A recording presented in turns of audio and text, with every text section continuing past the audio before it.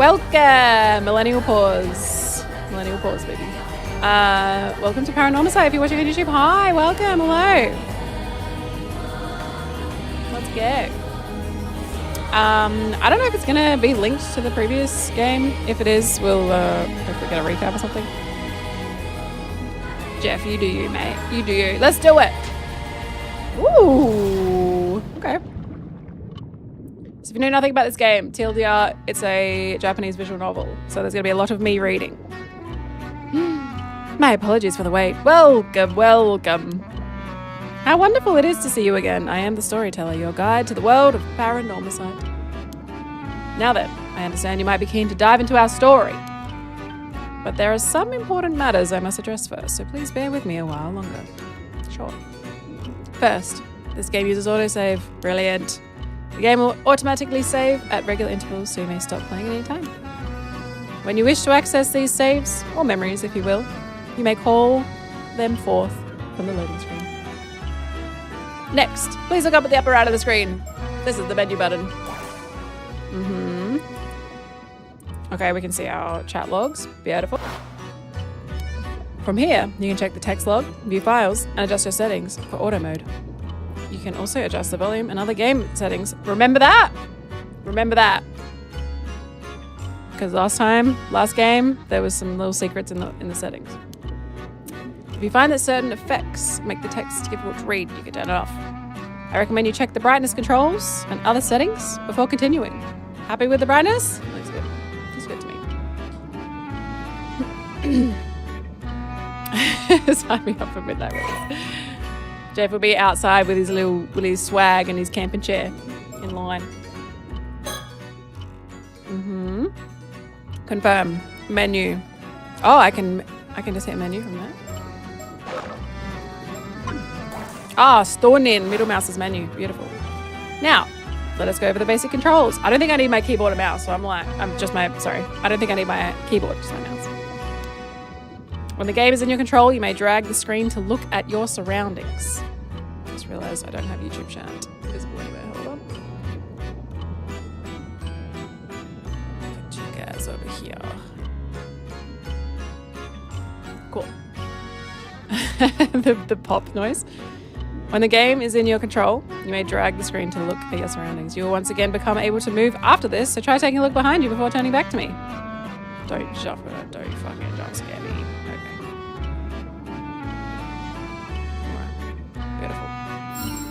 Wonderful! Well done. You may also select the face of an individual in front of you to talk to them. Please, go ahead. Click on my face. Hello. Bravo! Fine display. There are times when you will be presented with options, such as these. What is this place? Do I want to be elsewhere on the screen? Maybe. We'll see. They might move around. What is this place? Do not fear, you will come to know where we are eventually. Select the storyteller space. Once you've seen everything an option has to offer, a check mark will appear. Beautiful. Oh, so you've forgotten who you are, have you? But there is no need for concern. It is for that reason that I'm here to guide you after all. You may be confused at first, but continuing through the story should allow you to remember your true objective. That is all for my explanation of basic controls. I will explain other essential functions when the time is right. Yes. There is one more thing I wish to confirm before we continue. Ominous. Hi, Zell. As you may know, I previously served as a guide to a different tale in the world of Paranormasight, one concerning the 7 mysteries of Honjo. You wouldn't happen to be familiar with the events of that tale, would you? I do have them on if you'd like to pin them. They are on that. Okay, so I'm curious if this is actually going to change anything, because I have played it. I'm not heaps familiar with everything that happened though. Like it's been 3 years or something, so like I don't remember. I couldn't tell you a recap really. So I'm saying maybe we say we're not. Let's say we're not, and then maybe that'll give us things to learn about the previous game. I don't know. I'm gonna say no. Sorry. Oh, How very strange. Hey! I could have sworn that we'd met before. But it's... Frick. It seems I was mistaken.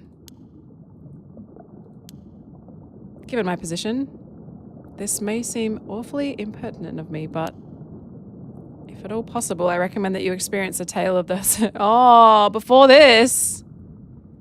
Wait. I know. I was just kidding. I was just joking. Of course, as the two tales are not directly related, you will still be able to enjoy this story without issue. You may simply find there is one less surprise in store for you. Oh, that's fun. Oh, I'm glad they kind of explained it. So I have played it. I just don't like heaps remember everything. So maybe I won't pick up on the secret. Well, I believe I've kept you waiting long enough. The tale you're about to experience concerns a number of legends passed down in Issa Bay, a stretch of sea bordering Mie, wouldn't it? Prefecture.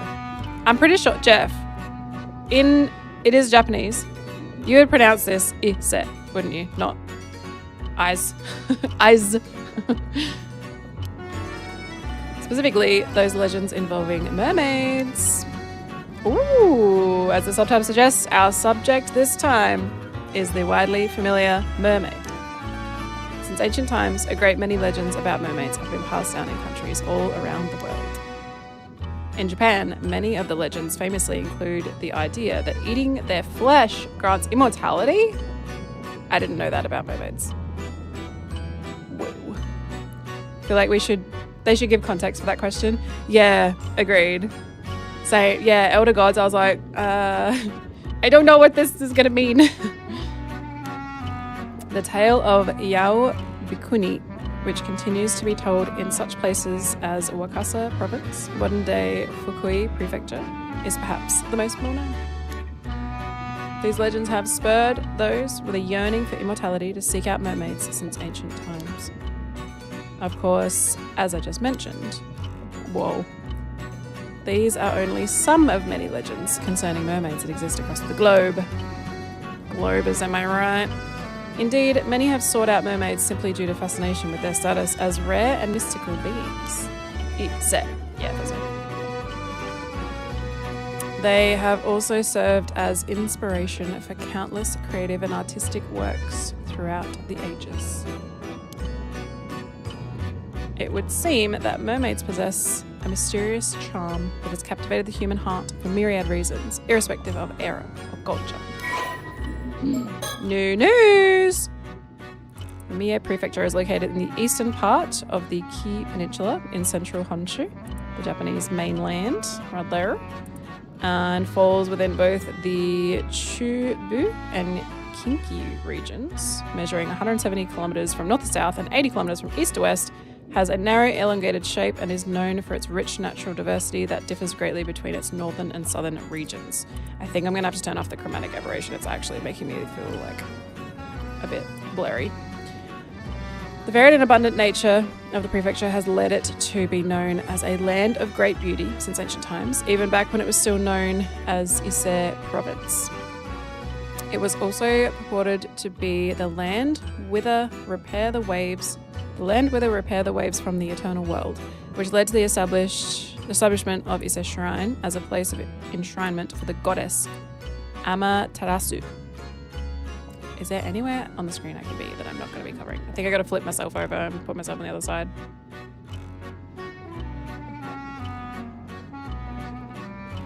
One second.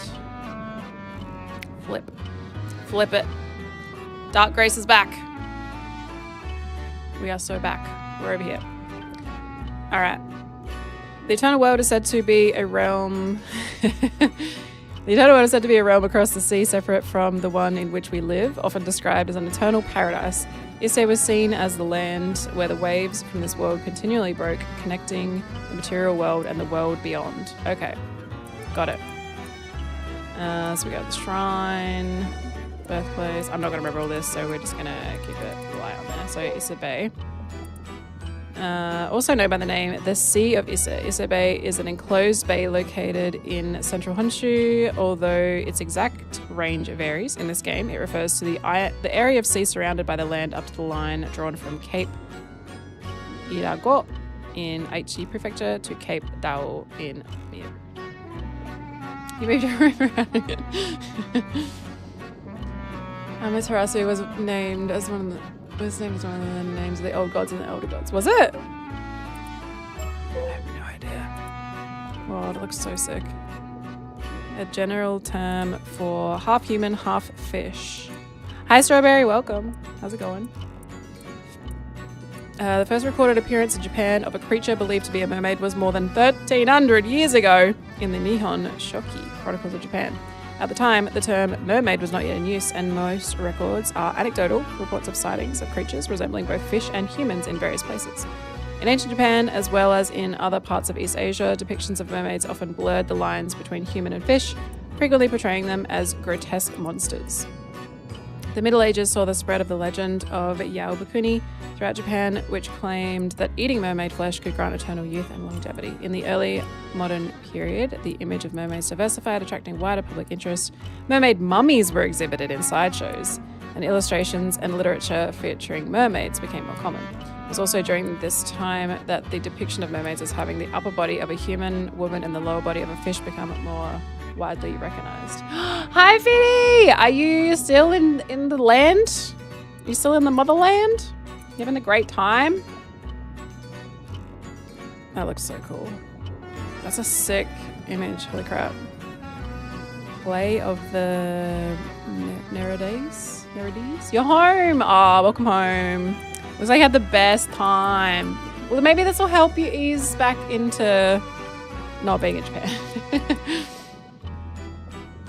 Nereides nuts, am I right? Got him.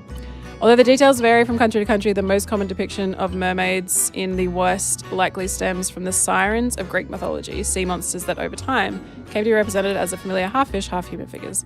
These mermaids were thought to be more akin to spirits or fairies in nature, enchanting those who encountered them with their beautiful feminine appearance and singing voices.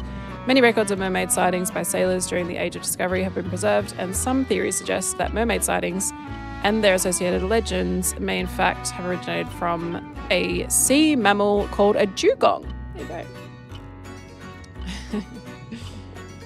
Sea monsters just look away. Easy peasy. Sold. Cool. Alright, beautiful.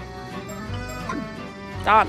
If you're just tuning in, you come just in time. We're just getting the lay of the land.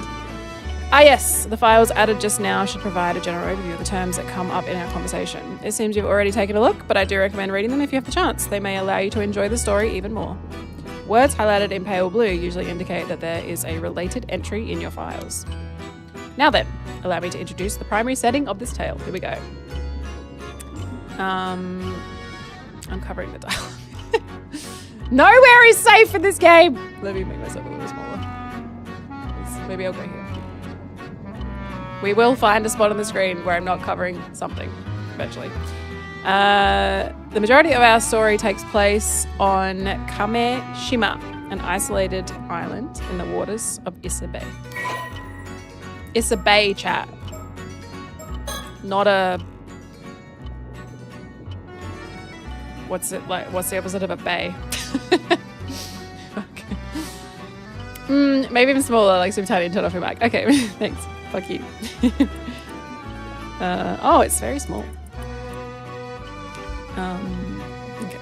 An island situated between Hatsumi and Shima peninsulas and the most distant of the 4 populated islands under the administration of Toba City in the Mie Prefecture. Has an area approximately of 0.7 square kilometers, tiny, and a population of 900. The island's name comes from the turtle-like shape, with kame meaning turtle in Japanese. Famous for its karst landscapes. I'd like to... And anytime there's a word that I don't know what it means, I like to look it up so that I can be a better person. What is karst? Like vast? It's a topography for... Wait. Karst is a topography formed from the dissolution of soluble carbonate rocks such as limestone and dolomite. A type of landscape formed when water dissolves soluble bedrock, usually limestone or dolomite, creating distinctive features like sinkholes, caves, and underground streams and rocky cliffs. So, nightmare landscape. Got it. Fiddy, thank you for using your Prime. Thank you for the 80 months. Let's go. Good to have you back, mate.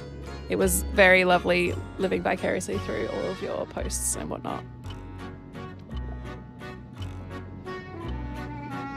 I think I forgot the last game because I hate reading. Okay, so famous for its karst landscapes and other beautiful scenery, Kamishima is a popular location for tourists year-round. Recently, the island's youth organization has been leading a revitalization effort to boost the local economy and strengthen the community, creating an island logo and a mascot character, Kameshi Maru, which are expected to bring more people to the area. Oh, I wonder, is it a mermaid? I think I just read. Yeah. Okay. Cool. Is this the same guy? Wait, he looks the same. You'll experience events through the eyes of a young resident of the island. It can't be, because it's a separate area, but it looks so similar. Yuza Minakuchi. Have I done karaoke before? I have. I've streamed it a number of times. And I did karaoke in Japan when I went there on exchange in 2008.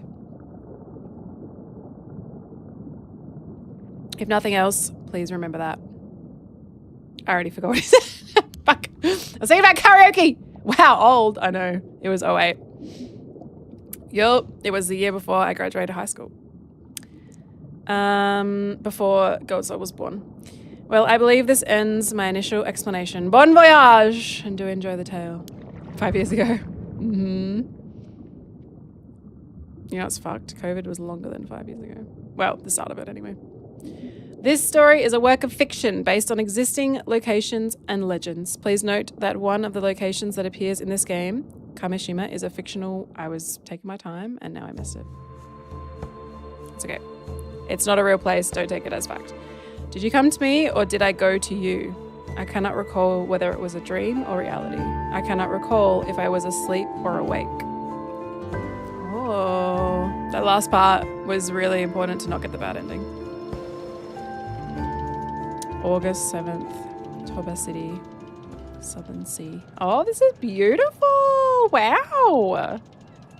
Right, that should do it. All good to go, user? Yep, ready as ready can be. I feel so light. I bet I could even outswim a shark.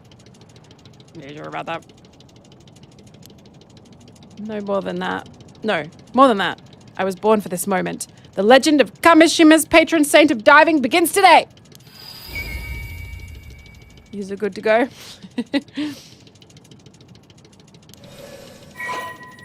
Update. User 18. Could have told you that. He's cocky as hell.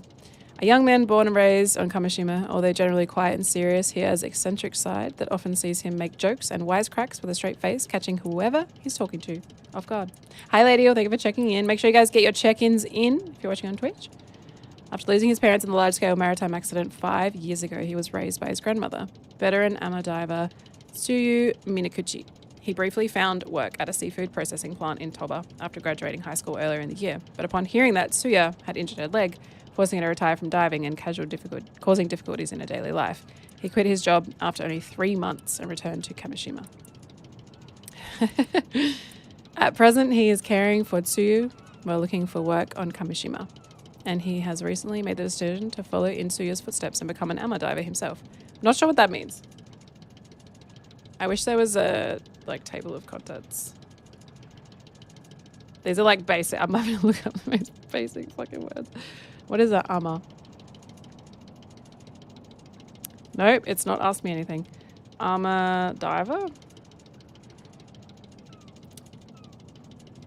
Ama divers literally mean sea women. Oh, they're the ones that collect pearls. Okay, it's like pearl divers. Their main catch is seafood. And the majority of ama are women. Okay, cool. Stunning. Although he has been unable to bring himself to enter the sea since the disaster 5 years ago, he's hoping that his previous aptitude for swimming will lend itself to a natural talent for diving. His current diver rank is 1. Nerd. Quite introverted as a child, he began to show a more animated side upon befriending Azami Komoi, a boy his same age, and eventually became a common sight to see them getting up to mischief together. Although the maritime disaster 5 years ago saw a drastic shift in the way most of Kamoshima's inhabitants treated Yuza, Azami alone continued to treat him the same. Was it his fault? Even now, it's not uncommon for Azami to find himself caught up in Yuza's eccentric exploits, but he's always quick to laugh and follow. Treating him differently because his parents died? I guess maybe just like being more, like maybe babying him a little more, not treating him normally. Oh. Okay. Whoa, that sounds pretty impressive, but this is your first time diving out in the bay, so don't push yourself too hard, alright? Yeah, I know it's my first time, but somehow I'm brimming with confidence. I just know I can land a massive haul if I try. Dude's gonna fucking die first chance he gets. Well, I'm glad to see you're raring to go, but make sure you don't go too far from the boat at first. Bestest friend! Azami! Hi, best friend! Fisherman. Young man, born and raised. He's been friends with Yuza since childhood. He has a friendly and caring personality. His willingness to help those around him has made him someone islanders of all ages rely on in times of need. His father was a fisherman, and he accompanied him out to sea on his boat from a very young age. As a result, he grew up never doubting that he too would one day become a fisherman. After his father died in a maritime disaster 5 years ago, his dad's dead too? Y'all need to stop this profession. It's dangerous. His mother took on the responsibility of raising him and his much younger brother on his own. During the closed season for diving, when his mother worked on the mainland, Azami was responsible for looking after his brother. After graduating middle school, he refused his mother's suggestion to attend high school and quickly obtained a 4th-class boat pilot license while helping with fishing around the island. He is now able to take his father's small fishing boat, the Sayun Maru, out on fishing trips on his own. He has a frank, easygoing relationship with Yuza, his childhood friend, and the two often get up to mischief together. Although he was happy for Yuza when he left to attend high school on the mainland and later found a job there, he also felt somewhat lonely. For this reason, he secretly welcomed the news that Yuza would be leaving his job and returning to Kamoshima to take care of his grandmother. Got it. No need to worry. You just focus on getting the grill ready. We're having a feast tonight, and I'm going to get so many pearls. I'll hold you to that. Do I have to, like, control him? Oh my god, there's a diving minigame! Follow the instructions to get used to the controls, then press dive when you're ready. What the hell? What are the buttons? High score? Oh, shit. Alright, fuck it, let's go. We bolt. Oh my lord. Wait, how do I move? Oh, shit. Only 2 controls are needed. Move mouse and then left click. Available action will automatically switch between swim, harvest, and return to boat, depending on the situation. Am I grabbing these areas with sea creatures? Ah. Beginning of looking around, trying to locate any catches. Sick. Oh, cute. Grab it. Harvest. Did I get it? Oh. Oh, I see. Oh, this is cute. Sick. Hey, Keegan. Doing good.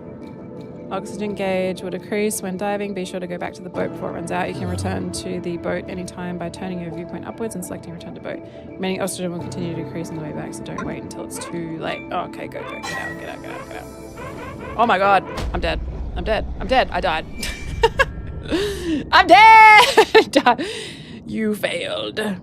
Oh no, I freaking died, man. They told me too late. What's up, you busy? Welcome. Break. Okay. Begin. Yep. We're just locking in the bad ending, exactly. We're doing it for the people, man. Shit. Too late. I fucking did it again, didn't I? It's so fast, bro. Holy shit. God damn. Okay, that's all right. We're learning. I think each time you like do something as well, it does a big chunk. One more. Get out. Oh, for fuck's sake. Did I live? I lived. Gathering complete. Let's go. New record. Oh, that's fun. Skill points. First try. Higher level means you can stay underwater for longer. Higher level means you can swim faster. Easier time gathering creatures. Let's go underwater longer. Stunning. Pull me back in. No. I just want to send it. Pull me back in. That was fun. Looks like you're all warmed up. Oh, shit. Okay. That was just a little baby. That was just a baby game. Easy. You can the Gran Turismo noises. Fuck. All right, a bit further. Let's go. Abalone. Biggest catch you can get at this time of year is probably abalone. Snagging just one is something to be proud of. But remember that sea creatures are living things. They'll change places every time you dive, so be careful. Okay. Got it. Search for potential catches. Yeah, that seems pretty self-explanatory. And we can get up to a maximum of 5. Cool. When using the harvest action, a perfect harvest may occur occasionally, instantly depleting your target's resistance. The higher your diver rank, the more likely this is. Okay. Cool. I'm doing very well, thank you for asking. How about you? Oh, that's beautiful.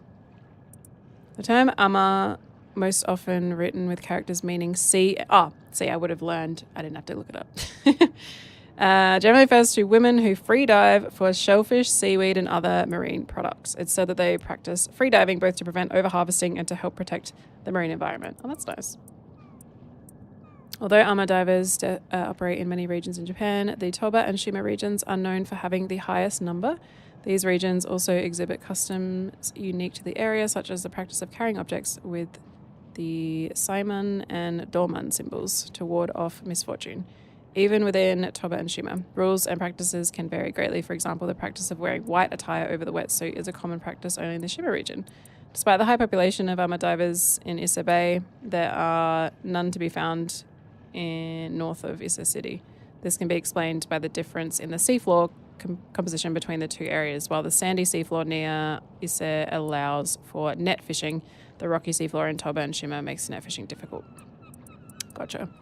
Abalone harvested by ama divers has traditionally been processed into ceremonial dried goods known as noshi awabi, which are then presented as an offering. This practice is said to have originated when Yama Tohime no Mikoto, the princess who enshrined Amaterasu at the Ise Shrine, was searching for a suitable food to offer the gods. When presented with abalones by an ama diver named Oben, the princess found them exceptionally delicious and decided that abalone would be the primary offering for the region. As a result, the divers have a strong connection to the region's Shinto rituals, and there are some regions where they perform ritual dances as offerings. Although ama is sometimes written with characters meaning sea and man, when the diver is male, this game uses only the traditional characters of sea and woman when the language is set to Japanese. Okay, got it. Abalone. Do you know how long? I think it was literally in the last few years that I learned that was baloney. I did not know that for like the majority of my lifetime. That's crazy.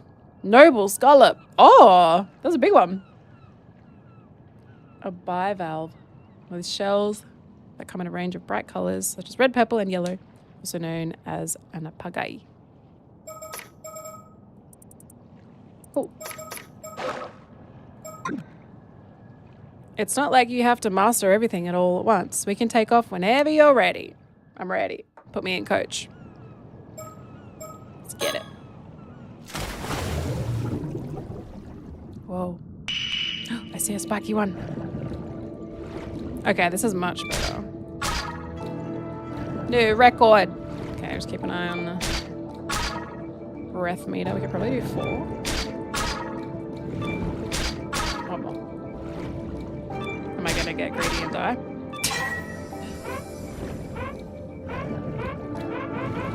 Nah, we're good. We're good. We're good. Let's go. Gaming. Hell yeah. Is that sea urchin? Sick. Faster gathering would be nice. Again. Why is this fun? It's literally clicking, and it's so fun. I want to gather all the things. Oh, sick. One tapping them. I remember when I went to LA, I think it was the second time I went to LA, and I hung out with some YouTuber friends, and we were at a sushi place, and they had,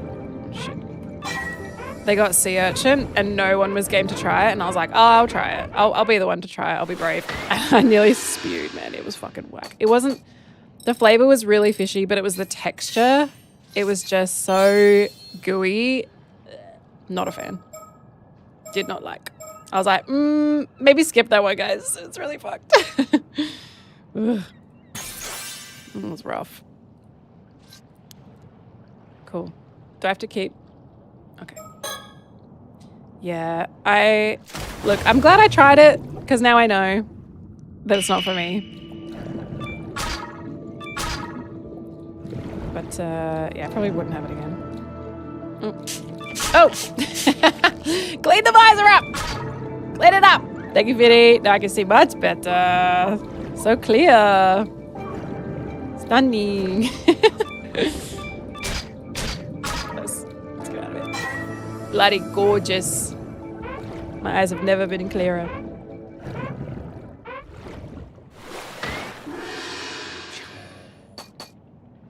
Nice. On some of the survival shows, when they haven't eaten for days, they still refuse to eat sea urchin? Really? Okay, that makes me feel better about not liking it. I'm not being like a prude. Hey, Busy, thank you for the biddies. Thank you, thank you. Right, let's leave it at that for today. Good work out there, user. Thanks. You managed to get a fair bit of diving in, huh? I bet you feel like you've got a better grasp on it now. Uh-huh. For sure. I feel like my diver's rank's gone up at least a little bit too. So, do you feel any different now? Did your body undergo any weird changes? Is that from Elden Ring? Is that an Elden Ring reference? It's like a walking mausoleum. Nope. I feel exactly the same. Nothing's changed. I'm the same old user I've always been. Guess we were a bit off the mark, huh? So, what do you want to do now? Should we call it a day? I want this option. Go back immediately. Okay. One of my docks just broke. Hang on. You got it. Kamishima Port, here we come. Oh, okay. Whoa. Got any new stuff?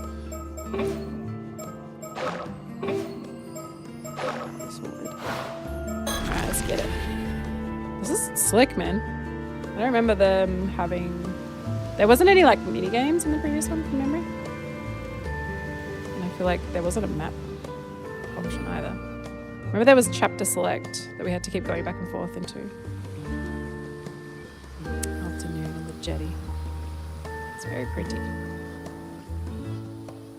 Hey, user. I took your catch to the market while you were changing. Oh, thanks. I appreciate it. If you keep this up, you should be able to make a healthy profit, even with the price of gas. Am I right? That's great. I have to keep at it then. There you are. There you are, Azami. Don't tell me you went out fishing today. Oh, cheer. How's your back doing? Not going to get any better. Lounge around at home, that's for sure. More importantly, no one's meant to be taking their boats out right now because of the storm that's on the way. Don't tell me you didn't hear. Yeah, but it was more of a warning than a rule, and the weather looked fine, so I figured it was okay. You should know better than that, Azami. You youngins never listen, do you? Veteran diver. What did that say?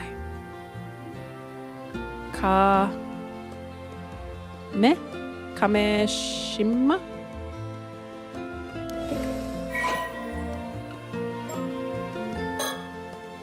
Wait. It does say Kamishima! Oh, my hiragana is still, I still got it. De facto leader of the Armour Divers on Kamishima, she is a highly influential figure on the island. She married into a family shortly after the end of the Second World War at the age of 20, has been working as a diver for close to 40 years, rarely missing the opportunity the opening day of each season. diving season. She's displayed a natural talent for diving ever since her days as an apprentice, coming to be known as Chie the Mermaid. Is she going to eat us? For the deft ease in which she moves through the water. In her heyday, she earned more money than her husband, enough to sell all 3 of her sons. Sell them. I was like, sorry. She did what? Enough to send all 3 of her sons to university. Whoa! It's got really dark. An achievement that she takes great pride in and also earned her considerable authority in her household. Now grandmother to 7. Yuck! A back injury has led her to being less active than she used to be, but she is still considered one of the most experienced divers on all of the island. Her graceful swimming shows no sign of decline, continue to inspire others. She's ranked 67.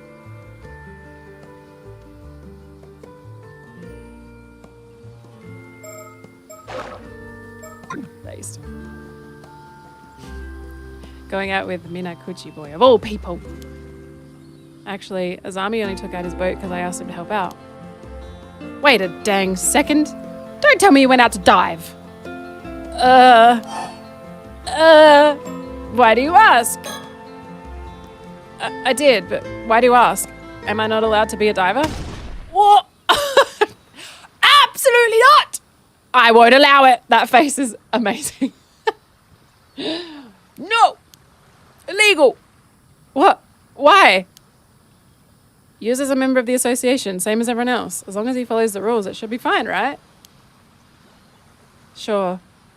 I ran out of air and I died twice. I did great. It was my first dive ever. Sure, it's rare for guys to become divers, but it's not like it's forbidden or anything. Oh, that ain't what I'm talking about! I'm saying he shouldn't be allowed in the sea. It's obscene is what it is. Everyone agreed to put up with him being on the island. Why does everyone hate this kid?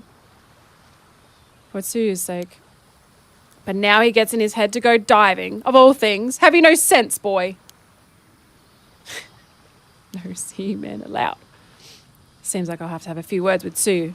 You not knowing your place is going to cause everyone trouble. Listen up, Minakuchi boy.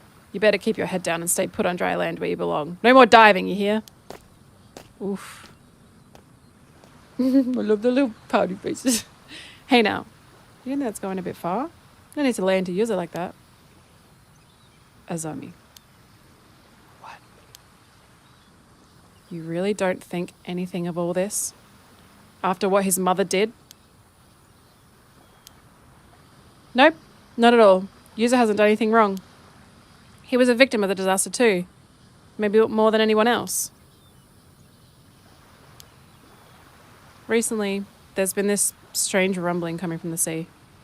Same rumbling as 5 years ago. Everyone's scared of what might be coming. They're bracing themselves for another big disaster. Oh, is that what you meant by the storm? The weather forecast said things are going to stay calm for a bit, though. To hell with the weather forecast. Didn't save us 5 years ago. Anyhow, you see why we've got to stay in the God of the Sea's good graces. Don't do anything to upset them, got it? Sea gods. Don't let it get you down, Yuza. She isn't a bad person at heart, but the old folks here are all pretty firm in their beliefs, I guess. Yeah, it's only natural. I was kind of expecting it, to be honest. Still, I didn't think she'd get that mad. Guess they have a bigger chip on their shoulders about this all than I thought. Seems they really think your mum was to blame for the disaster. I guess wanting to get to the bottom of things. That was one of my reasons for becoming a diver. Okay. The Southern Sea disaster. A localized storm that broke out in the sea to the south of Kamishima around 5 years ago, resulting in a maritime accident in which a total of 10 people went missing.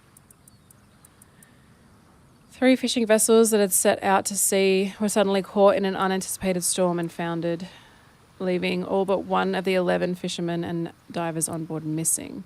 When the ships... Oh, fuck, he's the sole survivor, bro. Oh, no. When the ships were later dredged and searched, not a single body was discovered. The sole survivor was Yuza, who was a middle school student at the time. His parents, as well as Azami's father. Okay, so they all, were among the victims. Locals in the area reportedly heard an eerie rumbling from the sea on the morning of the incident. Medium-sized fishing vessels. Crew members missing. Small-sized vessel. When the boat the Minakuchi family was on was about to sink, Mari and Tosuke Minakuchi put a lifebuoy on their son, Yuzo, and helped him escape the boat before the waves engulfed it. Despite the slim chance of survival in such a dire situation, Yuzo was miraculously found drifting into the sea the next day, still wearing the lifebuoy, and was successfully rescued. Although he had no external injuries, the shock of the accident had left him in a state of confusion, and he has little memory of what happened at that time. Yeah, this is not good. The accident plunged Kamishima into a state of deep sorrow. Fishermen and amateur divers temporarily stopped fishing to mourn, and a memorial was erected to honour the lost. Perhaps due to his memory loss, the sole survivor Yuzo appeared relatively composed in contrast to the grief of those around him. Many found this unnerving, and Yuzo became increasingly isolated from the rest of the community. Azami Kumoi himself, having lost his father in the accident, tried to support him however he could, reasoning that he was still better off than Yuzo, who had lost both his parents. As investigators continued, questions arose about what the Minakuchi family had been doing in the vicinity of the disaster despite not having gone out to fish. Yuzo only remembered his parents telling him to come with them, and the purpose of their excursion remains unclear to this day. Saucy! It was not long before speculation began that Mari Minakuchi had done something to incur the wrath of the gods of the sea, and the islanders, already suspicious of her due to her mysterious background, were quick to condemn her, citing the sudden, localized nature of the storm. In contrast, only words of sympathy were spoken for her husband. Classic. As rumors that Mari had brought disaster Kamishima continued to spread, Yuzo's grandmother sent him away from the island to board at a high school on the mainland. She had sensed the islanders' resentment beginning to turn towards Yuzo and hoped to shield him from becoming an even greater target of their ire. Even now, 5 years later after the accident, feelings of animosity towards Mari remain deeply ingrained to the people of Kamishima. With the truth of the accident still shrouded in mystery, deep scars and suspicions continue to linger in the hearts of many of the islanders. I see.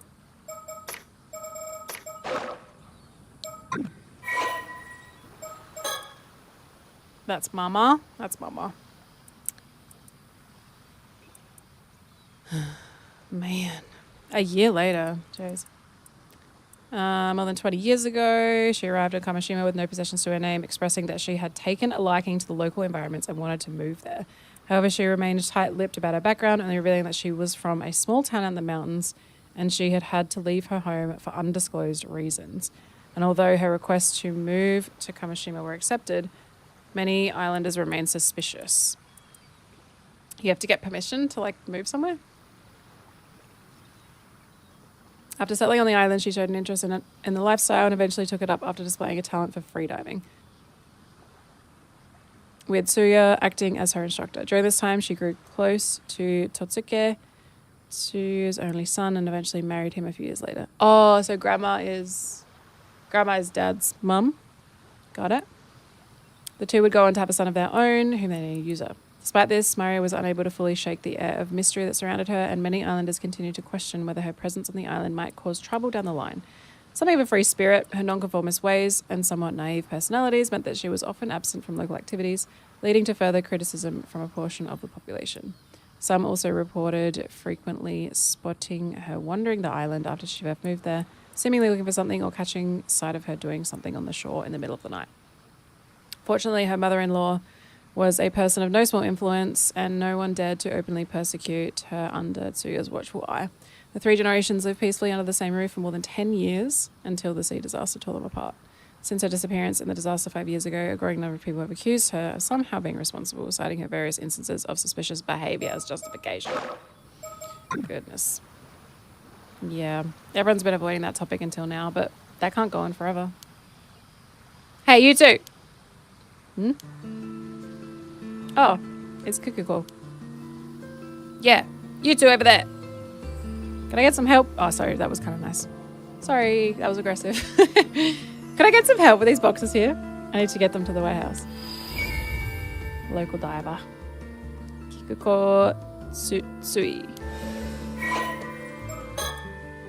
28 years old, woman born and raised, unmarried. She's known for her friendly, sociable nature, and I started her off as going, "Oi, you lot!" Almost sisterly tendency to look after others, both of which make her a familiar face to many on the island. Ever since her school days, she harboured a strong desire to leave and make a life for herself elsewhere. As most of her classmates began working as divers following graduation, she decided to enroll in a boarding school as a first step, going on graduate from a junior college and finding a job in general administration at a company. However, her assigned work consisted only of unfulfilling menial tasks like pouring tea and answering calls. She left after only a year, changed job repeatedly over the following years, finding further luck in subsequent workplaces, eventually recognizing success as a diver is determined solely by the extent of one's physical prowess and ingenuity. She came back to find the idea of work such appealing. Despite her late start as a diver compared to her peers, she leveraged her high athletic ability, a talent even saw her star in the National Athletic Meet during her school days, and her innate knack for analytical thinking and research to consistently turn out good results, as she has earned the respect of even the most veteran divers. She is diver rank 41.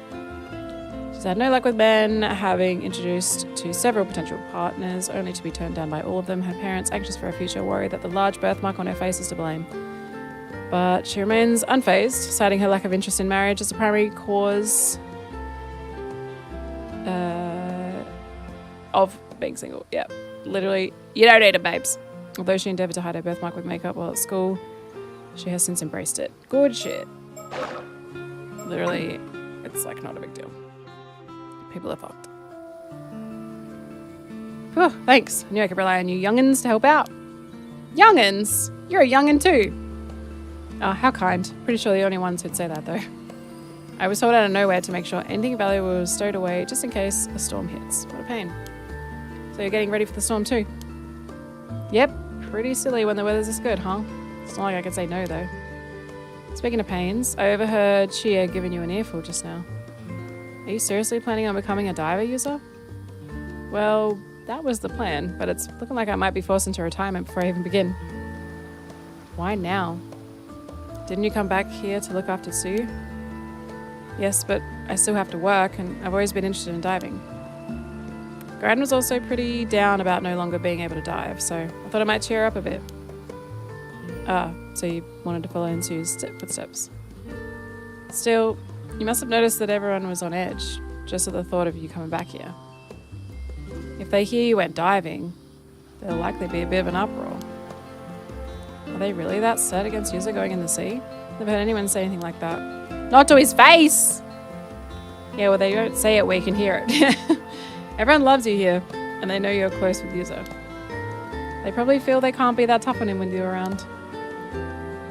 What was that? Never mind. Forget I said anything. I can't deny there's been this creepy rumbling coming from the sea recently, though. It's no wonder everyone's unnerved. If some sort of disaster does end up happening again and Yuza gets caught doing something he wasn't meant to, that'll probably be it for him. Yeah, that's what I don't get.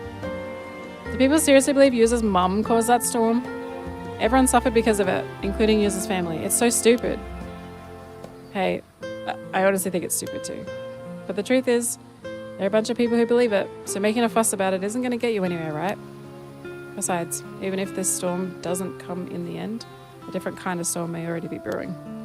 A different kind of storm? Well, you shouldn't have any trouble if you keep your head down. Just be good and do what you're told, and no one will get it on your case, right? Give me a break. Why is he got to keep his head down? He was born and raised just like everybody else. Hey, getting mad at me is not going to change anything. If it upsets you that much, why don't you leave?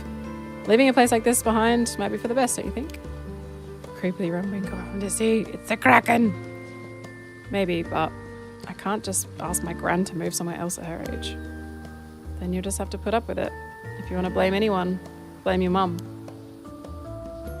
Did his mum even do anything 5 years ago? No one wants to tell us anything. No idea. I only came back here after the disaster, so I don't know what happened at the time. Mr. Wakamura. Who's that? Always seemed like he knows more than he lets on, though. We gotta go talk to him. Now that I think about it, why don't you just ask Suyu what she knows? Suyu? I already asked Gran about it countless times. She said she doesn't know anything. And you don't think that's a bit suspicious? If anyone knows something, it'd be her, right? You might be right. Just blame your mum. Fuck her. She dead. What's she gonna say about it? She is pretty hard to read. Wouldn't be able to tell if she was hiding something anyway. Anyway, I do feel bad for you. Like, sorry that happened to you or whatever, but you just gotta grin and bear it for everyone's sake, eh? Thanks for the help, you two. Try to stay out of trouble. Back to diving! Put me in the minigame, baby! Pull me back in. Kikuko really seemed like she didn't know anything, huh? But folks are way more on edge than I thought. Yeah, I got the sense I'm not exactly welcome here ever since I came back. But I didn't think trying to make a living here would lead to that much backlash. I didn't realize everyone disliked my mum quite that much, or that they were so suspicious of her. Seems like the timing wasn't great either. Everyone's wound up about these ill omens that are happening right now. Still, I'm sure now that my mum must have had some sort of secret, and I'm almost certain it had to be to do with what we're looking into. If everyone hears that I went diving today, it might prompt people to start talking about what happened 5 years ago. True. If there's any time to ask about your mum, it's now. I think we should see what old man Wakamura and Tsuyu have to say about all this too. Assuming Gran agrees to talk about it anyway.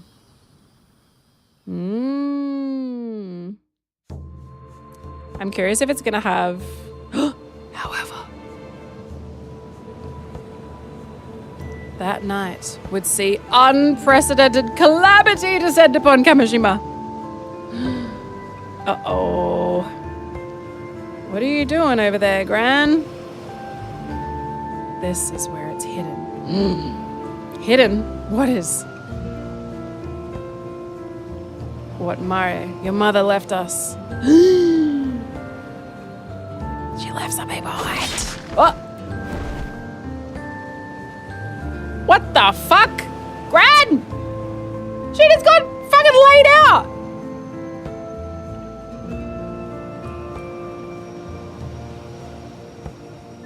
What the hell? Oh my god.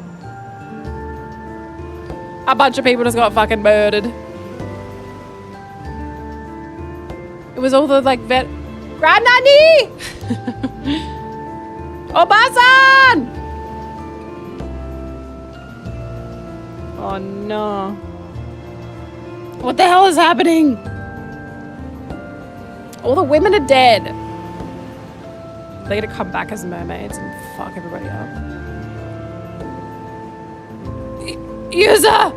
Your head! Uh-oh. What's wrong with his head?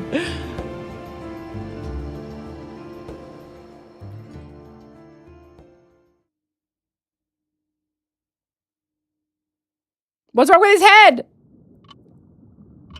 You motherfucker. You motherfucker. I want to see what's wrong with his head. Well done in your efforts thus far. I regret to say that even if you continue down this path, you will be helpless to prevent the mysterious attack that befell Kamishima. Frickin', now you tell me.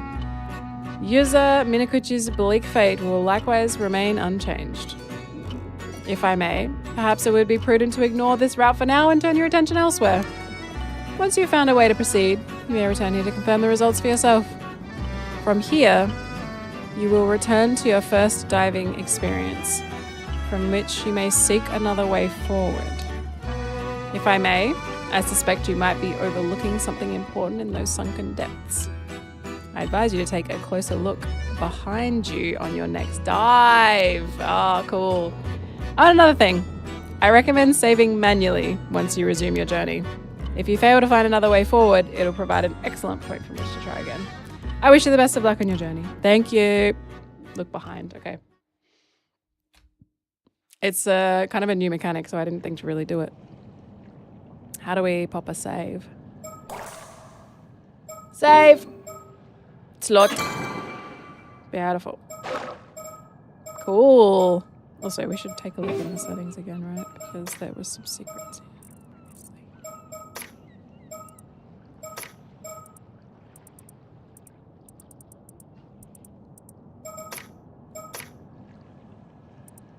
Okay. Nothing yet. Okay, look behind me. Is it gonna be a demon? You better not fucking jump scare me, bro. Oh my god, the rope scared me. The rope scared. Oh, what's this? What's this? Ooh. There's a fucking cave, brother.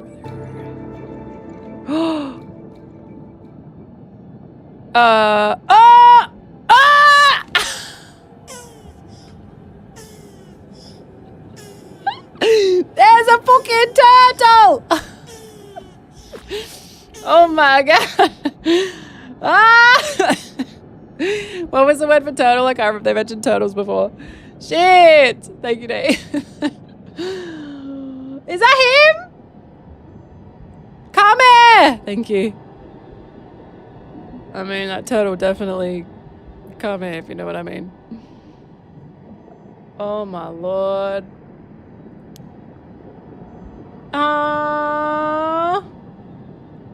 What the hell is that? Seabed!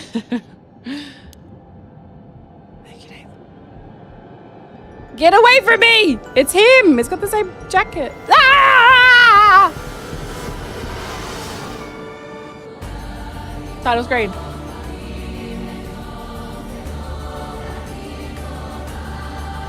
That's why he's like, make sure you save because you're about to get killed.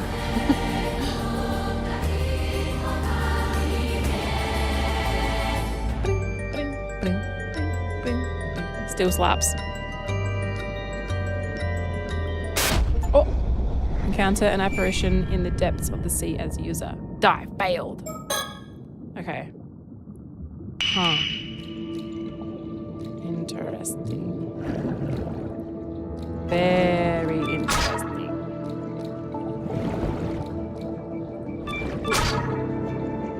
You just started Arcana? Oh, nice. I haven't watched it yet. I will get around to it eventually.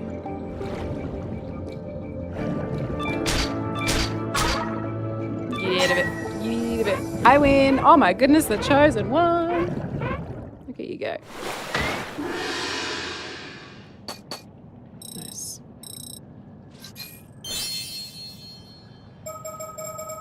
More time underwater.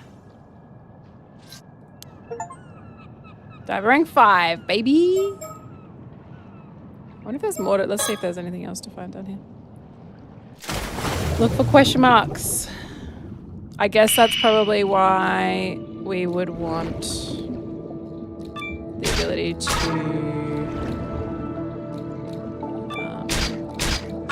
see further away. I was kind of like, why would I care? But if that's, you can kind of like float. Yeah, if that's something that's gonna happen, like finding little caves and stuff. Makes sense.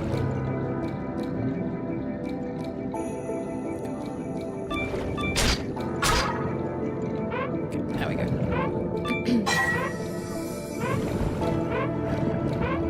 Just go up for me. You don't have to get back to the boat, brother.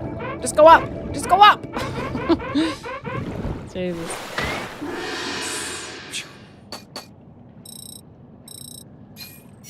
New high score. Cool. Alright, stop diving. Fuck all of that. Oof, being like that far out in the teeny tiny little boat. Not for me. No thank you. I remember when Jeff and I took out a kayak for the first time and just feeling like the only thing stopping anything coming at me is like this tiny little boat. Like, what if a thing just wants to eat us? Yeah, it's actually like being out on the seas, it makes you realize how like small you are, I guess, in the grand scheme of things. It's just like this vast landscape of just water and you're like, there's this little floaty is keeping me up right now. Let's leave it at that for today. Good work out there, user. You managed to get a fair bit of diving in, huh? But you feel like you got a bit of grasp. Yep, same. Don't feel any different. Except I saw myself dead under the water, if that counts. This is the same dialogue. Talk about the hole! Azami. Before we head back, Can we talk for a bit? Sure, what's up?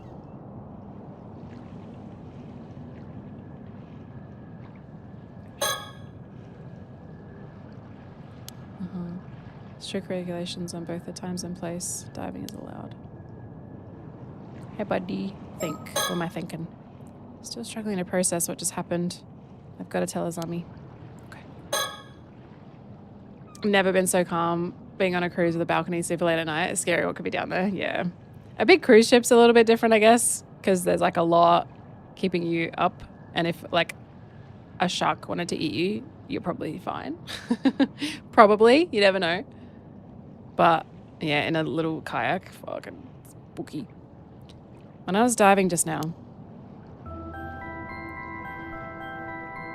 a giant hole in the seabed you've never heard of before.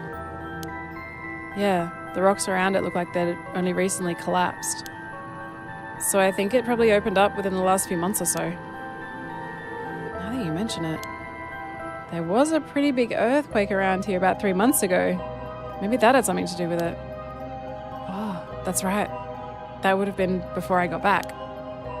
Anyway, if you saw a giant hole on the seabed, you'd be curious about that, right? I sure would. Curious enough to try and take a look inside? It'd be pretty dangerous, but I guess I might, yeah. Right, so I went closer to try and get a better look. Did you see anything? Well, when I looked down into the hole, a ghost or something that looked just like me suddenly rose up from the depths. A ghost that looked like you? It swam towards me with its hand outstretched. It looked like it was trying to hand something to me, or maybe it was trying to tell me something. Man, what did you do then? Did you take its hand? I did. I felt like I couldn't resist somehow. I guess even the patron saint of diving does foolish things sometimes. The only thing I was a patron of was carelessness and a lack of proper vigilance. This is definitely how 18-year-olds speak. It sounds like there wasn't much you could do about it, though. Hey, user. That thing you ran into, do you think it could have been a Tomokazuki? A Tomokazuki? What does that mean? Is that what a Tomokazuki? A zombie? Is that what it is? Tomokazombie? What's that? A Tomokazuki! Why would something like that be here? Oh my god. What's a Tomokazuki? Everyone seems alarmed. I don't know what that means. What does it mean? What's a Tomokazuki? You've never heard of it? Forgive me for being ignorant. Well. Oh, we tried to ghost. This still got me. I guess not even all the folks around here know about it either. It does sound familiar though. It's right on the tip of my tongue. I definitely know what it means. The Tomokazuki is a sort of ghost story around these parts. The story goes that sometimes when diving, an amateur diver will come across another version of themselves, an exact copy.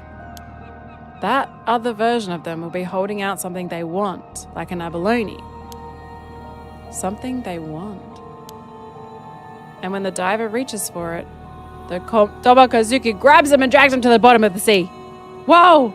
That's scary!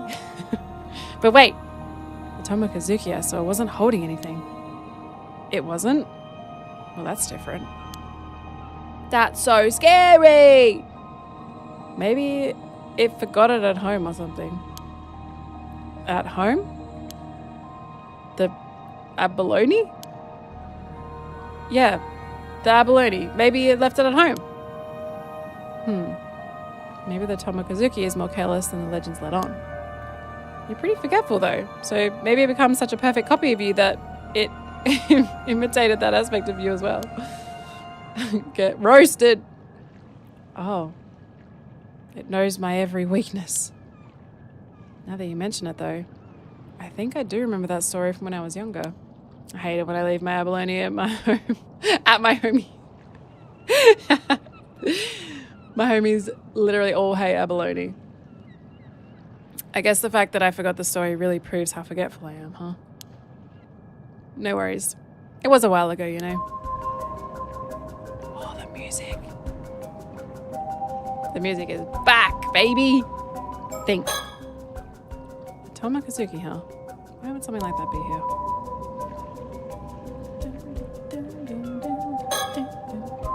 This fishing boat. The Sawan Maru belongs to Azami's family. I don't have a boat of my own, so Azami was kind enough to bring it out for me. It used to belong to his dad, so it's getting on in years, but he takes good care of it. Seems he's hoping to keep using it for years to come. Oh, so tense. This is my bestie, known since we were kids. When I told him I wanted to become a diver, he was quick to offer his full support. What a ledge.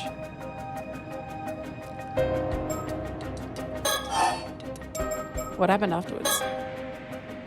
So, did anything happen after you took its hand? I don't really remember. When I came to, I was back outside the hole. I thought maybe I'd blacked out due to a lack of oxygen, and it had just been some sort of hallucination. I see. I guess that's possible. But if that's the case, that means I stopped you just to talk about some hallucination I saw, and that would be super embarrassing. Some people do say that Tomakazuki's legends might have come about because of divers seeing things when they ran out of air. But hey, it's no big deal. You only blacked out twice the previous day. It's fine. I'm sure that's not what happened. Even if it was a hallucination, the most important thing is that you're safe. This guy! Shout out this guy! He's a legend. Can't help but wonder about a hole suddenly appearing like that. Yeah, it's pretty weird. By the way, you know those symbols on your diving gear? I was wondering if they meant something. Okay, symbols. Yep. Saima and Doman, the armor divers around here, all have them somewhere on their... That's right, they said traditionally they wear the white on top of their wetsuits. Oh. This was my mum's gear, so I didn't know. People say those symbols work as a charm to protect divers from the Tomakazuki. Interesting. But if I ran into a Tomakazuki you know now, wouldn't that mean the charm didn't work? Well, you didn't die, did you? You didn't get dragged under sea, did you? You got out. Maybe, but it could be thanks to the charm that you made it back. The sea's a dangerous place, even without the Tomakazuki around. Things could have been even worse without the charm to protect you. So without this charm, I really could have been attacked by a shark. Glad I had it then. Seriously, a shark would have been no laughing matter. Define shark. I feel like is this going to recap what we just learned? A long time ago in a small village on one of the islands, there lived a young diver known for her exceptional swimming skills. One day the wind was strong and the waves were higher than usual. Undeterred by the turbulent weather, the young diver dove into the sea but couldn't find even the smallest shell to bring back, let alone any abalone. Determined to find something, she dove deeper into the ocean until she paused, sensing a presence behind her. Turning, she felt an undeniable sense that someone was watching her from a shadowy crevice in the rock. Finding this strange, she ventured closer, only to come face to face with a diver who looked exactly like her. As she floated there, stunned, the other diver extended her hand. In it was an abalone, larger than any she had ever seen. The young diver was mesmerized. She had to have that abalone, no matter what. She reached out her hand to take it, and suddenly, her fingers were mere inches away from the abalone. The other diver's hand shot out and grasped her arm. Shocked, the young diver frantically struggled to pull away, but it was too late. Slowly, inevitably, she was dragged down into the depths of the ocean. Over time, this being came to be known as the Tomakazuki, Together Diver. Spooky. Due to it taking on an identical appearance to its victims, divers are warned never to accept the offering in the depths, lest they suffer the same fate. It's still greatly feared by divers in modern times, and the Saiman and Doman symbols inscribed on the items they take with them when diving are charms said to protect them from it. Two symbols are embroidered side by side or drawn on clothing using purple dye made from shells. Cool.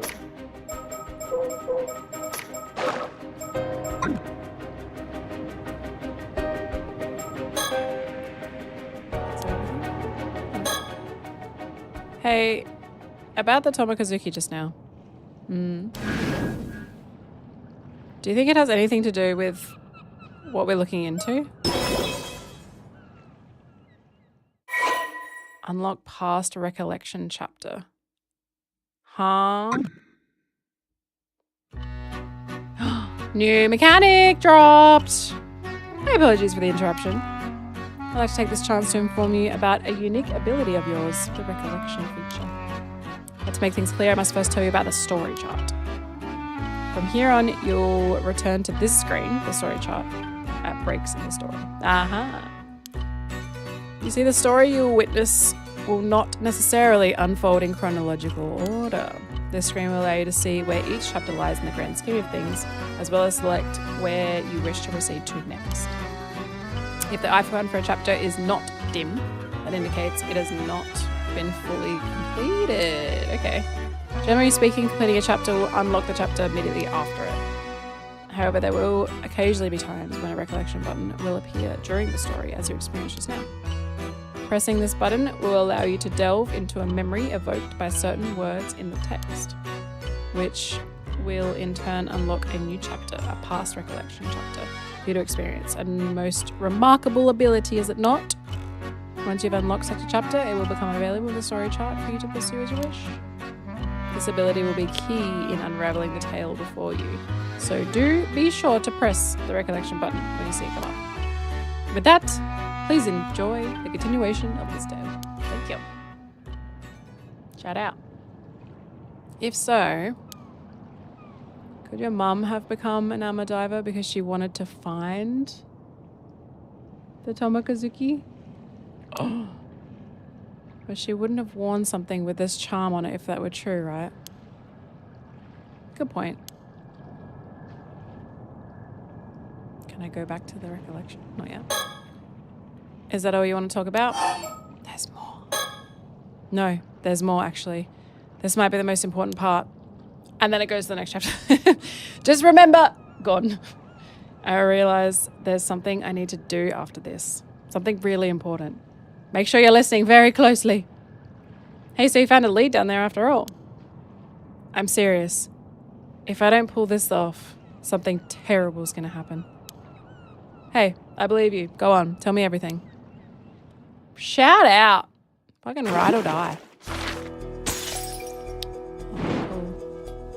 Oh, fun. Okay, so I think that's sorted because it's like grayed out. Very slick. So we're going to have multiple characters too. Recollection. A day before he sets off for the sea, he meets Azami to meet him at the ruins. Ooh, okay. Cool. So, quick little recap. If you're just tuning in, welcome. TLDR. We are the son of two divers who were involved in an accident and died. We are the sole survivor of said accident. 11 people were involved. We are the only person that came out alive. So everyone in this town does not like us because they think we're sussy and they think our mum is like a demon or something. And that's kind of all you need to know at this point. I see. If you say you want to be a diver, then of course you've got my full support. But something tells me you're not just doing this for Tsuyu. Tsuyu is grandma. People are bound to talk if you become an armor diver here. You must have some other reason, one big enough to risk everyone running their mouths.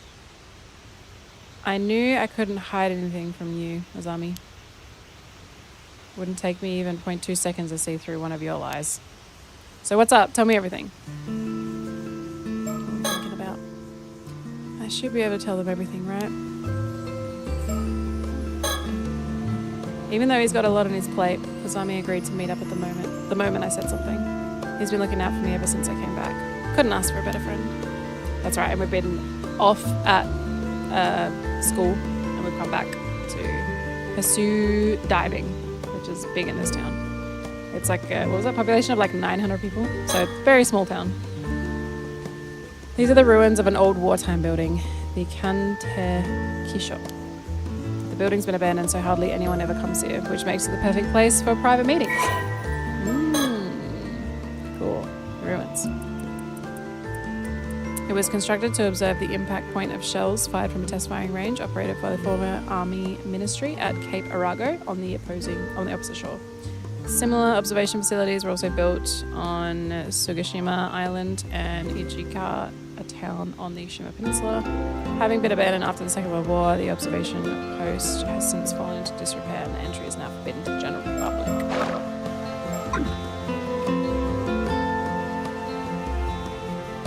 Got everything else? What up? Hey, Azami. What I'm about to say is going to sound pretty crazy. You still want to hear it? Sure, bring it on. Thanks. I'll just come right out and say it then.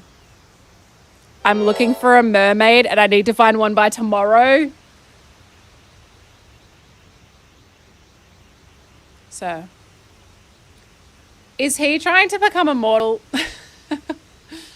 What did they say? Eating the flesh of a mermaid makes you immortal? What the fuck is wrong with you? A mermaid, huh? And by tomorrow. That's going to be tough. I'm being serious. In fact, I've never been more serious. I really do have to find a mermaid by tomorrow. I can tell you're not joking by the look on your face. You got some sort of reason for saying this? Go on. I'm listening. Thanks. Tell me more! Why? Is it okay if I talk a little bit about the disaster 5 years ago? Oh, disaster, huh? If you're okay with it, sure. So, for those that haven't been here, this guy's dad, Azami's dad, died in the accident. And Yuza's, both his parents died in the accident. Yuzu.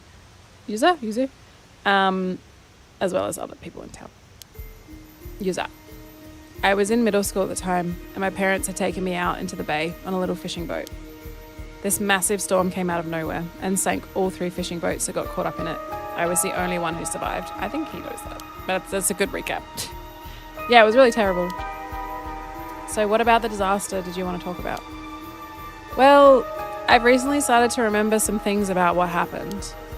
For real? I know your memories of the disaster were kind of hazy due to the shock. But it's great that you're starting to remember. Oh, but I guess it's not exactly something you want to remember, huh? Sorry for getting all fired up. It's okay. It actually hasn't bothered me as much as I thought it would. Thanks for worrying about me, though. It's just that the things I've remembered are a bit strange, so I couldn't bring myself to say anything. Sorry for keeping quiet up to now. Strange, huh? Well, I can see why you'd want to keep it to yourself, all things considered. Don't sweat it. So, about the accident. Oh, the music. Music went quiet. When we ran into the storm, our boat got caught in a whirlpool and started to sink. My parents gave me a life buoy and lowered me into the water. They were frantic, and I was too stunned to do anything but go along with what was happening. I can imagine. That must have been really scary. The waves were knocking me around, so it took everything I had to just hold onto the buoy. In the end, I just watched as the boat was swallowed by the water. I couldn't do anything else. There wasn't anything you could have done. It wasn't your fault. But right after that, this huge wave came crashing down on me. And I got dragged down into the depths of the sea, life buoy and all. Huh? You got pulled under? But I thought, yep, up until now, I thought I managed to miraculously stay afloat until I got rescued. But I remember now, I was pulled down underneath the waves. I remember being caught in a current and tossed all around. Did the mermaid save him or some shit? I couldn't breathe. I was so sure I was going to die there.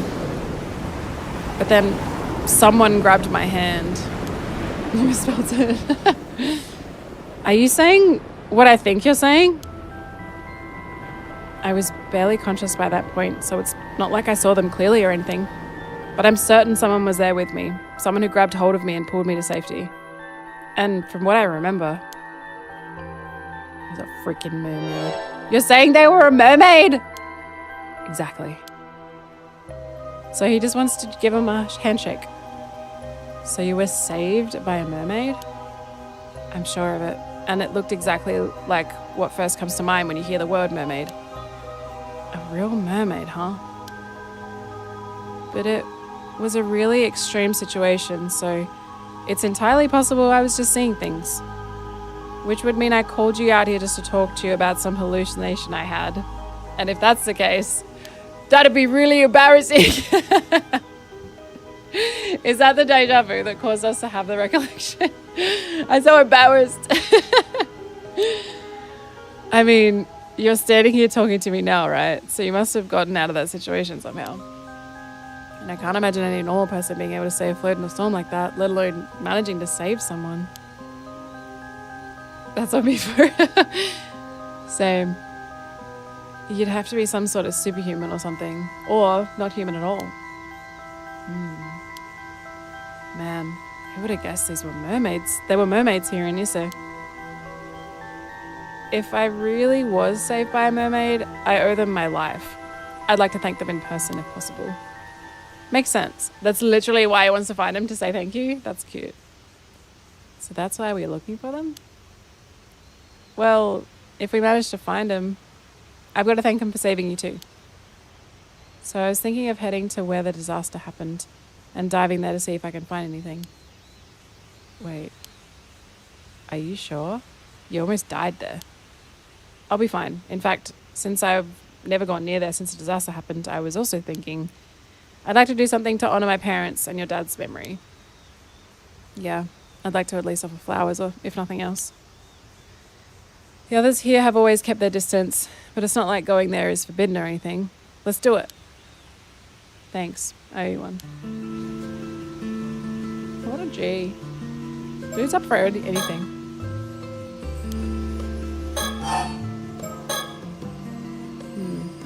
There's no guarantee the mermaid will still be around there, right? I'm thinking it'd be good to have more of a lead before we head out there. Also, why the rush? He's like, I need to do it by tomorrow. It has to be by tomorrow. Why? What's happening tomorrow? Why the rush?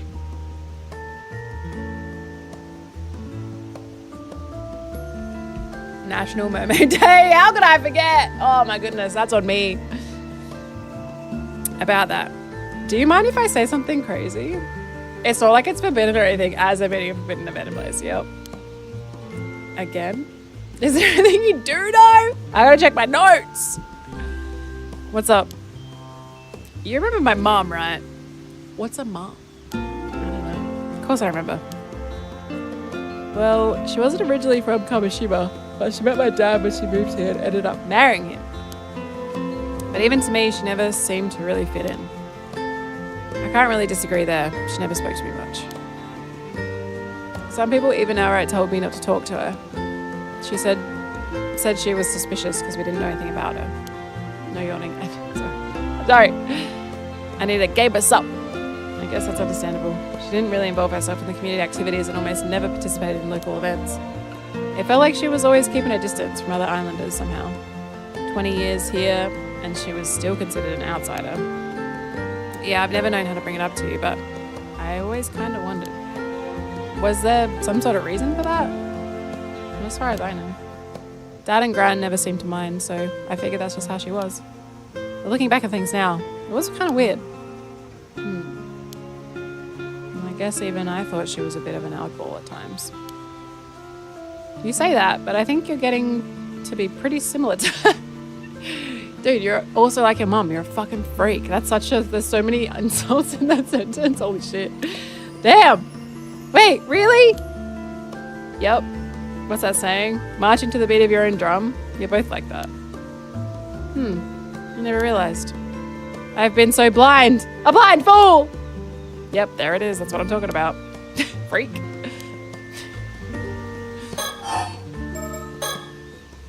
But why'd you bring up your mum all of a sudden? Well, looking back now, there were a few things that always bothered me. For a start, no one ever told me where my mum was from. She was also a natural at diving, but I never saw her eat any seafood. And sometimes at night, she'd suddenly say she wanted to go look at the sea before going out and not come back for hours. I guess that is all pretty weird, yeah. That's not all. When I was sorting through my mum's belongings, I found this, a shell bra. Case closed. We usually keep it at the family altar, but I brought it along today to show you. Oh, a fish scale. It's huge. It's got to be at least 7 or 8 centimeters long. That's massive. 8 centimeters. Whew. Massive. Always just figured she'd held on to it because it was a rare find. Once I remembered the mermaid, I began to wonder, how is that even fitting on the screen? It's enormous. What fish could this scale have come from? It's a mermaid scale. Why was Mum holding on to it? Whoa, hold it right there. You're not saying... I am. The mermaid who rescued me back then was... my mum! I think it was my mom. Nani? What do you think? I don't know. It's pretty out there. It's pretty out there. Could that even be possible? So your theory is your mom used to be a mermaid, but she became a human so she could live amongst us? Yeah, but she turned back into a mermaid when the disaster happened and wasn't able to come back afterwards. How does that sound? I don't know. But after hearing your story, I can't just dismiss it out of hand either. I maybe should have read the other options, but that's what he was getting at, right? If that's really the case, and my mom really is still out there in the sea somewhere, even in a different form, I was thinking it'd be nice if I could see her again. It might be because they're still treated as missing instead of dead, but it still hasn't really sunk in that my parents are gone. I know what you mean. Sometimes it feels like my pops is just never going to show up at home again, like nothing ever happened. Though, even if your mum's alive, I guess it'd be hard for her to show up if she's back in her mermaid form now. If my mum really does have some sort of connection to the mermaids, then maybe that was the reason she never really fit in here. It might help clear up any mistaken impressions the others have of her. I wonder how the people of this town, I don't know how they feel about mermaids. They might be mermaid racist or something. What if they hate them? I see. So you think that by trying out armor diving like your mum did, you might be able to find something out. And maybe if you're lucky, you'll run into a mermaid in the process. Yeah. And if I really am descended from mermaids somehow, it's possible that diving might awaken something in me. I hadn't thought of that. I guess if your legs suddenly become fins, we'll know for sure that you're second generation mermaid. Okay, I think I've gotten the gist of what you want to do. Thanks for understanding. I haven't been happy with how people have been treating you either since the disaster, and what they say about your mom. If there's anything I can do to clear the air, I want to help. Thanks, I appreciate it. Though, I don't know how people will react if you suddenly start talking about mermaids. It might be best to keep quiet about that part for now, and just say you're looking for your mom, into your mom. What do you think? Yeah, I think that'd be best. Okay. Now we've got that settled, how about we head out tomorrow morning? That sound good to you? Yeah. I've been doing some training in secret, so I'm all set. Is that it? What are we thinking? Okay, so the thinking thing stuff doesn't seem to change. What to do next? Still, having to find a mermaid by tomorrow is pretty sudden. Yes! Thank you! He's asking the right questions. Oh my goodness. Half Nordic.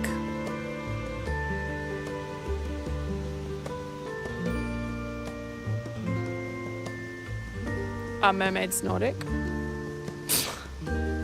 Wait. What? Fuck. God damn it! I hate you. Well, sorry, I can't say right now. He can't say! Norway. I can't say right now. If we manage to find one, I'll explain everything, I promise. As long as you tell me later, it's all good. Here's an idea. If you're in that much of a rush, how about we talk to Sukasa and and Sato. Maybe they'll be able to help out. I wonder. It would be nice to have more help. But would they even believe me? The whole thing's pretty crazy after all. Besides, Tsukasa's going back to the mainland soon. I'd hate to bother her now. True. Still, knowing her, she might sort of be surprisingly on board. She's delivered herself right here. I knew he'd be here. Whoa! Speak of the devil! Ah, where did you two get here? Oh, talking about something you didn't want us to hear, were you?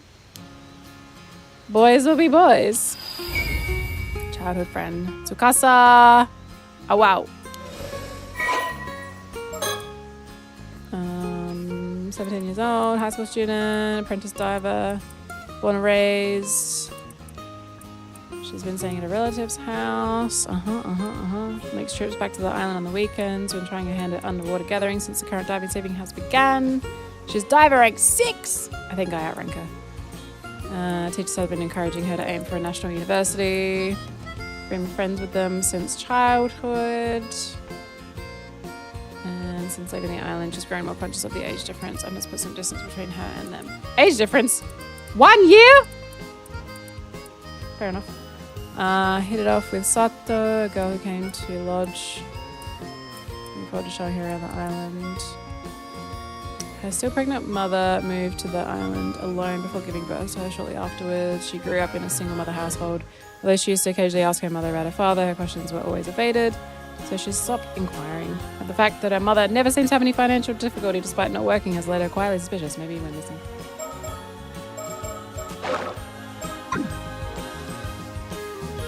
Hey, you got us all wrong. We weren't talking about anything like that. You gotta hear me out. I was powerless to resist. I refused at first, but Azami insisted and... Oh, tell me more. You might as well admit it, Yuza and Sato. What's with the sudden keen interest? Enigmatic girl. House guest. Suddenly arrived, claiming she was the child of a relative. Oh, that's sussy. Showed no signs of attending school or doing any sort of work. Instead, she'd spend her day holed up in the household. What are you doing, girlie? Are you a mermaid too? Everyone's a mermaid! They're like vampires. They don't go outside. Those who know about Wakamura's high-interest money lending behind the scenes speculate that she might be the daughter of one of his borrowers, sent to work as a domestic servant to pay off a debt. Oh, what the fuck? Huge TV fan, big fan of TV. Spends much of her spare time glued to the set, with her most recent obsession being soap operas and 2-hour thrillers. Not that fond of period dramas. Good friends with Tsukasa. Okay. Alright. Gah, let's all calm down, okay? It's not like that. We were just having a perfectly normal conversation. Yep, sure. Hey, don't just brush me off. You're getting pretty worked up or something. Don't know I go innocent. You're the one who caused this mess. Sorry to interrupt your fun, but I really did have something to say. Folks are worried you haven't showed up to the association meeting, Azami. You should probably get going. Oh, damn, the meeting. It totally slipped my mind. Sorry, user. I gotta go for now, but I'll get in touch. No problem. Thanks for coming, even though you're so busy. Gone. I guess we'll be on our way too then. Sorry, but we've got some important business of our own to handle. We won't be able to help out. Recollection! We're inspecting this large fish scale. It's massive. Oh. So you did hear what we're talking about? Only the part where my name came up. I didn't want to be nosy though. I see. Well, thanks for coming all the way out here. I don't know what you guys are up to, but you've piqued my interest. Be sure to tell me about it later, okay? Anyway, see you later. Roger.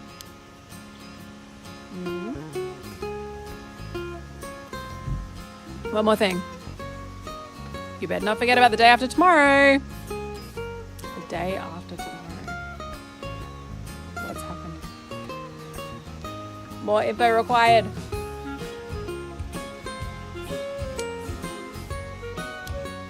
Sure. Is it the anniversary? Might be the anniversary. Maybe. Recollection! Is it? Oh, there's Sato. Fun. Let's do it. Having grown close to each other, Tsukasa tells Sato that she has something important to discuss. Ooh! Okay. Okay, I'm invested. Sato! Oh my god! I love her hair. So cute. So, I was hoping to get a bit of advice. Thing is, you're the only one I can really talk to about this. Sure, what's up? If you've got a problem, leave it to me. Kamashima's living, walking, talking encyclopedia. Wow, that's a pretty impressive title, Miss Encyclopedia. Although I think the walking, talking kind of implies you're living already. Either way, I hope you can help. You know that even if it kills me, I'll squeeze every last brain cell I've got to help you. Just so dramatic. I'm going to think so hard. I'm going to be so helpful. Right. You're supposed to be a living encyclopedia, so please don't go dying on me. Thank you for being here for me, though. Come on. Me trying to do anything. Me trying to recall any event. Let's go somewhere with no one else around. Ooh, Josie. Give me the tea, girlie. Pardon me a moment, young ladies. You meant us? Woman. Sorry for the trouble. I was hoping to get some directions. Out of towners. Try not to poo ourselves. I think I got that on lock. Thank you for the concern. Appreciate it. Are you here sightseeing? Oh. I'm afraid it's not quite as relaxing as sightseeing. We're looking for the Wakamura residence. Would you happen to know where it is? The Wakamura residence. May I ask who you are? Oh, of course. Please pardon my manners. My name is Yumiko Shiki, housewife from over in Tokyo. I know you already. I feel like that name has come up before. I thought there was a thing before where you could like click the name and it would tell you if it's been referenced in another piece of lore. Oh, a housewife. And this here is Sodo Hiryu.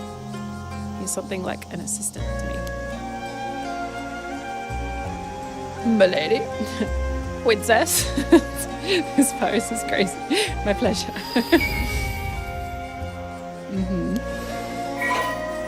Got it. I feel like I have that name. I feel like Shiki has come up before.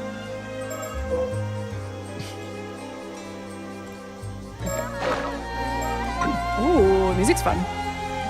Oh, you must be guests for the old man. The Wakamura home is just up the slope after you head through the alley. I hate it so much. Ugh. I have. It's a bit of a maze though. Want me to show you? Oh, so it was that way. Thank you, but I believe we can manage from here. Believe it or not, we've been running all around the region. We're quite used to that area now. Too late. What the fuck? Is that a dead mermaid? Bro smoking a pipe. Got it. Take care then.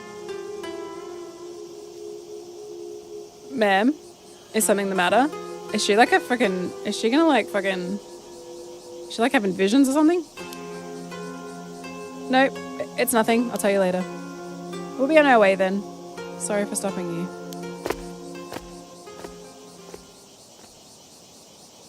Huh. Those two had a really strange vibe. The old man sure gets some unusual guests. Yeah, there was something about them.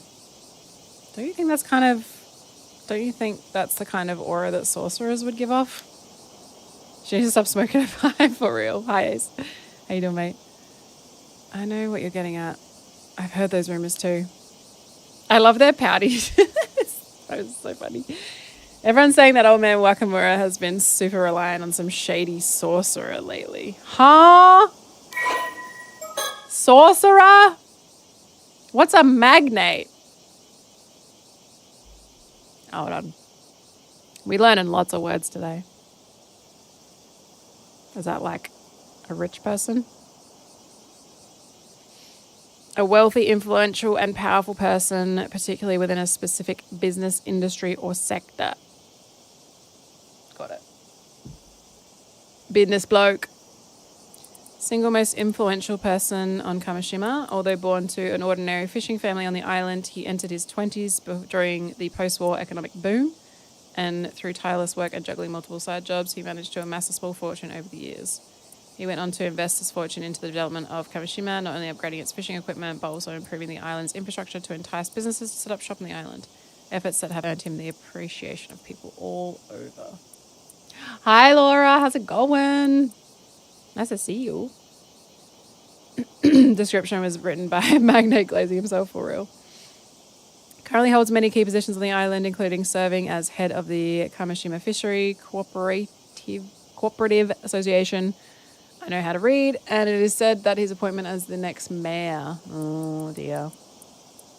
Although admired for his many contributions to the development, his personality leaves much to be desired, with many stories of him. A rich guy doesn't have a good personality? Fucking no way! Many stories of him using force to get things to go his way. He's often high-handed in his dealings with others, fully aware that his position makes it difficult to oppose him. Having moved his main home and base of operations to the mainland many years prior, there are abundant rumours that he has since added loan sharking and land grabbing to a list of ways he's willing to add to his sizable fortune. Pulled a sickie today? Are you actually sick or are you just chilling? Hopefully you're not actually sick. It is said that he has recently become an ardent devotee of a certain famous sorcerer. She's a freaking witch and often relies on their guidance. Interesting.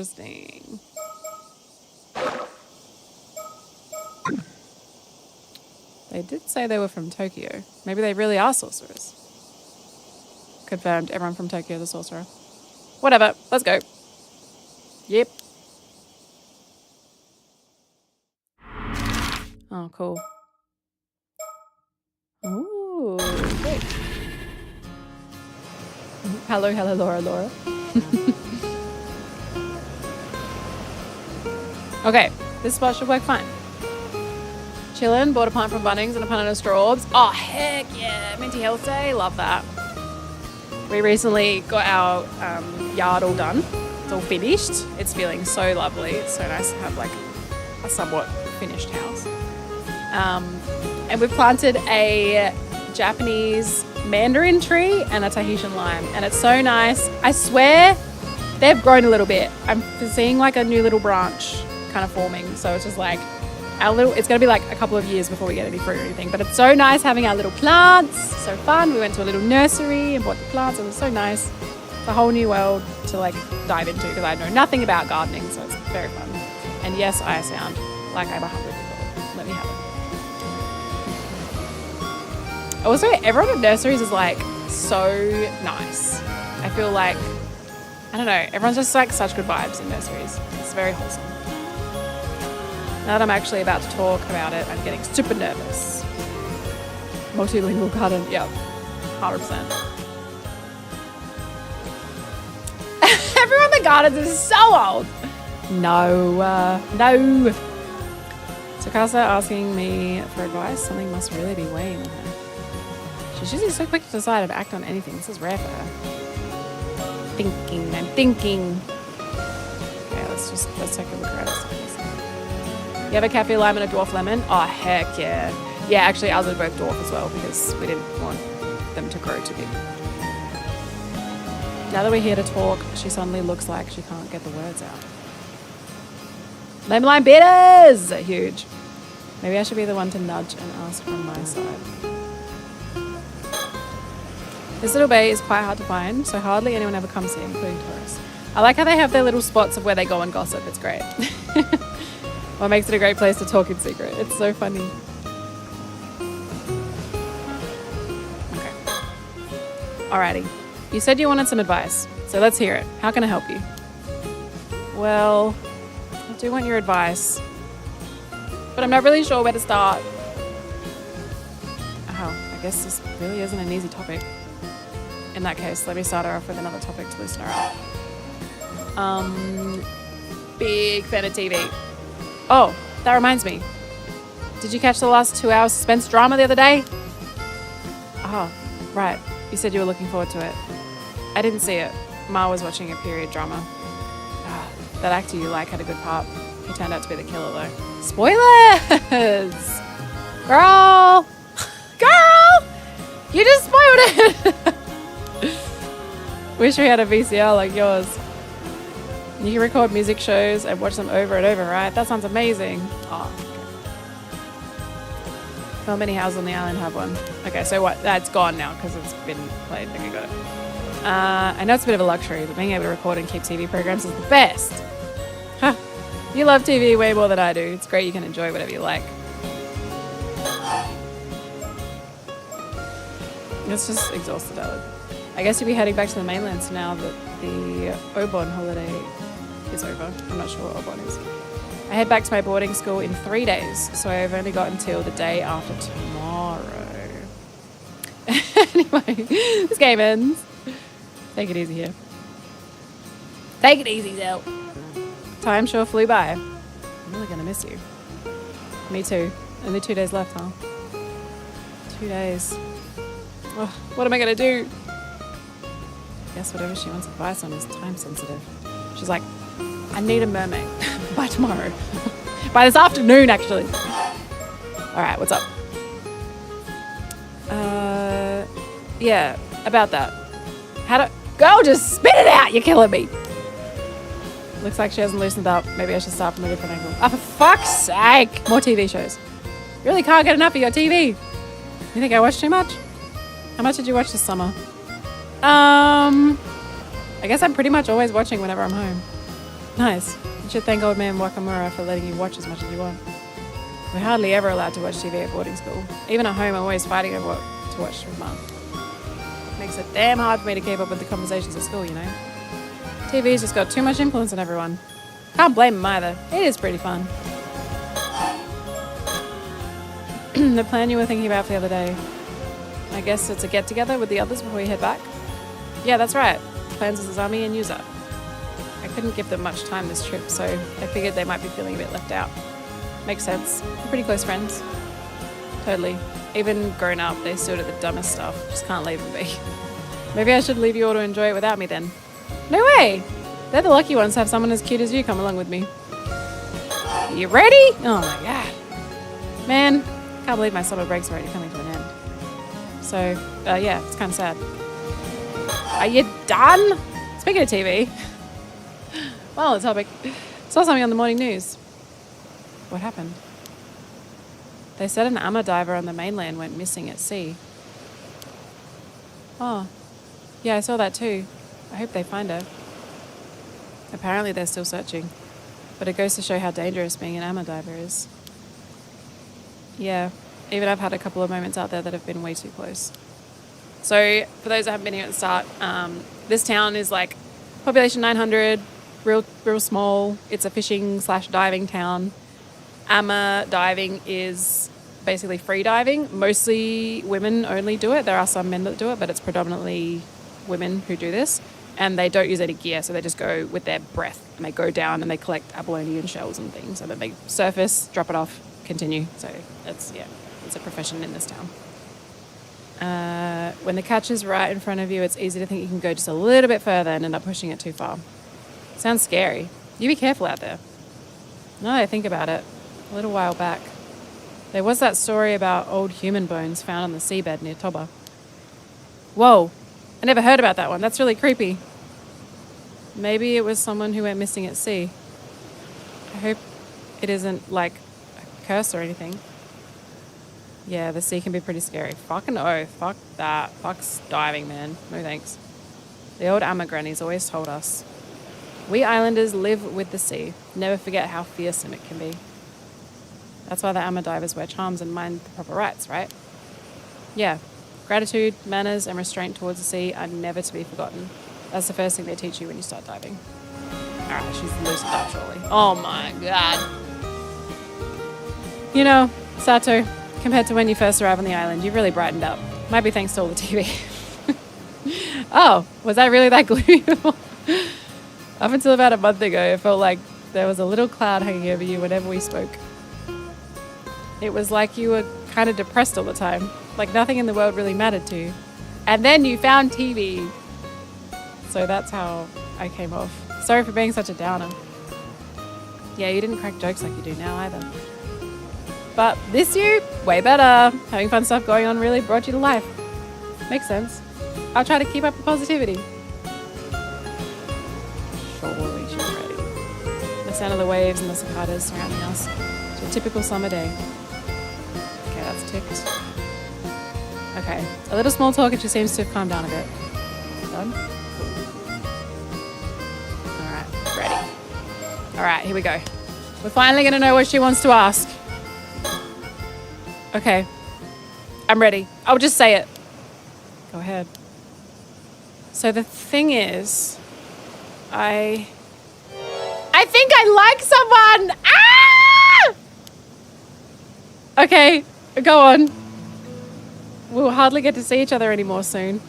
I want to tell him how I feel while I'm still on the island. Romance! Makes sense. I'll help however I can. As Kamishima's living encyclopedia, I've seen this all on TV before. I probably know a thing or two that can help for sure. Yeah, you don't sound all that confident, which kind of makes me feel a little nervous, but I can tell you mean it, so thanks. I'm in. I just don't really know what to do. She's watched TV, she's smurfing. So, which of the two is the lucky guy? What do you mean? No way! Don't tell me you think I like Azami or Yuza! Wait, you mean it's not one of them? Huh? Me falling for one of them? Not a chance. They're basically like brothers to me. I could never picture a romantic relationship with them. Oh, sorry, I just assumed.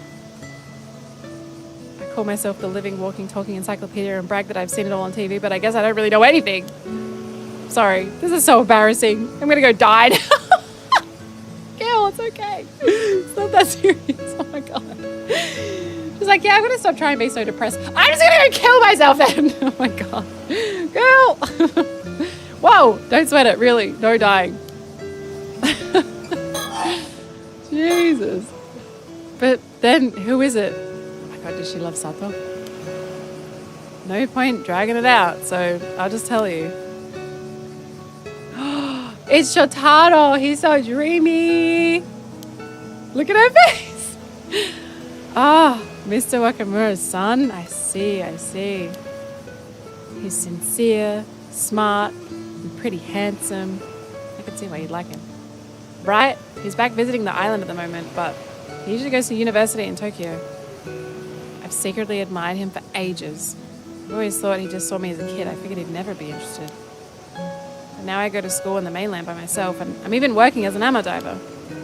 I think he might see me as more of an adult now. More than before, anyway. Yeah, that makes sense.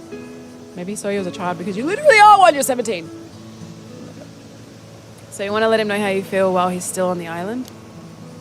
Maybe it's all just one-sided on my end, but I can't keep these feelings bottled up. Then tell him. I'm with you. 21.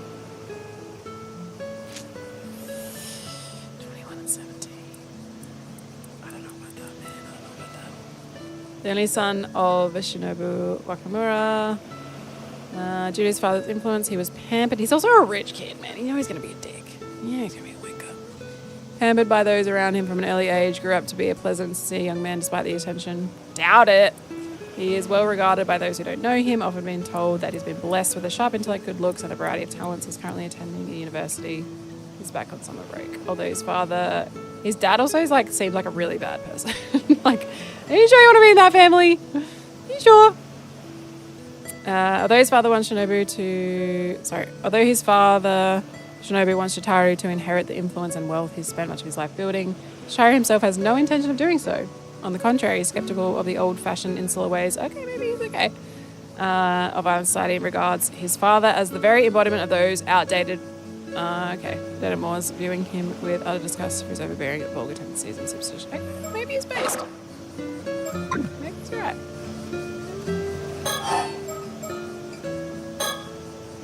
I want to tell Shotaro how I feel by the day after tomorrow. Oh my. I don't know. No, dude. You're staying with the Rakomuras right now, yeah? Know anything about him that might help? Oh, we gotta go do some sleuthing. I'm afraid Miss Encyclopedia might not have that kind of info. You don't have much info at all, do you? Fucking called out. I mean, he's honestly not at home most of the time, so there's a lot I don't know about him. Feels like he's always got something to do, checking in on folks all over the island. Like, I don't suppose you know if he has a girlfriend in Tokyo or anything. I'm afraid I'm not sure. She's devastated. Tokyo's packed with beautiful girls, right? A guy like him won't be left alone for long. How about the year after tomorrow's here an adult? From what I've seen, I haven't noticed him keeping in touch with anyone. Then what about what he likes? Something he'd be happy to get. Let me think. Sorry, nothing's coming to mind at all. I really may as well just go die. Oh my god. Come on, don't say that. Think you get through with me is more than enough. I can't. Sorry, mommy. You gotta stop joking about dying. Stop it. Oh my goodness. Okay. How about this? I'm pretty sure I can ask Shotaro to meet us somewhere. I like Miss Wikipedia. I'll organize something. I'll organize that for now, and we can plan from there. How does that sound? Oh, sounds good. Thank you so much. She's fucking crazy. I love it. Oh my gosh, she's going straight to it. Cool. So, we kicked around ideas the whole way back, but in the end, writing a love letter and handing it to him is the best call. That's the plan, yeah? Yep, since way back when, the tried and true way has always been a love letter. A classic method, I like it. Have you guys ever had a love letter? I don't think I've ever had a love letter. Not that I can really recall. I remember one of my previous relationships, their family had a time capsule, and we all, like all the girlfriends of the family, wrote a message. So it's going to be awkward for them when they open that up in like 10 years. Sucker! That's going to be weird. It's going to be like weird. It was like, because it was when I was fucking indoctrinated into traditional values. And it was like, we're going to be married with kids. Blah, blah, blah. Disgusting. Fuck that. Hopefully they threw it out. Hopefully they didn't actually put it in there, because that's fucking awkward as hell for whoever they're with now. Ugh. Yeah, I can't really think of, I don't know if I've ever even written one. I remember like passing notes. What the hell is a letter? I remember passing notes in school. But I don't really think like a direct one to me about like a confession or anything. You did from your neighbor? Oh, he was sweet, but he had a crush on someone else? Oh no. You had a crush on someone else. That's so funny. Yeah, I can't recall any, so I don't think so. I feel like I'd remember that. It's the most romantic thing you've ever experienced. Oh, that's so sweet. Oh, that's cute. The classic method. I like it. You're heading out to dive tomorrow morning, right? I did do the do you have a crush on me? Yes or no? Same. Or did you ever do the, what were they called? The like chatterbox things? It was like ask the chatterbox the question. Weather's looking good. I think I still remember how to make them out of piece of paper. I reckon I can still make one. I made so many of them. This is like early the HUAs of this civilization. Imagine being brave enough in high school to write a love letter. I know, right? I don't think I was that bold. I'll ask him to come to the bay a little afternoon. That work for you? Oh, school. I read between the lines. It's fine. I just need to have the letter ready by tomorrow. Can you look it over before I give it to him? Of course, I'll fix it up, even if it kills me. Girl, go to therapy. So many jokes about dying. I think you need to sort these feelings out. I'll write it, even if it kills me too. She's so funny, but it's so dark, man. I'm already so nervous. Hey, you two over there. Is that what I think it is? Oh my god. Ah! It is! It's Shotaro! Oh wow. Speak of the devil. Don't say that. Don't say that. Ah! Sorry to interrupt. Check out my Rolex. I'm really rich, actually.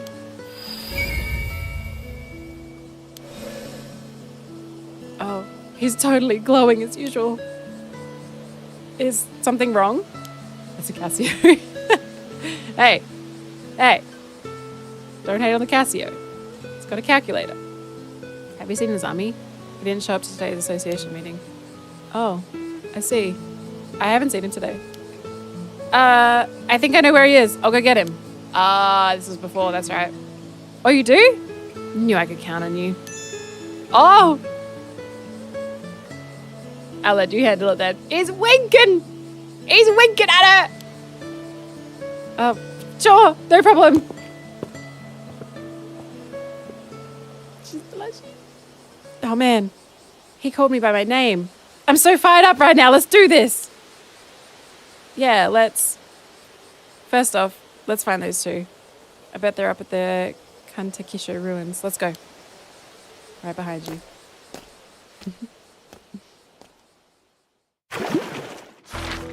Nice. Hell yeah. Ooh. Yes. Yes. I want to know about this. Yumiko and Soto head to the coast after receiving a report about a strange corpse. Oh, body! He called me by my name. I think it's a Japanese thing because I think they would normally, depending on their ages, hang on. I think they address people. This could be totally off base. I can't really remember. But I know that like the last names, like the family name is something that because when they write their names, they write their last name first and then their first name. So I think maybe depending on the different ages, I know in Korea as well, like age ranks are something that they take very seriously. So if like someone is older than you, you address them by like Mr. or whatever. Or you address them by like their last name or something. There's something like that. And I'm not sure if it's similar in Japan where, yeah, using first names is maybe seen as a bit more casual. So I think in her interpretation of that is that he's like treating her as more of an equal as opposed to him like being better than her and whatnot. That's how I interpreted that comment. I think. I could be totally wrong. If anyone knows Japanese culture better than me, please weigh in. Mrs. Shiki, there you are. Sorry for calling you all the way out here. Not at all. Thank you for bringing the case to our attention. I hear you've got an unusual corpse on your hands. That's no respect. Forensic aren't here yet, so honestly, I don't know whether it can even be called a corpse or not. But I do know that it'll cause a stir if anyone catches sight of it. So right now, we're just trying to keep the busybodies away. I sure am glad it happened while you were still here, though. What with you being from the Tokyo Metropolitan Police. She's a police woman. Cool. Where is our cadaver then? Still in the water, over there where it was found. Feel free to go and examine it. Over there. I see. Jeez, the police. Vision, ability. Oh, because we're fucking psychic as well, sorcerer. This is Futa Mikaura, the coastline just northeast of Yusa City. It's a pretty popular location for tourists, and there are several beaches nearby as well, so a bunch of people are milling around. It certainly is an impressive sight. It's too bad we couldn't come here as simple tourists.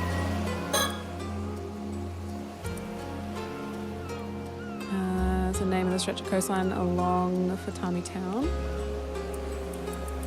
in the Watarai district of the Mie prefecture. As part of Ise-shima National Park, it has been designated as a place of scenic beauty and considered one of the most scenic spots in Japan. The name is said to originate from a visit to the area by Yamatohime no Mikoto. According to legend, the area's beauty caused her to turn to look back upon it, leading to Futami, look twice, becoming part of its nature. Name. Oh, here it is. The city located in the central northern area of Shima. The northern part of the city is on a plain directly facing Issa Bay, while the southern part is on more mountainous land surrounded by hills. Having long flourished as a town leading up to the Torii Gate of Issa Shrine, it stands out as a particularly popular tourist destination even among the many attractions. The city is sometimes referred to as Shinto, meaning the city of the gods. Although best known for Issa Shrine, many of the temples and shrines can be found within the city. The land overlooking the bay is blessed with an abundance of beautiful scenery, including Mount Asama, which was included on a list of 100 famous Japanese scenic spots during the Showa era. Cool. Stormy. Here we go. Masaru Ide. This is Masaru Ide, a detective from the local police. He's acting as my point of contact while I'm over here, as well as providing any support. So, we knew that she was a sorcerer, like the other girls clocked that she was a sorcerer, but they didn't know she was a cop.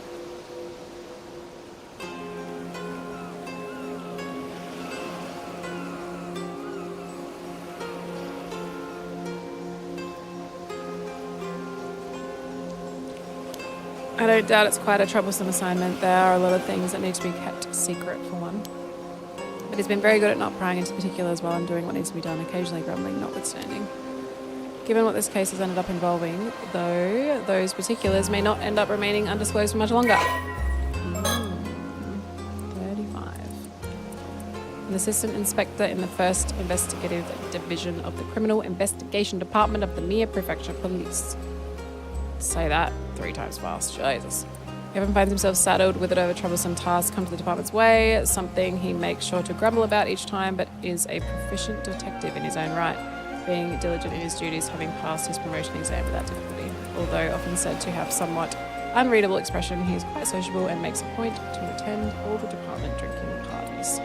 Born and raised in Mie, Masato never ventured beyond bicycle commuting distance of his hometown, until the time came for him to attend university. With no particular plans for his future in mind, he took the employment exam for police officers, figured that a local government job would at least be stable. He had no admiration for the police or any strong sense of duty or justice, but found the strict discipline of the police force suited his personality.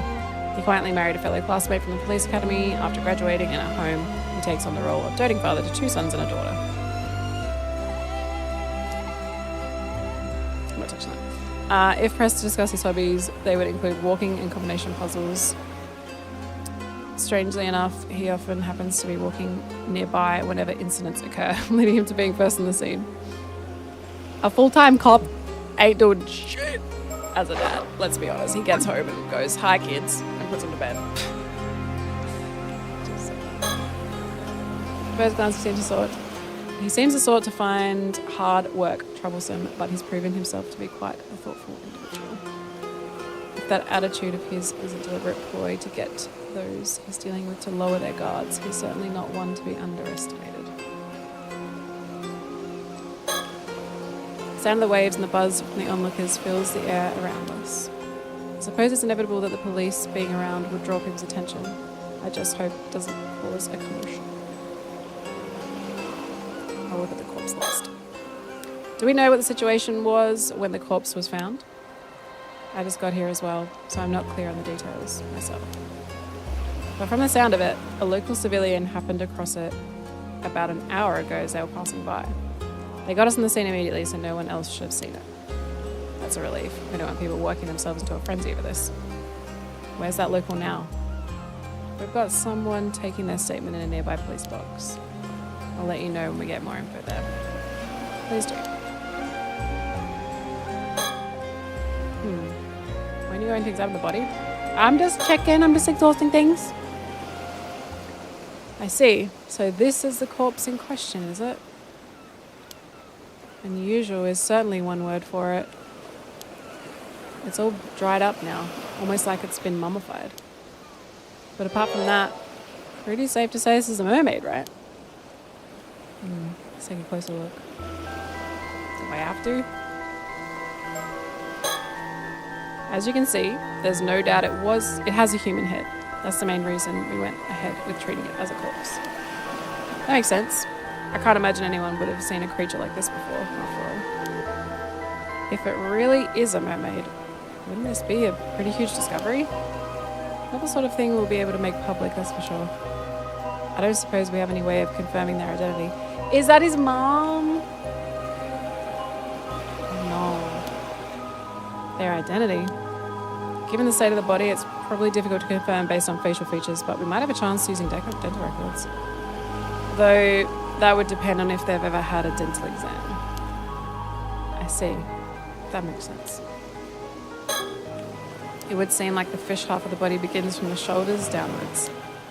All mermaids I've ever heard of have had the fish half start from the waist down. If it's a fake, maybe whoever made it didn't do their research. Really? Several of the mermaids described in old Japanese legends had their faces as the only human part, though. Seriously? I guess that makes me the one who didn't do their research then. The body's lower half is identical to a fish's tail. If this was a fish, it'd be a pretty huge one. Honestly, I'm kind of leaning towards it being a fake of some kind. What do you think? It's true that many of the mermaid mummies discovered were ultimately found to have been man-made in origin. It's huge. Relics believed to be either the embalmed or mummified remains of mermaids are preserved in temples throughout Japan. Among them, several are said to bestow blessings such as eternal youth and longevity or sound health, and are treated as objects of worship in the 1970s. Hey! You doing your ride? Nice.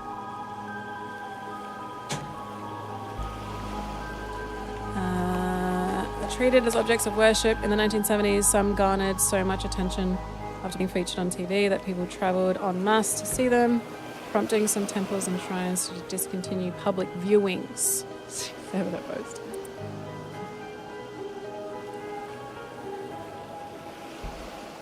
Mermaid mummies have also been documented in other countries. In the 1800s, the exhibition of mermaid mummies as exotic curious became a widespread phenomenon across Europe and the US. Although these mummies were originally believed to be genuine, subsequent analysis has revealed fibers from materials such as wood and paper in their composition, exposing them to be man-made. The quality of some mermaid mummies crafted in Japan during the Edo period were particularly high, with several being widely circulated, especially in Europe. However, the revelation that many of these mermaids were man-made does not disprove the existence of mermaids, and debate on the topic continues even today.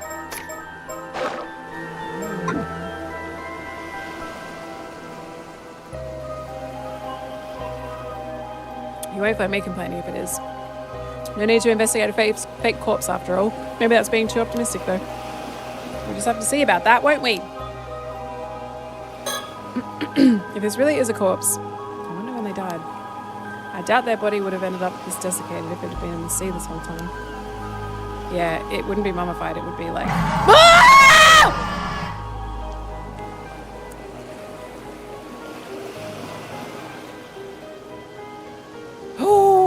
Yeah, that's yucky. That's cool. That's cool, whatever. That's cool. There's a ghost inside! Good band. I haven't listened to them for ages. Oh my god, I need to listen to them again. Thank you. Lucky I wasn't drinking, I was spat everywhere. Yeah, what was I saying? Oh, yeah, if it was in the sea, it'd just be like, it'd be all like bloated and funny, it wouldn't be like shriveled. I think there's a possibility they died, shriveled up into a mummy-like state, and then their body fell into the sea. It had to be, has to be. Makes for quite the enigma, that's for sure. No sign of any external wounds. Can't see anything that could have caused their death, at least. When I first saw this expression, I thought they must have died in unbelievable agony, maybe on fire or something. At the same time, I can't help but feel like they look almost satisfied. Could just be my imagination though. Satisfied. I don't think we think the same of satisfaction. Is that it?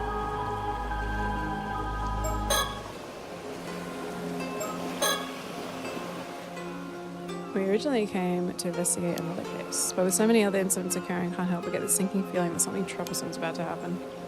Detective Ida has been a huge help to us so far. We might be able to reveal some of our circumstances to him. Oh shit. Wait, can I go here and do that? No. Oh. Oh shit. I forgot I could do this. What's this? Oh. What this?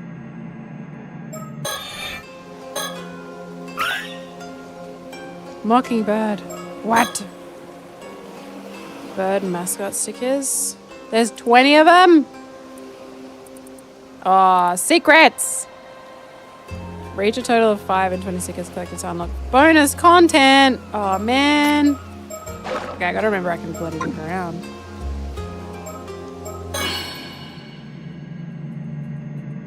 Holy Jesus, you scared me, boy. Maybe I should talk to him. Wait, can I do that at any point? Oh, shit. Local police have the area closed off to make sure bystanders can't get too close. I didn't look around at the fucking...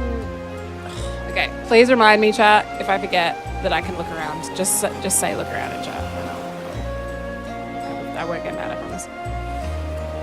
Oh, I can't believe I forgot that was a thing. Whoops. Look around in chat, thank you.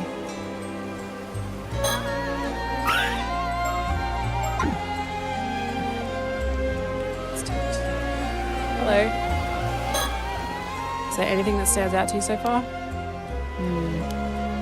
I'd like to get a better grasp on the details before saying anything, I think. Based. This is Soda. He's worked with me as my assistant for a long time now, although he's usually making his living as a psychic detective. He's not officially with the police, but with my assignment being what they are, he has special permission to accompany me in these investigations. He's had his gaze fixed on the corpse ever since we got here. I suppose he's curious to know what led to its current state. Is there anything that stands out to you? Okay. He's not going to tell me yet.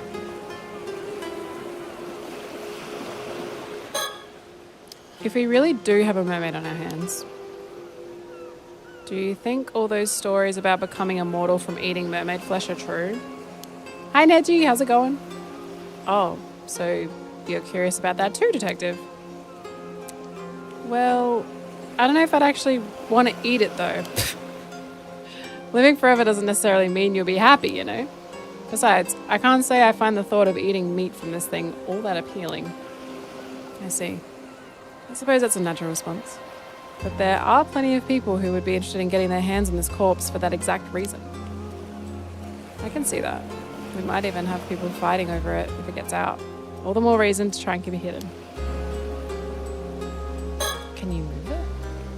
Sure is a troublesome thing we've got in our hands here. Okay, there's got to be something else to find then. What do you reckon? I think we have a decent grasp of the situation now. What's your opinion? First of all, based on the state of the corpse, I think it's safe to say this is another case of the curse of the forsaken fish. Some of the residual curse energy is still lingering around the body. Just as expected then. I suppose that's no surprise. I'm surprised! What was that just now? We'll try to explain our understanding of the case so far, Detective. I realize some of it might sound a bit absurd, so please bear with us. This corpse is neither a fake, nor could it be called a mermaid. It is the remains of a human, one transformed into a fish as the result of a curse. A former human? And a curse too? Pretty hard to know what to say to that. One thing that's for sure. That's not going to fly in the case report by itself. Mind explaining a bit more for me? Of course. Let's start with an explanation of our circumstances. Oh my god. What the fuck? Are you done? You're not done. I'll let you handle the explanations, man. Of course, leave it to me. In return, I'll be counting on you to handle the report. God damn it. Okay, cool.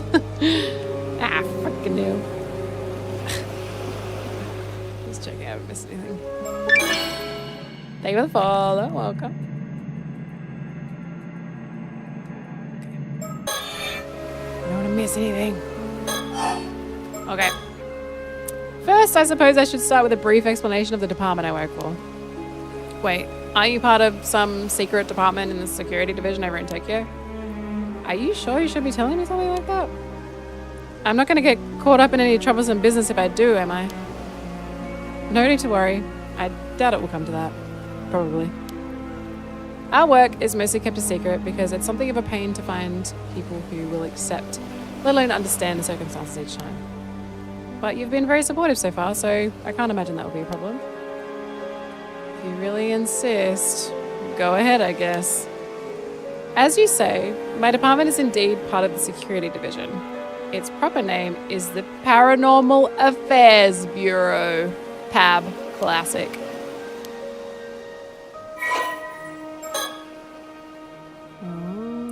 Although officially called the Tokyo Metropolitan Police Department Security Division of Paranormal Affairs Bureau.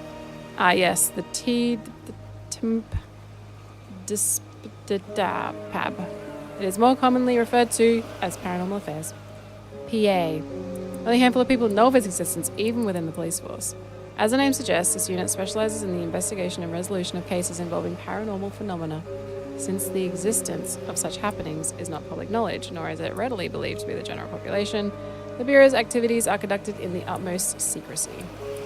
So the whole sorcerer, they were calling her a sorcerer. How do people know about that?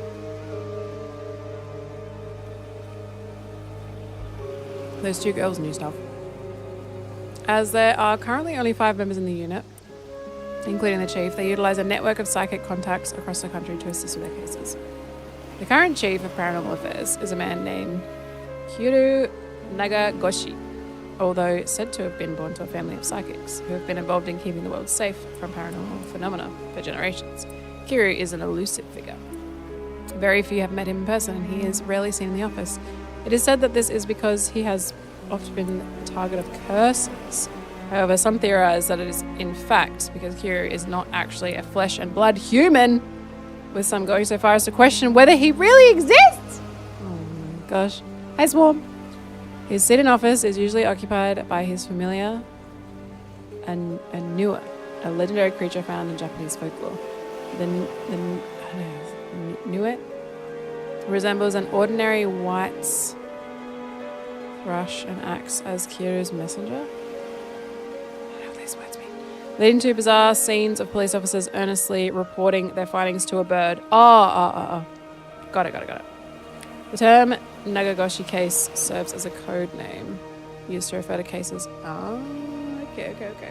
I've got co-workers that I've rarely seen in the office. Are you sure they even exist? How can you be sure? Jeez, the Paranormal Affairs Bureau, huh?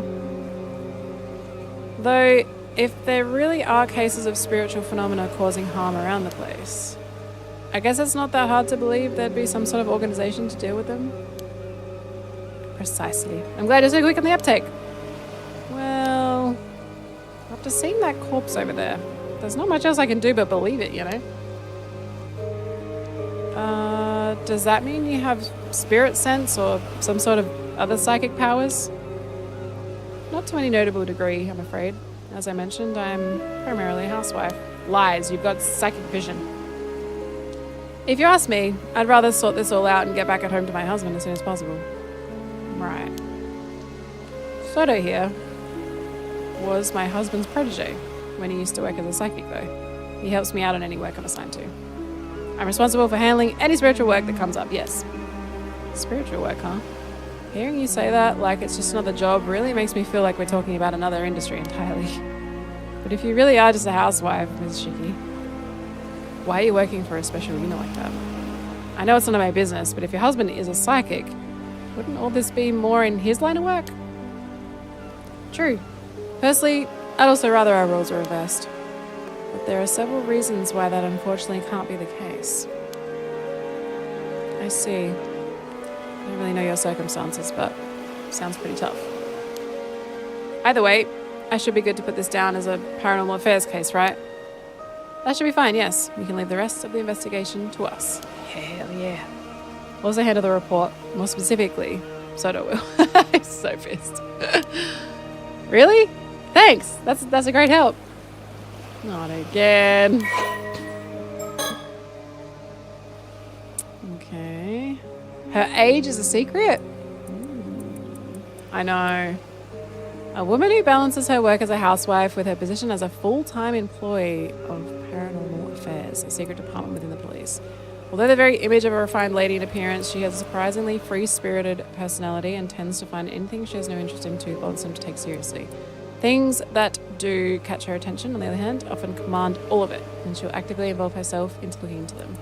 She utterly adores her husband, swooning in admiration whenever the topic turns to him. She's also viewed with affection by her co-workers, who call her ma'am. Out of the 5 current full-time members of the PAB, Yumeko alone lacks any particular metaphysical abilities, despite possessing a meager degree of spirit sense. Okay, so that, like, spirit sense is not noteworthy, I guess. Even so, she was chosen to be part of the Bureau's elite for her particular reasons. Reasons known only to a handful of people. There was once another member of the Bureau who had no paranormal powers to speak of, veteran police detective Tetsuo Tetsumi. I think they were in the previous game. That name feels hell familiar. The two occasionally worked on investigations together when dispatched on assignments. She always pairs up with freelance detective Soto Kiryu, leaving all paranormal related procedures and often her much despised paperwork to him. Yumiko's husband is also a psychic by the name of Itensai Shiki, and Soto is his cherished protege. I reckon they're in the previous game. So Soto is an independent psychic who makes his living as Japan's only psychic detective. No permanent residence, travels to the country for training. Calm and taciturn personality and is possessed of a sharp mind. He's surprisingly sensitive by nature. Okay, so he knows about curses, seeing the faces of individuals, create a domain. Okay. I feel like it's that relevant right now. The various abnormal occurrences attributed to the spirits of the dead are collectively referred to as spiritual phenomena. These can range from small peculiarities, such as being able to see things that shouldn't be there, hearing strange sounds, feeling a sudden unnatural chill, to larger scale phenomena powerful enough to defy the laws of physics, potentially even triggering natural disasters. Jesus. Harmful, that could be tied to the earthquake, actually. Harmful spirit phenomena that cause unwanted effects by interfering with nature or tampering with human body or minds are called curses. Curses themselves can be divided into 2 categories. The more powerful the curse, the more stringent the conditions. The ability to sense the energy of the spirits is known as spirit sense. Strength of this ability varies from person to person. Spirit sense is similar to a sense of smell, yada yada. I get the gist. I know what a spirit should be, like psychic ability is. Cool. Alright, done with you. Body. Cool. Spirit sense. You know, I sometimes find myself wondering if I have a bit of spirit sense as well. I wish. There have been times where I've caught sight of strange things when walking down a road at night. And when I look into it later, I find that the place I'd walked by had been the site of an accident or the like. Oh, that might be the real deal then. Definitely a possibility. I advise not going too close to anything you see of that nature. It becomes easier for them to target you if they realize you're aware of them, you see. Jeez, what would happen then? I guess I'd end up possessed or something? There is that danger, yes, in the event you are possessed. You may find yourself afflicted by headaches, muscle stiffness and hallucinations. Memory problems and impaired thinking are also not unheard of. Ugh, headaches and muscle stiffness definitely ring a bell. Sure hope it isn't the work of some spirit. Do people have their personalities taken over when possessed? Maybe possible with spirits who had a very close relationship to their target, such as if they were siblings or parent and child.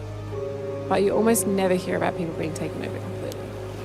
The negative effects I just mentioned are primarily caused by the two parties not being in sync. It's good to know, I think. Even if a spirit were able to successfully possess someone, it would only be able to pressure them to behave in a way that wouldn't be unusual for the individual in question.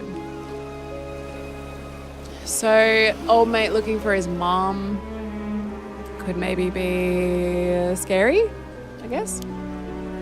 I see, but in that case, there's no way of knowing whether you're behaving that way of your own will or not, right? Exactly. Hence the prevalence of cases where people don't even realize they're possessed. Huh. That's how things work there. As far as I know, I haven't been having any problems like that, though... Oops. No, that's fine. I clicked. Oh. Having spirit sense seems like it's more trouble than it's worth somehow. Still, I never would have thought that there's a curse out there that can turn people into fish. And it only half worked, so the victim ended up looking like a mermaid. That's bound to cause misunderstandings. The curse is originally meant to turn a person's whole body into that of a fish, you see. But the victim died before the transformation was complete, so it stopped before it could reach that point. The vast majority of the mermaids discovered over the years are either man-made fakes or victims of the same curse. I see. To be honest, part of me was kind of excited when I saw what it looked like. I thought that it might mean there really are mermaids out there, you know? Exactly like the ones you hear about in stories. I'm afraid we can neither confirm or deny things there. Okay, you're asking about the corpse's identity now. It's because you realize they used to be human, right? That's right. Very recently, too. The transformation likely happened yesterday or even earlier today. What? That recently? Someone could really end up in a state like this just after a day? They certainly could. Seriously, these curses are scary. I'll get friends to take a look when they got here then. Please do. The investigator in question has worked on paranormal affairs cases before, so they shouldn't need any explanation. Alright, the case from yesterday. Great, that should save us some effort then. Cursed one day, mummified corpse the next. Sure is a scary world we live in. So, does that mean that you came all this way because you knew something like this was going to happen? Oh, that's awfully perceptive of you, detective. I suppose you could say that, yes, at the very least, the situation hasn't come as a huge surprise. If that's the case, was the body from the other day one of those cases too then? Uh-oh. Unidentified skeletons. Do we know about the other body? I don't think so. It was indeed, yes. Seriously. It does sound like a real pain to deal with.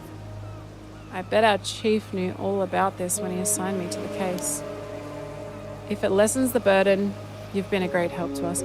They did say someone had gone missing. A diver had gone missing. Maybe that's who this is.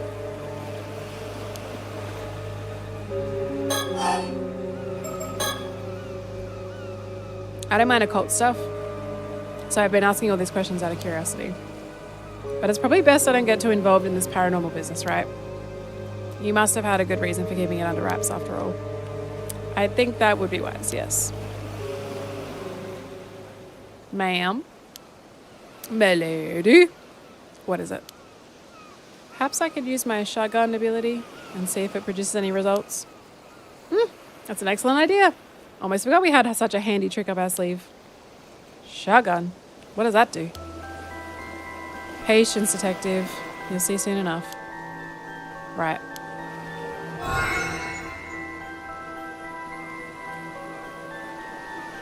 Check this out, princess.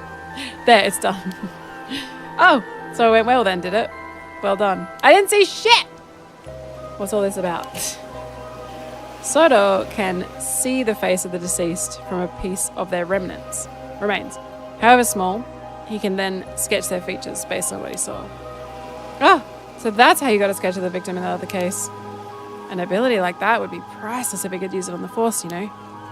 Well, I hear it doesn't always work, so it's unfortunately not foolproof. So what did our victim look like? I'm sorry, is that his mum? It looks kind of like her, hey? A little bit. Maybe. I think it might be faster to see for yourself. It's Somikawa! Okay, it's not who I thought it was. Wait. Somikawa, you can't mean... Who's that?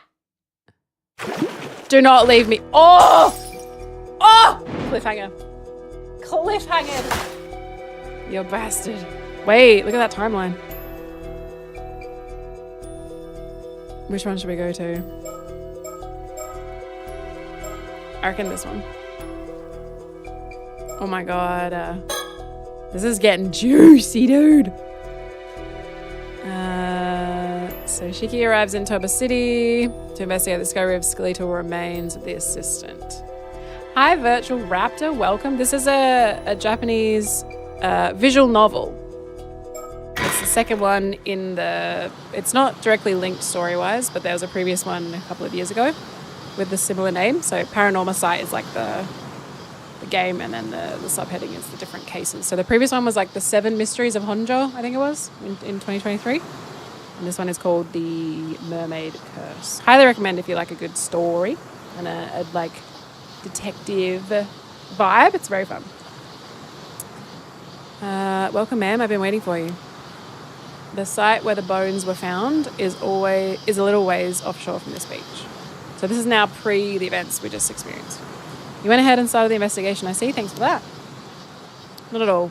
You clearing everything with local police meant all I had to do was arrive and inspect the remains myself. To get straight to the point, there's no doubt signs of a curse are clearly evident. The skeletal remains are tied to a supernatural incident. Seems I was right to trust my intuition on this one. All right, then. Let me hear the full report. Understood. Okay, so we can look around. And then we've also got this visual ability as well. Hello. Nothing in the sky. Take a look around, shall we? This is the town of Ijika in Toba City. The area is a historic place known for its amatai's. Oh, I know it well. It's also famous as the filming location as one of Japan's most well-known monster films. Godzilla mention! Wait, is that Godzilla? Surely.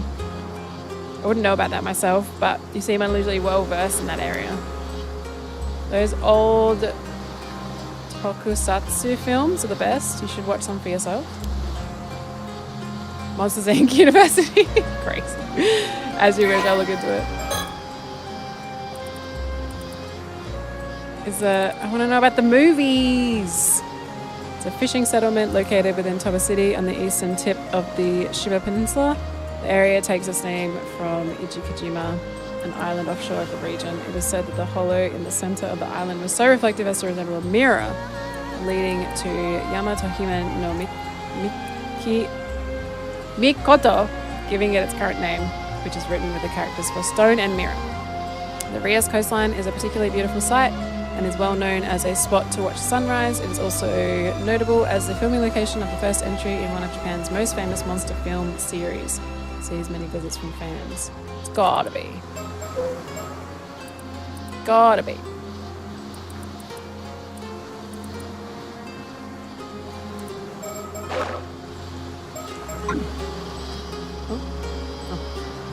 What are we thinking about?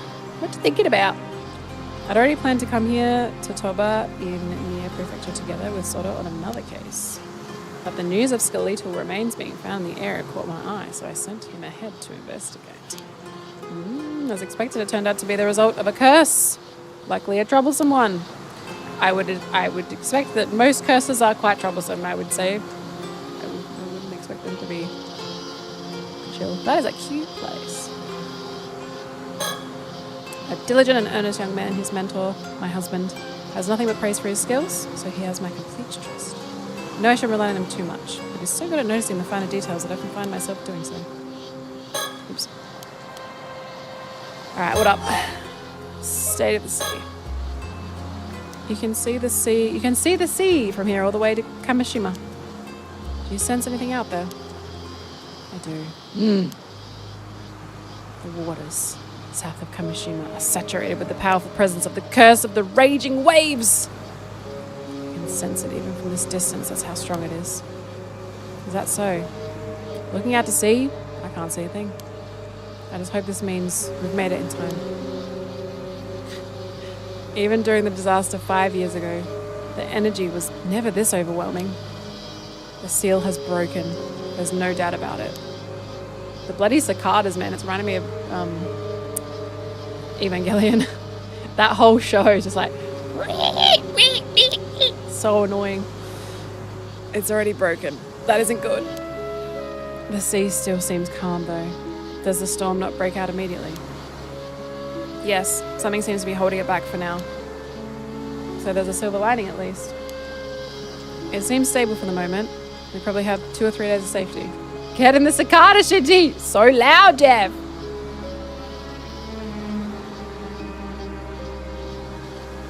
I've got mail arriving shortly.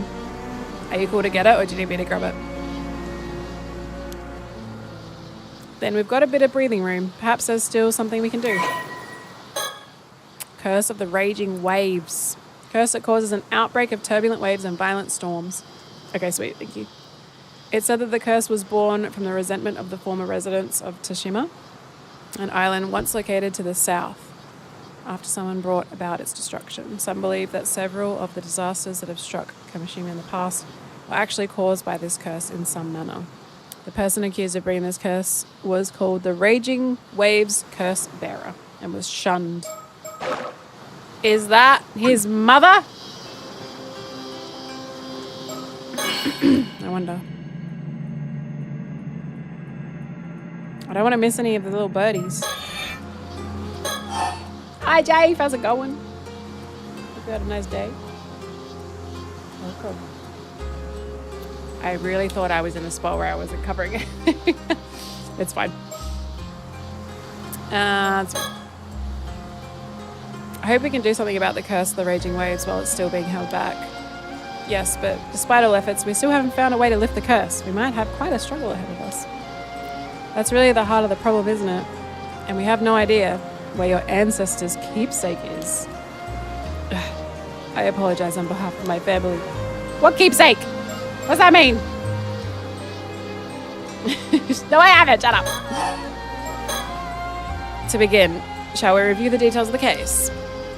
Is that really necessary? Summarizing may help us notice something we missed.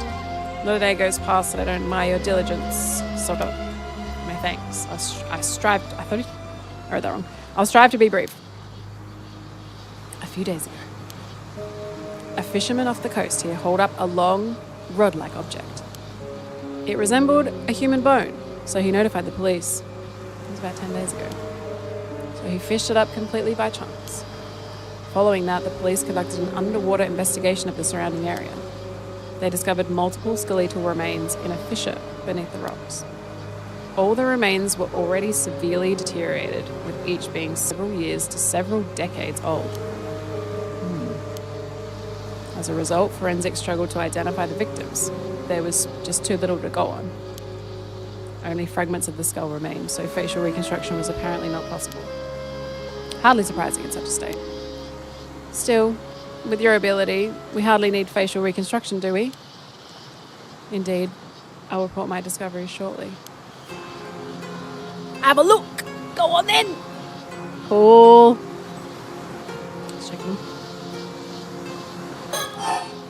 Ooh. You know, one possibility comes to mind. Will you humour me? Please, go ahead. I wonder if those skeletal remains... That's exactly what I was just thinking! Could be the victims of the Southern Sea disaster from 5 years ago. Oh, it's not the case.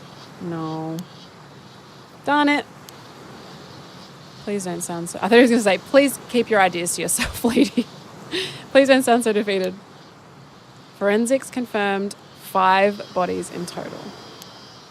But they said that each had decomposed over a different length of time. Oh, meaning they didn't all die at the same time. Correct. The most recent appears to date back 6 years. The others go back some 10 years before that, and another 10, and another 10, and so on. So roughly 1 body every 10 years. Indeed. I imagine that any older remains may have simply decayed entirely. Which means someone's been using that fissure as a place to dump corpses for decades. It's surrounded by rock, and with minimal currents in the area, it's unlikely they drifted there naturally. Had that bone not been fished up by chance, we'd never have known. In other words, it was an ideal site for quietly disposing of bodies. We found it. We found it, chat. Dexter's dumping grounds. Are they in black bags? So this was no accident. Someone did this. I imagine quite some resentment must have piled up over the years. Indeed, but I've already cleansed the lingering resentment in the area. Leaving such resentment to fester could lead to a curse manifesting. Efficient as always. My thanks.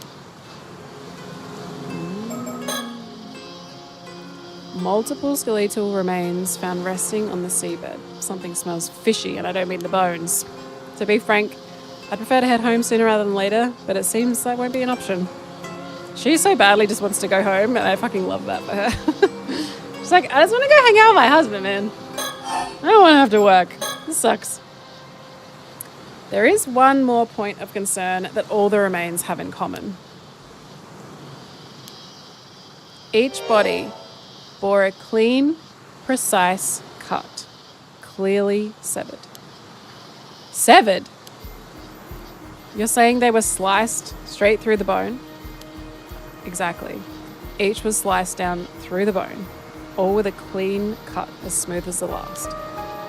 Forensics noted that reproducing such uniform cuts would be extremely difficult. Even with industrial equipment, such precision would have been unachievable decades ago. Lasers. One possible explanation is that a master swordsman wielding a razor-sharp katana cleaved each of them in a single stroke. Yes, well, that certainly would explain it. But warriors don't exactly run around with swords in this day and age. Which brings us to the possibility of a curse, I suppose. Correct. If the cuts were made by supernatural means, the rules change. And as it turns out, there were traces of a curse at each of the severed points. It was just a matter of time until we found one. Also, for the briefest moment, I glimpsed a curse echo that looked like a warrior in armor. A curse echo in armor? What the shit? That looks sick. Judging from the crest on its armor and given our location, it appears to be a curse tied to the Heke. Right. You are familiar with that. Just explain it for the people at home that don't know. I'm not too sure. The Heke were a branch of the Taira clan, a warrior family who rose to power at the end of the Heian period. From their base of Ise province, they expanded their influence, reaching great heights on the Taira no Kiyomori.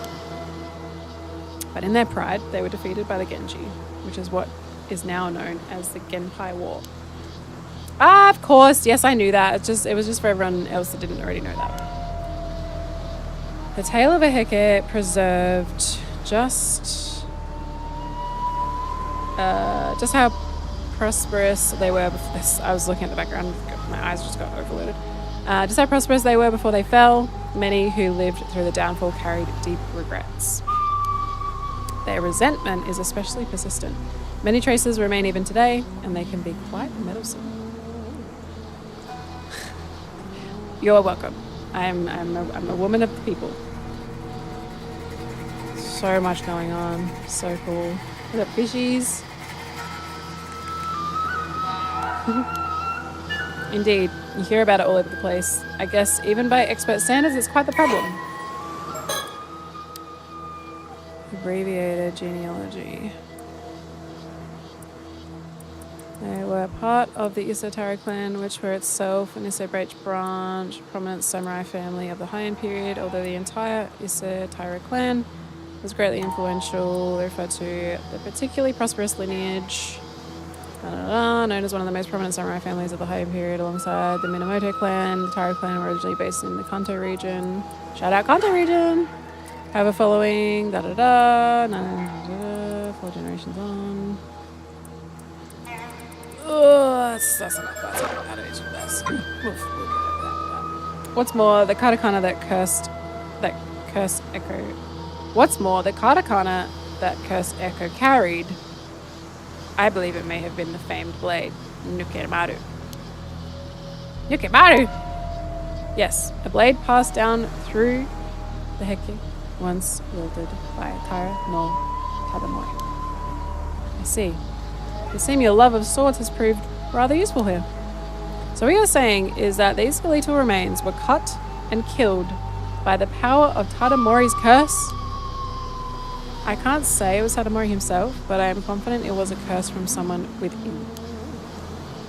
At the very least, it offers me an explanation for those mysteriously perfect cuts. Mm-hmm. But the body's being dumped every decade. Surely that can't be the curse too, can it? Correct. Imagine that part likely involves further intervention by someone else. So this wasn't an accident by some spontaneous curse. There's a perpetrator out there? Indeed. However, I can't imagine any psychic with enough power to wield such a curse would dispose of bodies so poorly. My theory is that someone is using a curse stone. They're killing through its curse, they're discarding the bodies. A curse stone? Think of it as a talisman that lets even those without spirit sense use the power of curses. They are created when intense resentment fuses with a suitable relic. I wonder if it's the people who hate User. Not sure why they would. Maybe not actually. Sounds dangerously convenient. Because like, who has beef with the people of this place? User themselves are too young to have done like, unless the mum was involved in something and they've just passed that down or something. Maybe the fish scale is a curse stone. There were a few incidents involving curse stones in Tokyo last year, actually. Didn't you hear? Oh, now that you mention it, that's somewhat rings a bell. Type of curse tool that allows even people without spirit sense to wield curses as long as the tool meets the above criteria. Oh, they have conditions that must be fulfilled to use them, often based on the spiritual power and characteristics of the curse itself. The curse stone has low spiritual power. It may only be possible to use it under specific circumstances, such as when it's under the influence of the Feast of Shadows. Roger that. So in short, whoever's behind this possesses a stone imbued with the Hecker's curse. They use it, the Hecker's curse. They use it to kill someone roughly every decade, dumping the body into the sea. Who's old enough to, or like, what lineage? Is it Shotaro? Not the love interest. That aligns with the evidence. Thank you for the summary.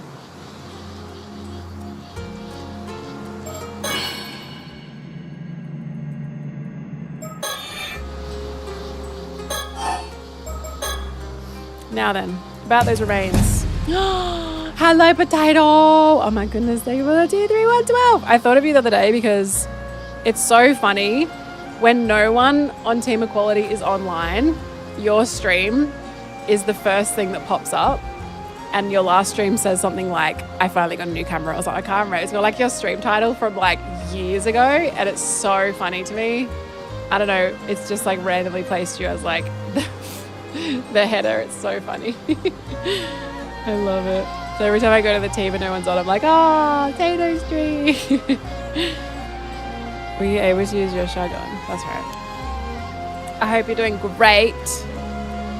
I did. It only worked on the most recent body though, the one from 6 years ago. By viewing part of the remains, I was able to reconstruct a portrait sketch of how he looked when he was alive. Ew, is that? Here's a copy.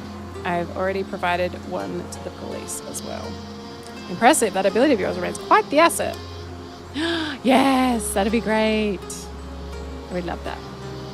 Not always. There are times when the vision just doesn't come through. It's far from infallible. Besides, there are those who could simply speak directly with the victim's spirit and ask who did it. Even so, none of these methods would hold up as admissible evidence in court. But as a lead in our investigation, it's more than enough. Excellent work. Thank you. Any travel plans coming up? We had the police compare the sketch against missing people from 6 years ago, but no matches were found. Darn. Who would have made things much easier. We actually do have, I think this time next month, it's only like 3 days. Jeff and I have a little fun little trip coming up, which is very exciting. We don't really have any travel plans this year. I think this is kind of the only thing in the calendar currently. Which is going to be very nice. I'm excited. We'll talk about it more once it's like a bit more public, I suppose. It's like a work trip, but fun work trip.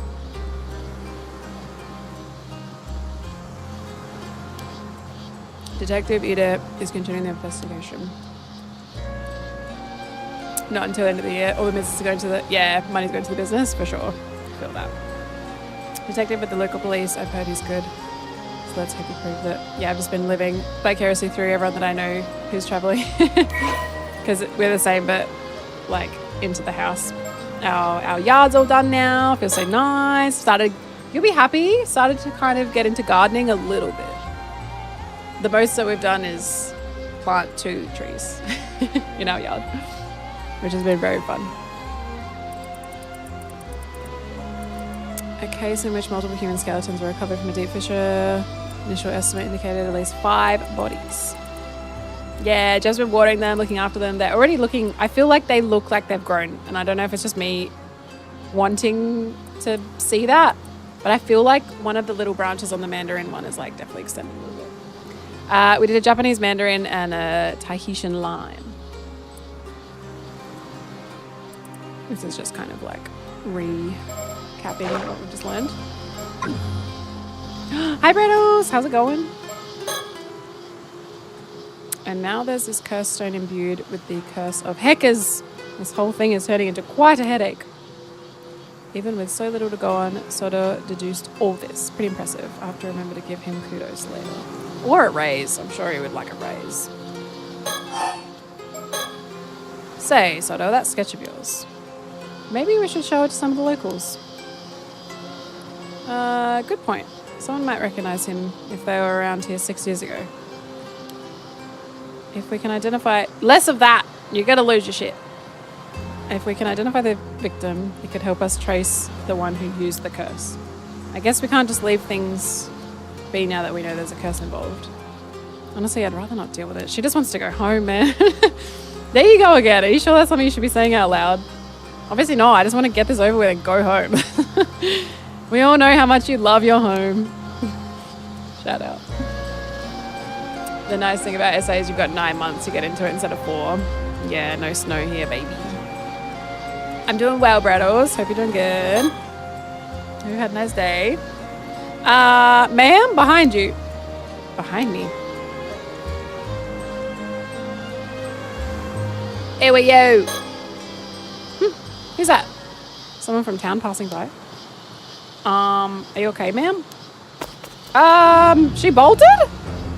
Get her! Go! After her! Hey, stop! Ugh, let me go! I didn't do nothing wrong! Uh-oh. Uh-oh. I've apprehended the suspect. Good work. Sorry for the rough handling. Mind helping us out a bit? What are you doing here? Why did you run? Huh? So get smart with me. You're the suspicious one sneaking around and poking into things. You think folks won't be wary with shady types like you wandering through the town?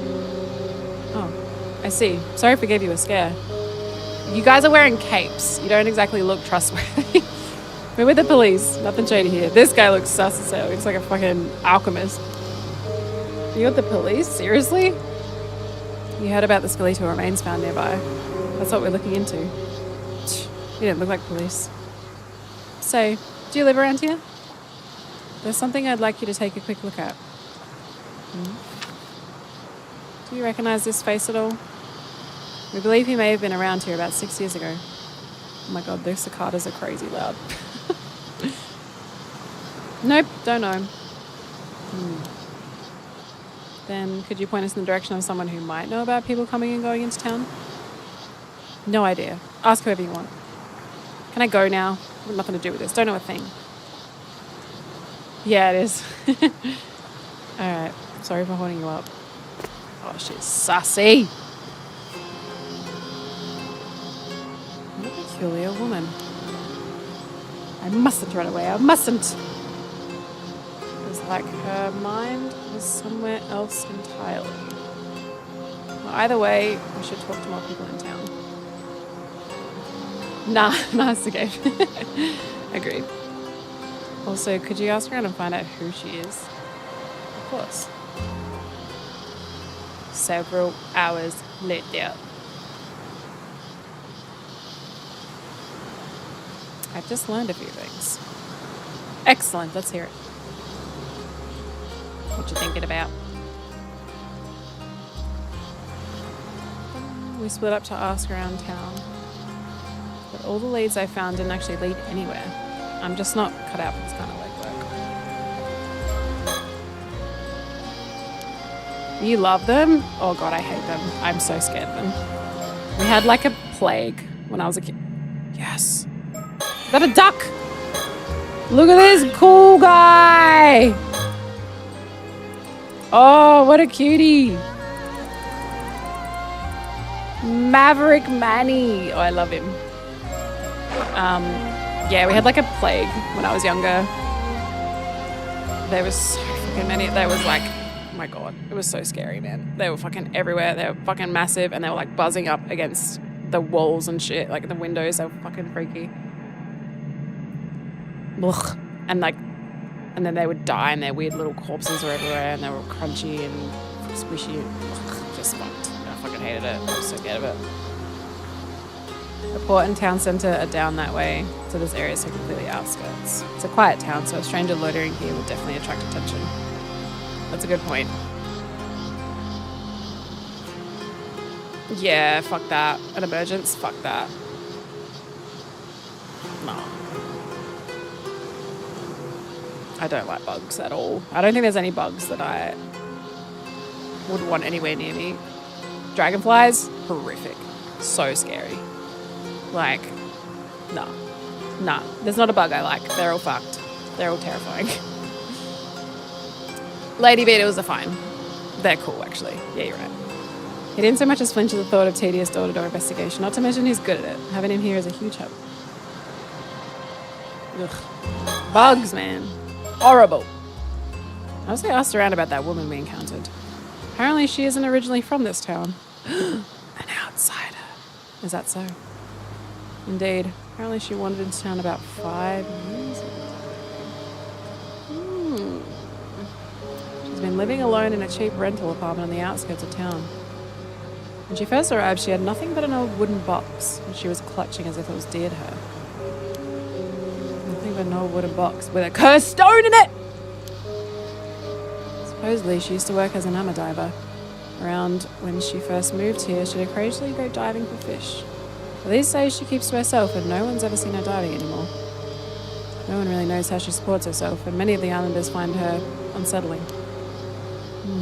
Perhaps she fled from something and moved her life here. That was suggested, yes, but she's never spoken about her past, so no one knows for sure. She related to the mother? Although, according to her landlord, she's never been late on rent. And she's never caused any problems either. She literally just minded her business, paying her bills, and everyone's on her case. It seems odd she'd get so worked up about strangers coming to town. Doesn't seem like she's in any position to be worried about that. I think she might be hiding something. It's possible. Her attitude changed the moment we said we were with the police. Perhaps she was keeping watch over the coast where the bodies were dumped, waiting to see if someone showed up. Right, I mean, the most recent body is from 6 years ago, and she arrived in town 5 years back. The timing is rather suspicious when you look at it like that. Best keep an eye on her. Agreed. Were you able to get her name? Apparently her last name is Somakawa. She's the mermaid. She's the mermaid. The corpse mermaid. Somakawa. Why does that name sound familiar? You've heard of it before? I think so, but I just can't quite remember where. But I'm a woman who cast off her past long ago. I guess I shouldn't let it bother me. She's the fucking mermaid. I'm pretty sure. Hold on. Do we have like... Where's the body? It might not be in here yet. I'm pretty sure that was... Oh, hold on. How far back does this go? Nah, fuck. Alright. Not this again. Let's leave any time-consuming background checks to Detective Ida. Very well, on the former. Is this not the fucking... I'm pretty sure that's the mummy.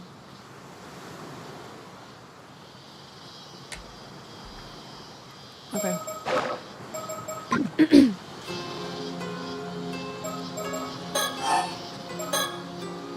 So this means that woman might have been marking us since we got here.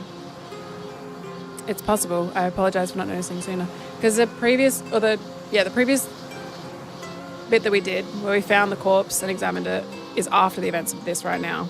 And they said the body was like a day old, whatever. Like it had just happened. And she's all saucy. Even a moment's lapse can expose one to a curse. I was careless, but I won't let it happen again. You can be cursed that easily? That's terrifying. What a world we live in. Someone else said that. The cop. I showed the sketch of the victim to several townsfolk. However, it would seem that no one here has recognised him at all. Unfortunate. I suppose chances are he wasn't from this area to begin with. It seems like all the people that have gone missing that we know of, like the mum and stuff as well, they're all like out-of-towners, right? Apart from people that were involved in the disaster. But this person's maybe an out-of-towner. The lady we just saw was an out-of-towner. So they seem to not like non-locals. I guess I have to place our hopes on Detective Vito then. You don't suppose we might be working with a bad sketch? You needn't worry about that. I'm confident in the likeness. It should be a near-perfect match. You're right. I'm sure it's close. Sorry for doubting you. That concludes all the information I've gathered from my inquiries. That helps a lot, thanks. Shall I summarise our next steps? Yes, I suppose we need to do something about this. Let's see. Regarding our main objective, or the so-called Curse of the Raging Waves, without knowing how to lift it, there's not much we can do right now. I don't suppose there's a chance you'd be able to break the curse using brute force. We're quite good at it. It's certainly an option if worse comes to worse, but I can't say I have high hopes it would work. I guess it would be more realistic to try to find some clues about the whereabouts of your ancestors' keepsake instead. Indeed, it is said that item may hold the key to lifting the curse of the raging waves. English is so confusing. But even the location of the map pointing to that keepsake has unfortunately been lost to time. Although the map was said to be hidden inside the model of a mermaid mummy. He's not happy about that. One rumour says it was sold overseas during the Edo period. Doesn't sound promising. If we can't find it, I guess we're back to trying to break the curse with the brute force. Is it the scale? But to even consider that route, we need much more intel from the island. Which is why we need to head to Kamishima. And at the very least, advise the locals to evacuate. Hopefully someone of influence there will believe us about the curse of the raging waves. The rich guy? About the skeletons. Regarding the skeletons, until we can identify the victim from the sketch, we have no other leads. I believe this is best in Detective Ida's hands. Agreed. And I think that same goes for the Somikawa woman from earlier. We'll have Detective Ida look into her. It's nice to have someone we can rely on. Is that going to be weird if we look into her and then she washes up dead as a fucking mummy? In other words, we can safely leave the skeleton case to him for now. Though we should remain vigilant regarding the stones. Is something wrong? No. Just that one of the islanders I spoke with seems to be calling me over. They're pissing you off. I'm sorry I pointed them out. Something may have happened. I'll go find out. Please do.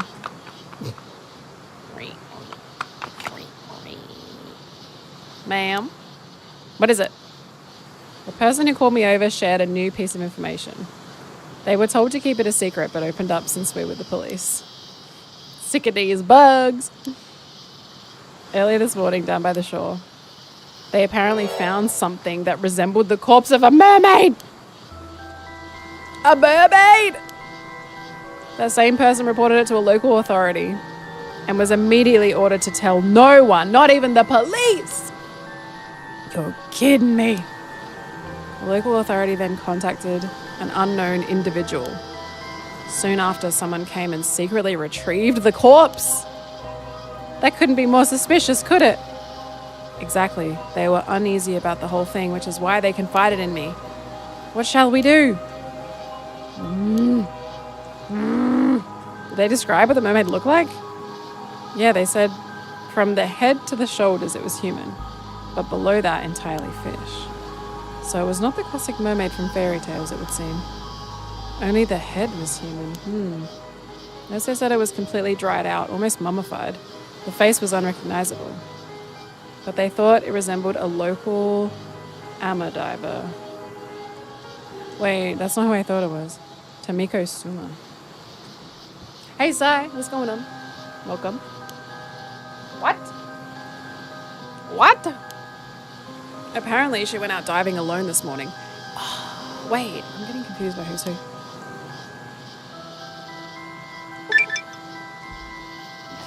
Thank you for follow. That's likely what worried the witness the most. That is troubling. Damn it, just what we needed, more things to deal with.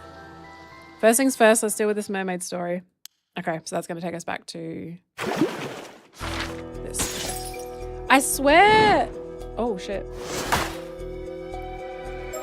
I swear this... If I go back to... Resume.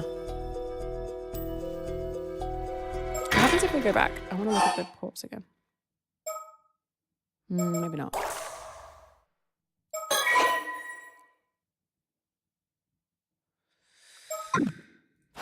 Okay, wait, I'm just gonna blast through this. I just wanna check something.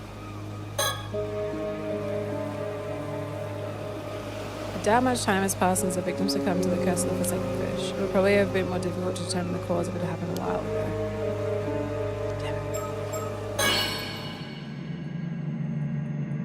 Now I don't know what I was up to. Fuck. Looking for dead mermaid mummies in your area. That's great.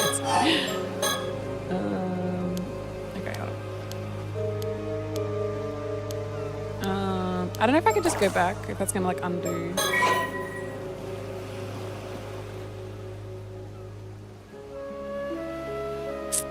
I don't know.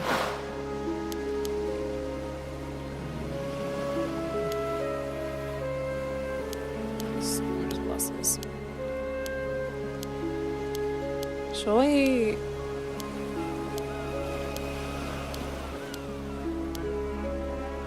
I swear at the end they were like, it's this person. And I wanna... Because he does the drawing, right?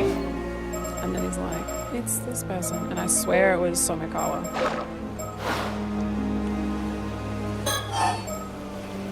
Oh, Christ. So many... Okay, I'm just gonna go back and see what happens. Okay. So we go there. Oh, fuck. Okay. No. Okay, cool. Sweet. Alright. While we're like thinking about this part, I think we stick with this. While it's all kind of fresh. I don't want to bounce between characters too much, otherwise it's gonna get confusing. So I reckon we stay with the coppers. The coppers! So a little TLDR if you're just tuning in. We're in this town that is like a fisherman town kind of thing. Big for diving. So most of the women in this region are ama divers. It is a profession that is predominantly women. And they go down and retrieve like pearls and shells and abalones and all that kind of stuff and sell it. There was a big disaster 5 years ago that claimed the lives of 10 people, and there was one sole survivor who's one of the characters in this. And there's also like weird curse things going on, and there's like mermaids and shit. And these two are cops who've come from Tokyo.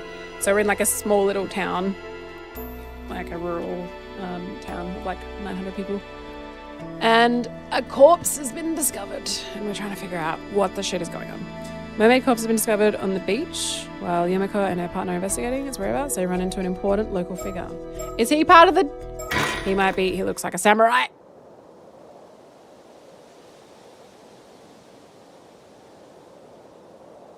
That's fucking fancy, man. Mr. Yamashina, thank you for agreeing to meet with us on such short notice. I understand you're a busy man. Not like I have much choice when it's some bigwig from the prefecture police badgering me to do so. So you're Shiki from the Tokyo Metropolitan Security Division, was it? And here I thought you were just some housemaid. Sure you're from the police? I'm undercover, bro. I am primarily a housewife by trade, but that's hardly important right now. You old fuck. You're also known as Unk, I believe. After hearing so many rumors, it's an honor to make your acquaintance. Rumors, eh? Yoshiatsu Yamashina. Tycoon? A wealthy tycoon who owns multiple companies and swathes of land, particularly in the Tsu and Issa areas, born in the Taisho period, unmarried. I wonder fucking why. His family first came into business in the Edo period, traveling from town to town, selling talismans, miscanthus, reed hoops, and other items to ward off evil spirits. During the Meiji period, this business expanded into a trading company, and the Yamashina family became prominent contributors to the development of the region. Born to the heir of the Yamashina family, fucking rich kids, and the daughter of a noble family, Yoshiatsu grew up in an affluent environment where he received a thorough education tailored to the gifted children. Following the end of the war, Yoshiatsu inherited the company assets in his 30s, but was quick to sell off all shares he owned, using the proceeds to buy and sell real estate and stonks. After amassing his fortune, he showed a keen interest in investing in ambitious young people, actively mentoring those he took a particular liking to. This approach led to the emergence of many successful businessmen, which included Shinobi Wakamura. Could have guessed. Those who have received Yamashina's support view him with both gratitude and a sense of awe bordering on reverence, referring to him as Onka Kudono, a title that evoked a figure elevated above the clouds. Talk about putting him on a fucking pedestal, Jesus.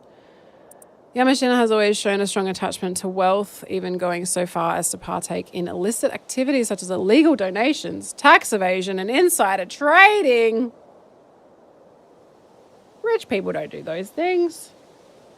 And media control. All in an effort to garner even more status and money, because it's never fucking enough, is it? In the shadow of the many successful stories enabled by his support, many more of his beneficiaries have fallen into bankruptcy or been arrested, fueling endless unsavory rumors about him to this day. Yamashina himself, however, seems to be unconcerned by these rumors, considering anything that does not directly harm him to be beneath his notice. Sounds like a real peach. Even as a lifelong bachelor, He's surrounded himself with many followers, both publicly and privately, and has never lacked for anything to satisfy his personal needs. A few years ago, he began to seriously consider the issue of his successor, driven by his determination that his beloved fortune should never fall into the hands of someone untrustworthy. Perhaps for this reason, he began to develop a keen fascination with immortality. He needs to eat the mermaids! So, for those who haven't been here or that don't know, apparently, if you eat mermaid flesh, it is linked to immortality. So, could mean this guy's a bit sassy. Sassy. I hear you've been doing some under-the-table research into immortality. And? So what if I am? That's a bit fucking weird, isn't it? Well, now, I wouldn't have expected you to be such a dreamer. But it does make you just a bit more relatable. You can laugh all you want. What's it got to do with the police anyway? It seems on this particular occasion it has quite a bit to do with the police, unfortunately. You don't say.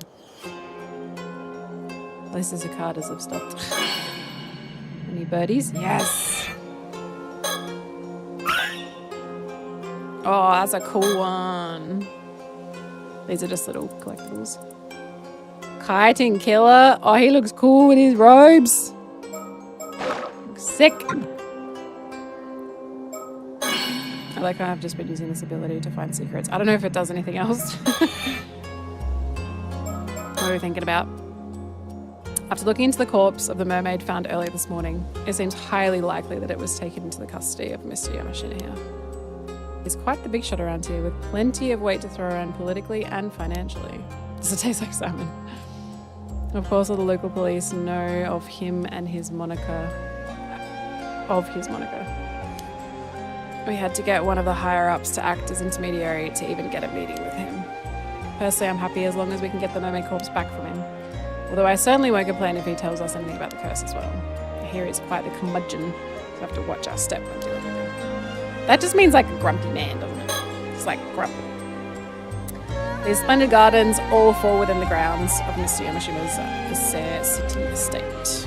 Part of me wonders why he needs so much space from his family. I suppose he has an image to maintain. It's great, isn't it? Yeah, they've always done real well with the soundtracks. This is Yoshihatsu Yamashima. He's a tycoon with multiple properties and companies to his name, mostly based here. He's long been rumoured to be involved in various shady dealings. I've had an eye on him for a while now, but they haven't managed to find any concrete evidence. Seems he has a knack for pinning the blame on his subordinates. Needless to say, he and the police are quite familiar with each other. Though I don't doubt he has local police under his thumb. No need for me to get involved in all that. I'll be satisfied as long as I get information we need. I'll go straight to the point. I believe you took a mermaid corpse into your possession this morning. What? That corpse is linked to an ongoing case. We came here to ask you to release it to the police.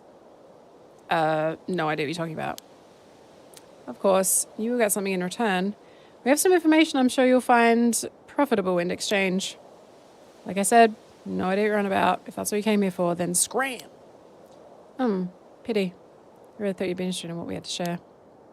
Assuming you really are interested in immortality. Well, I suppose we barely know each other. It's only natural that you'd be wary of our intentions. What do you say to a little chat to get to know each other better?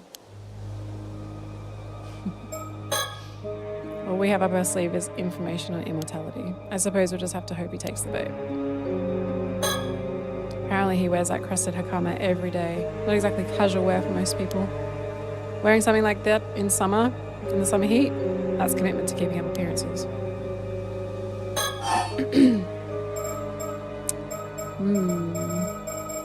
What do you know about mermaids? There is one thing I should warn you about. Eating the flesh of that mermaid you found won't grant you immortality. And what would you know about that? Well, you know, one hears all sorts of things in this day and age. I don't know where it came from, but there seems to be a legend that eating mermaid flesh will grant one immortality. All I wanted to say was, it's just that, a legend. Has no basis in reality at all. How can you be so sure? Bro's sus as hell, he just folded. Just think about it. If that legend were true, wouldn't it be strange that no confirmed immortals have ever been found? And yeah, who's to say they aren't just living in hiding?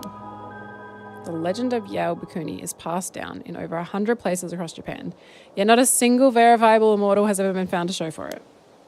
So you mean to say all those legends were fake? Please. If even just one of those tales is true, there's always the chance there's an immortal hiding away somewhere. What's the point of being immortal if you have to hide? Are you just going to live in a fucking cave like a little freak? What's the point? You really are quite the dreamer, aren't you? I figured you were trying to bluff me out of that mermaid corpse for some reason or another. But now I'm sure of it. That thing's hiding some sort of secret, isn't it? Something you don't want me to find out. Fuck, did I fuck up? Shit. I might have fucked up. By the way, you're obviously not just some run-of-the-mill cop. Who are you? Why, I believe I mentioned it when I introduced myself. I'm just a simple housewife. I'm just a girl. A likely tale. Plus, that fellow next to you has also got a strange air about him. He's no ordinary person, is he? My, how observant of you. I suppose you could say that, yes. Doesn't take a genius to see it. One of them phony psychic types, aren't you? Phony? Ha! Hit a nerve, did I? Far too many of your kind around lately. Cozying up to those in power by feeding them a bunch of nonsense, liars and cheaters, all of you. You seem to have quite the chip on your shoulder about this. Oh, he's pissed. Don't know if it's because of this occult craze going around, but I've seen far too many folks get taken in by that tribe. Well, shit. I know what occult is. That Wakamura over on Kamishima is one of them. Talk about a waste of potential. Wakamura? Doesn't like Wakamura, huh? Who might this Wakamura be? He's one of my proteges. He's the one currently in charge over on Kamishima.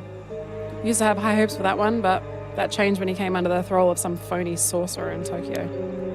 A phony sorcerer in Tokyo? You heard right. Since then, there's been no end to his nonsense. Did she pose as... Is that why? I was wondering why the two girls were like, oh, there's a sorcerer. Maybe she just pretended to be them.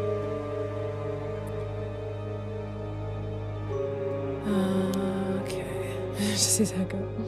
Buying properties out in the mountains, changing company names, all because something this sorcerer whispered in his ear. He even told me the layout of my house was unlucky and tried to get me to renovate it.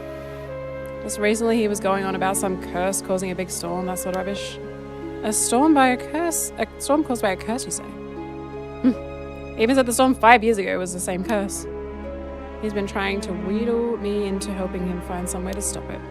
But I'm done with him and his ramblings. Man's clearly a lost cause. He'll be coming over here tomorrow morning, but I'm thinking it's time to have someone else take the reins. I see. So even though you believe in immortality, you refuse to associate with anything to do with the occult. And you do? I figured someone claiming to be a cop would have more sense than that. How are you meant to solve crimes if criminals can just pull out curses left and right? You won't find me disagreeing there. Hey Ed, how's it going? Nice to see you. So what exactly has this Wakamura been saying about this curse? Hell if I remember. Why don't you go to Kamishima and ask the man yourself? Maybe we will. Thank you for the information. What are we thinking about? Okay, same.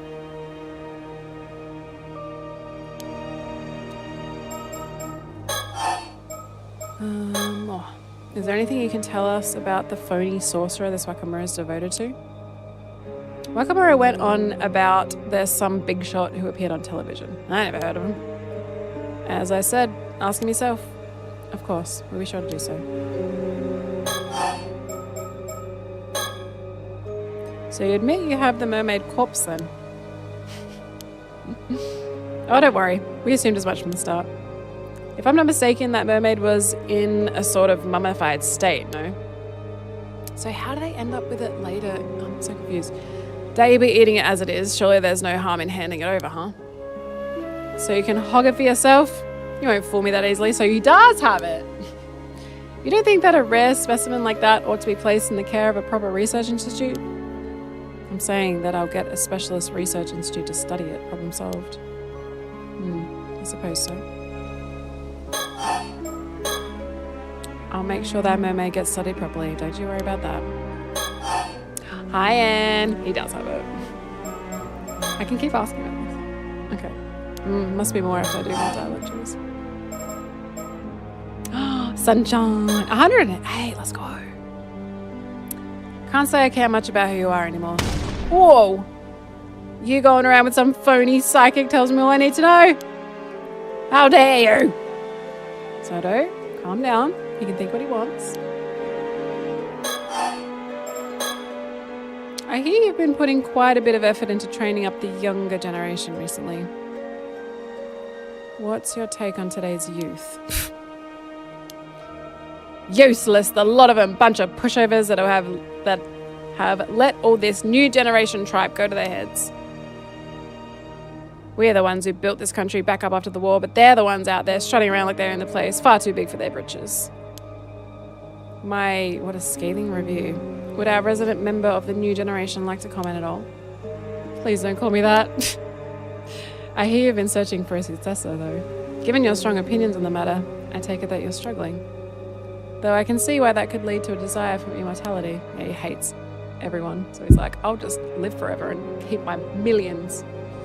Pretty good. It's been very interesting so far. After all, there's no need to cede your legacy to someone else if you can remain at the reins yourself, huh? That might be true when I started my research. I take it's not the case now? I'm no spring chicken. The thought of living for hundreds of years like this ain't exactly appealing anymore. Don't see much point in immortality if I'm already long past my prime. Well, that certainly is different from the rumours. My apologies for jumping to conclusions. You have my wholehearted agreement that immortality doesn't necessarily bring happiness, though. Let me clear up one more thing while we're at it. I've already decided on my successor. Turns out the perfect candidate was right under my nose the entire time. Is it Wakamura's kid? It's the Yakamura's kid. I'm calling it. Calling it! Haven't told them yet, but they're a sharp one. Is that so? Glad to hear it. Because he doesn't like what Wakamura is doing. And the kid is like rebelling against him, so I reckon that's gonna be it. I suppose that would mean you no longer have any need for immortality then. Who said I still wasn't interested? Simply has nothing to do with my successor. I still intend on continuing my research for medical advancement. You understand? Think of it as doing my bit for society. You lot are always quick to assume the worst of whatever I do. How about you mind your own business for a change? There's not much we can say to that. They're detectives. It's their job to detect.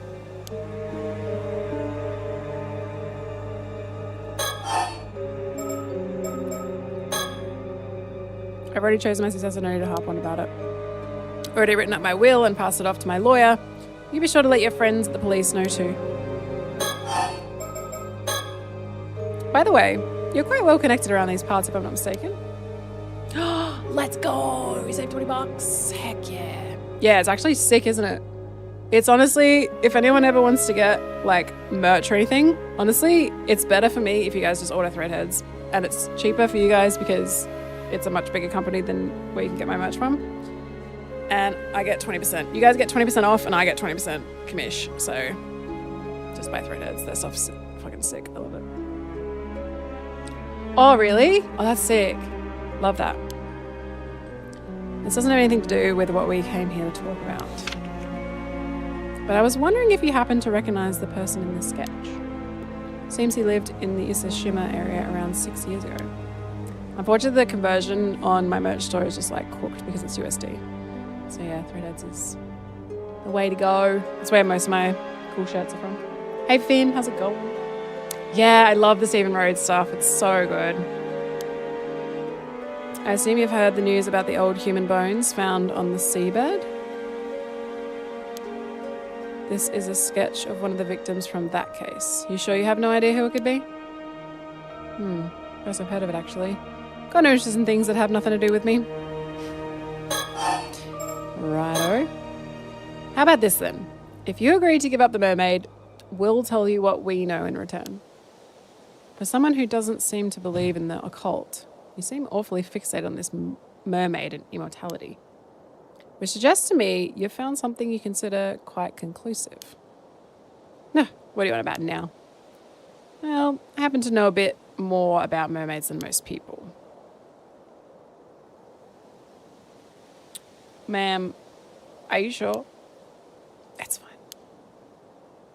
I had the opportunity to do some research into them a while back, you see. You don't say. And, well, mermaids do indeed have the ability to grant a human immortality. Ha, I knew it. More precisely, individuals granted immortality in this way are known as 800-year immortals.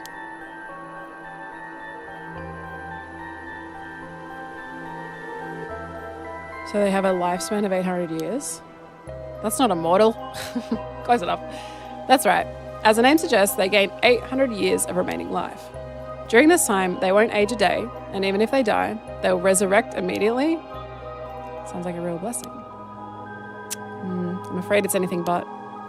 One who defies the very laws of nature like that is no longer human. They're an anomalous being that should not be allowed to exist. As such, our position requires that any such individuals we find are dealt with as swiftly as possible. How do you kill something if it's immortal? Indeed, this immortality was originally a curse mermaids placed upon humans. Curse. Immortality is neither a blessing nor salvation for the living. It's a curse that robs them of the ability to die. None of who have become 800-year immortals have found happiness. Not one! It renders living among other humans impossible and makes them an outcast from society. Of course, there are a few years at first when life will be tolerable. But after that, every meeting ends in parting. You outlive whomever you love or are loved by. Even if you find acceptance, it will only be for a time. You will always be shunned. You'll experience this over and over for 800 years. 800 years unable to die with loneliness as your constant companion. This is why many see no other recourse than a life of monastic seclusion, just as Yao Bukuni did. I suppose that makes sense. Still, there'll always be those who seek immortality. Always have, always will be. You think so? I for one struggle to see the appeal. In any case, there are also certain conditions that must be met for this curse of immortality to be effective. Eating a mermaid's flesh alone isn't enough. And what are the conditions? Also, why is she bruised? I've been noticing throughout the game, and it doesn't seem like it's just shadows. It looks like bruising or something. Could have easily splurged. Yeah, it's tough. Yeah, I do the same. Sometimes I just like add a bunch of shit. I do it a lot actually. I'll go to like Mecca website or something and add like a shit ton to my cart and then just close it and be like, enough. Goodbye. Ta-ta.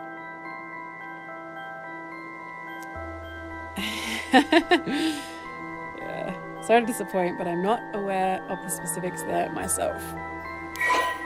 Oh.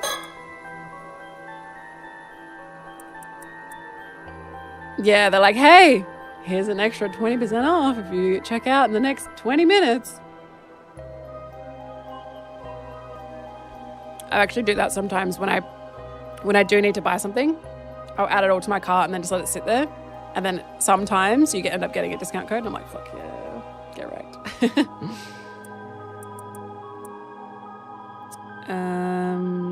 Someone who ingests part of the body of a mermaid will be cursed and become known as a 100-year mortal. The body is lost. The provisional body is reconstructed using the parts of the mermaid they ingested. The soul is transferred. If the individual is fatally wounded or has an illness, their body will be restored to the default state. As these people feel physical sensations and the pain to the same extent as they would have in their original body, it's extremely difficult to tell whether an individual is 800 years mortal or not unless they die. The lifespan of this provisional body is 800 years from the time of creation, due to the individual's original body already being lost. Not even the mermaid responsible for the original body is able to dispel it. The individual will only see the end of their long life once 800 years has passed. But I can say this much at least. The mummy you have in your possession is no mermaid. Huh? Bullshit! Ain't no way that's anything other than a mermaid. Mermaids are from the waist down, idiot. Know your fucking law. You don't know anything. You're nothing. Mermaid's waist down. This is what's had a fish curse or whatever the fuck it was. What was it? Wait up. It was the curse of the fishy. The fishy curse. What was it called? I forget. I can't remember. There was a curse. It's not a mermaid. What I mean to say is that Mummy is a different being from the mermaids who wield this curse. Not all half fish, half human beings are mermaids, you see. In fact, calling them all by the same name is what leads to mishaps like this one. Know your shit, Yamashina. You mean to tell me that's not a mermaid? That real mermaids are a completely separate thing? That's right. Which is why I can say with confidence that eating its flesh won't make you immortal. You'll probably just get like salmonella or some shit. Seems like you weren't bluffing after all. So what is that thing? There's got to be some reason you're after it. I imagine that even if you had it dissected and examined, all results would point to it being just a mass of fibers. In other words, nothing more than a man-made fake. There's a very good reason for that, you see. That mummy is merely the corpse of an average human, twisted beyond recognition by the curse of the forsaken fish. That's what I'm saying, man. That's what I'm saying. Another curse. Another curse wielded by mermaids, as it happens. I don't know if we knew that. That would be the remains of someone who died under it. Oh, shit. It also happens to be the same curse responsible for the mermaids found every few hundred years or so across the country. You see now why we'd rather you handled the mermaid over to us, handed. The poor soul deserves a proper burial, same as anyone else. Surely even you're not so hard-hearted as to deny them that. Curses this, curses that. It's all a bunch of hokum if you ask me. That said, the report I got from the Research Institute earlier said exactly the same thing. Oh, I take it you already had the mermaid dissected then. They said it was likely a fake, but asked if I wanted them to keep going anyway. I told them to keep at it, but it should be clear now that you have nothing to gain from researching that corpse, least of all information on immortality. Will you consider handing it over to me? And of course, we could always take you in on the charges of abandonment and desecration of a corpse. All right, have it your way. I'm so glad we've come around. Thank you for your cooperation. Get fucked. Get the fucked. I'll give you the damn mermaid, but in exchange, I want you to tell me one thing. It's great, isn't it? Yeah, I definitely recommend it. If you like visual novels, the first game of this, same name, different subtext. Very, very good. Very cool. What is it? You say there are real mermaids out there. Where are these real mermaids hiding? I suppose you could call it the eternal world. The eternal world? Yes. Mermaids are not creatures of this world, you see. Their original home is Ryugu, the domain of the sea god. And how do you get there? I'm sorry to say that its doors are only open to the dead. Going there is impossible for a living human. Huh. You could claim anything with a fairy tale like that. It all sounds like hokum. That said, the entrance to Ryugu is said to lie somewhere in the Ise Sea. There have been numerous sightings of mermaids crossing over to this world in the area's long history, which is why Ise Bay has its share of mermaid legends too. Now that you mention it, I have heard of one of those stories too. Some old tale about mermaids being found on some long lost island called Taishima. What? Wait a moment. Where did you hear that story? Ah, caught your interest, have I? Looks like this story has some merit to it after all. I was simply surprised, that's all. Not a name I've come across in any historical records. I'm kidding. Is this the Turtle Island? Long since vanished. Lost island. No official records remain. It remains shrouded in mystery, with knowledge of it preserved only in the tales passed down between residents of Ise Shima area. Legends say the island was besieged by someone 400 years prior, and the curse of the murderous islanders caused the entire island to sink.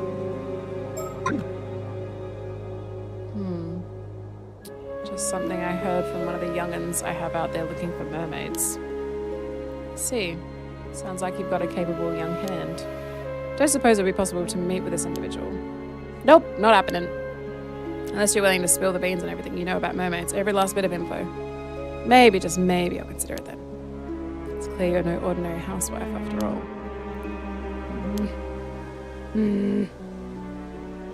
Not interested? Then this meeting is over. I'll hand the corpse over to police as promised. But don't think I've given up on mermaids or immortality. If they really exist, I'll find them and make them mine.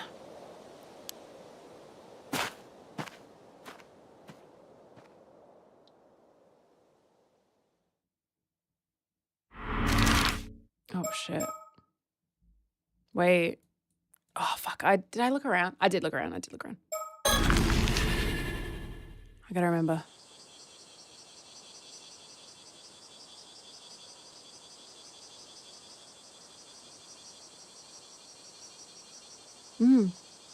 Hey there, you two. Sorry for calling you out here when you're so busy. I figured it'd be best to give you the rundown of our findings as soon as possible. No problem, go ahead. Hold on. Bird. No? Okay. This is one of Issa City's residential districts. Right now the ground is so hot and the air around seems to be shimmering. The cicadas are back! Rickado.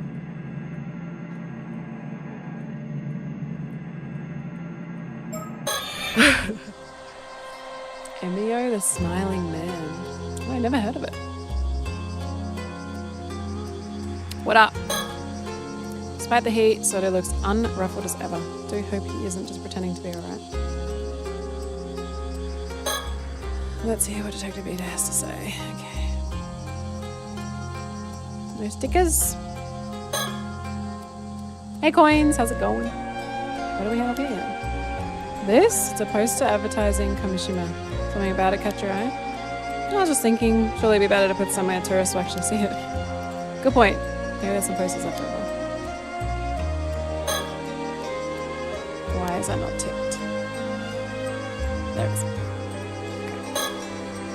Wondering about my suit, are you? Just a cheap old thing. Sorry, I don't have anything more presentable. You fine? I'm just looking. A message came in from Detective Ida just as we were about to head to Kamishima, so we stopped by to hear what he had to say. Impressively quick work on his part, to be sure. Just hope he has some good information. Isn't that's the woman? Yeah, that one. Crickets as well. Yeah, I also looked into that lady you were asking about. Did you find anything? Well, it seems she hasn't registered as a resident, even though she moved here 5 years ago. Damn. And nothing came up for Somakawa in the civil registry either.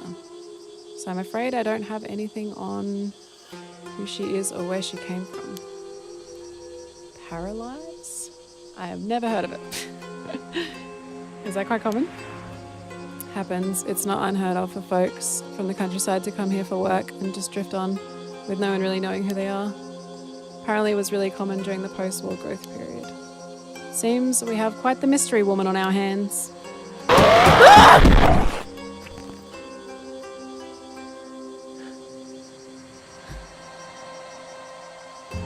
Holy shit. Let's get the fuck out of me, man. Fucking zombie. Mermaid. How dare you?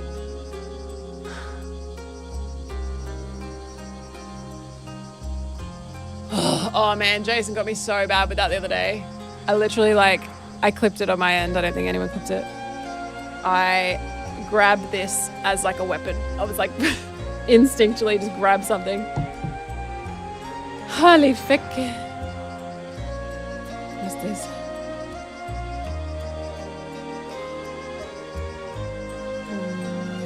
Why do I have an ad? I've got premium. What the hell? Hey Gotha, how's it going? Hold on.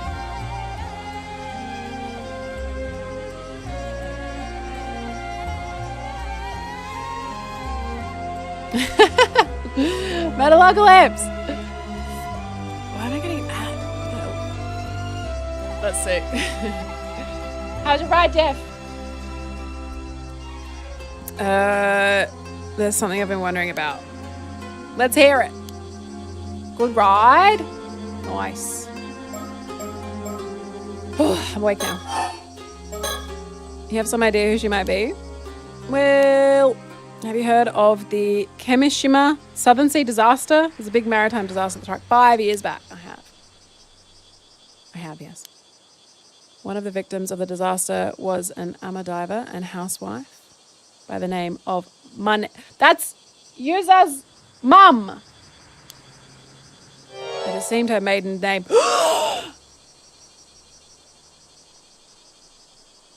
Is that her sister? Or is this her? Oh my. Didn't I say that? It looked like the mum. Oh my goodness. The sketch looked like the mom, bro. Hold on. Our mystery woman shares a surname with a maritime disaster victim. Hold on.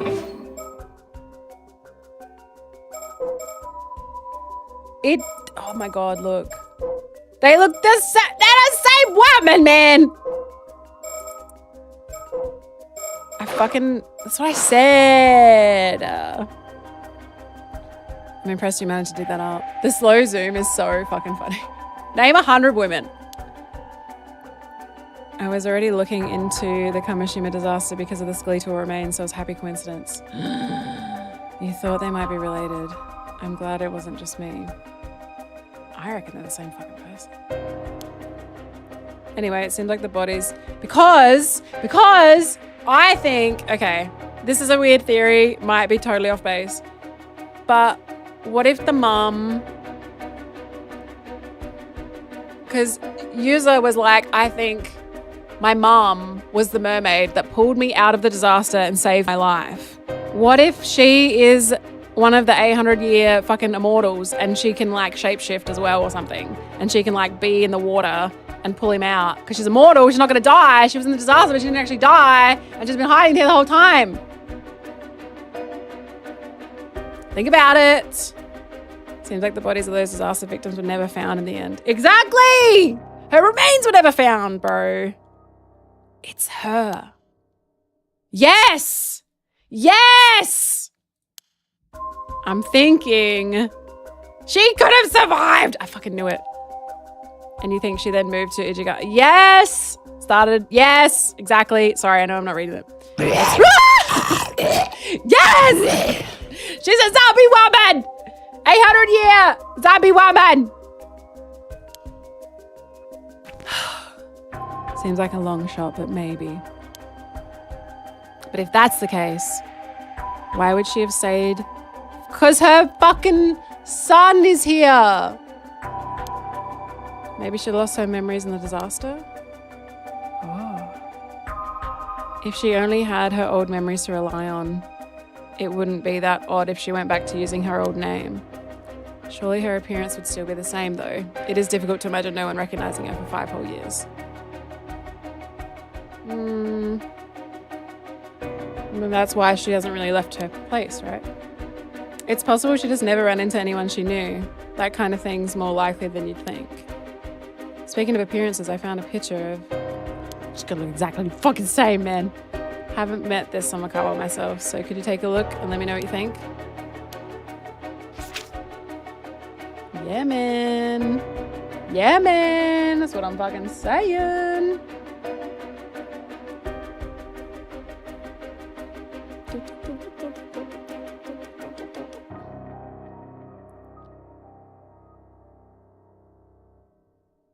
That's what I'm saying.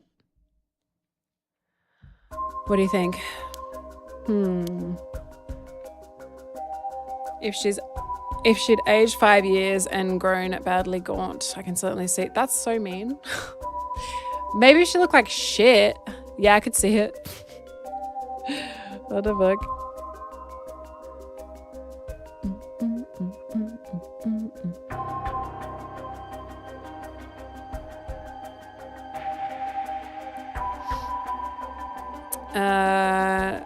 I can certainly see how this woman might come to resemble Miss Somakawa.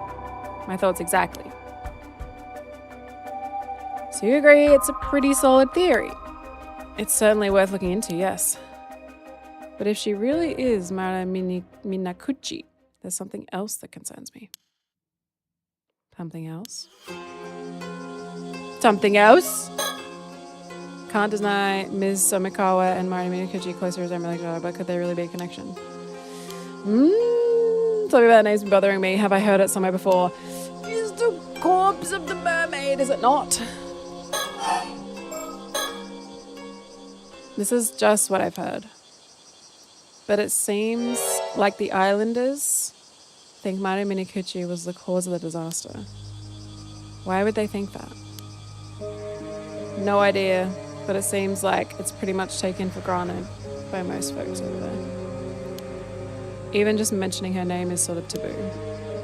So I was thinking it wouldn't be that odd if she felt she couldn't go back home. Exactly! Surely not. Seems as good a reason as to why she wouldn't want to come forward anyway. If she really is related to the storm 5 years ago, she's a point of interest regardless of her connection to the skeletal remains. Perhaps it's worth looking into. I don't know if I'm misremembering that last bit. Can I leave talking to Miss Somikawa to you two then? Yup. That's crazy. All right. That's exactly what I want to talk to you about. So I got all hands on deck to go around asking about the sketch. We finally found someone. That's great news. The person who recognized him was a housewife in her 20s who lived in Kamano 7 years ago. Apparently the sketch looked like a 19-year-old she knew who left the village to go to the city. So 7 years ago, he was 19. From the sounds of it, the guy had no relatives to speak of, left the village with nothing but the clothes on his back. She doesn't know what happened to him after that. I see. That would make him a young man with no relatives who left his hometown behind 7 years ago. Do we know anyone of that description? Did we get a name for our mystery man? Sure did. His name is Kipe Ikoma. I looked him up in the residence registry and it does look like he moved from Kumano to Issa City 7 years ago. But it seems he doesn't live at the place he put as his address anymore. Check with the apartment's landlord and it would seem that about 6 years ago, the landlord had his contract terminated after he failed to pay his rent and returned to his apartment for several months straight. The landlord didn't put out a search request or anything, so that's where the trail ends, I'm afraid. If he went missing 6 years ago, I suppose it wouldn't surprise me if those were his remains. We'll keep looking into Ikoma to see if he was involved in anything that might have led to his murder. Of course, there's always the possibility we've got the wrong guy, so we'll keep asking just in case. Please do. New files.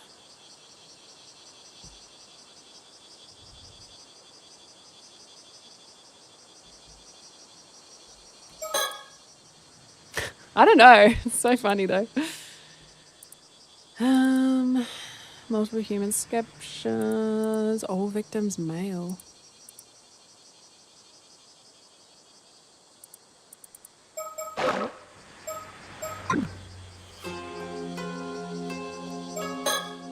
So people believe called forth the curse of the raging waves 5 years ago. I didn't expect the curse to come up here of all places. Wait. That's it. I remember now. The sole survivor. His name was Somikawa. There was something else about Somikawa. A wooden box. Surely that'd be too much of a coincidence. The fucking curse stone. The woman we spoke to said the sketch was really accurate, no doubt in her mind. Well, that accurate. Good job, Soto. Well, I'm sure we've got the right person. Still, how did you even make that sketch? There was nothing left of the victim but bones. Oh, he doesn't know yet. We tell him later once we find the corpse. Guess that means I shouldn't pry any further. Did we get a hint? So did you manage to meet up with Mr. Yamashina? Yes, it would be a help. Seems he's willing to hand the body over without any fuss. That's great. Why would some big shot tycoon go to all that trouble to withhold a body? If everything I've heard is true, you could probably take him in on charges of desecrating a corpse, you know. Or was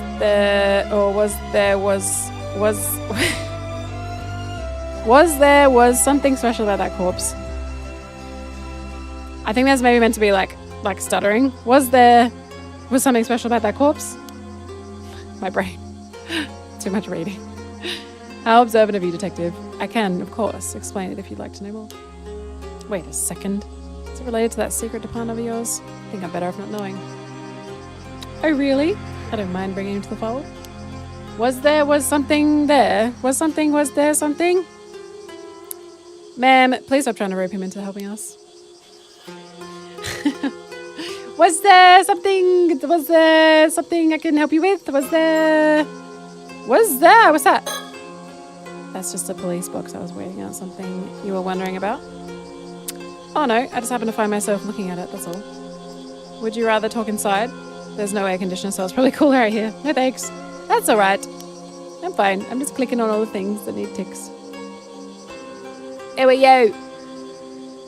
I'll just be clicking on things. Let's see what detective emails say. Nothing new, okay. I've never met the guy, but I hear he's quite the cranky old geezer. How'd your meeting go? I wonder how you say geezer in Japanese. I bet he was pretty wary of you being with the police, but he didn't try to pick a fight or anything, did he? I'm not sure you could say it went smoothly, but I don't think we upset him at least, probably. You, guess I'm very sure about that. Well, that's about all I had to report. Thank you, Detective. That was very informative. As for our next move, could we ask you to keep looking into Kipe Koma for us? Roger that. We'll see if we can find Somikawa again and hear what she has to say. Fortunately, it looks like our trip to Kamishima will have to wait until tomorrow. So it seems. Oh, you had business on Kamishima too? We don't know why they've actually come, because when we first met them as the two girls, they said they wanted to talk to Wakaru, but they only wanted to talk to Wakaru because of the old guy that mentioned him. And they got there by finding the mermaid. And they came there because there was a case they originally meant to look into. But I don't know if we fully know what that case is. But now we've gotten caught up in all this other troublesome business, so it looks like dealing with that will have to come first. And here I was hoping to get this over with as soon as possible so I can get back home to my husband. She just wants to go home. You sure are devoted to your husband. He makes really good steaks. Oh, very much, though I do worry as he never eats properly when I'm not around. In any case, please do get in touch if you find anything else of note. Even if it's just something out of the ordinary happening. Anything could be of help. Sure, will do. Though you're kind of making me worried something might actually happen now. I'd certainly prefer it if it didn't. Anyway, we're counting on you. No pressure.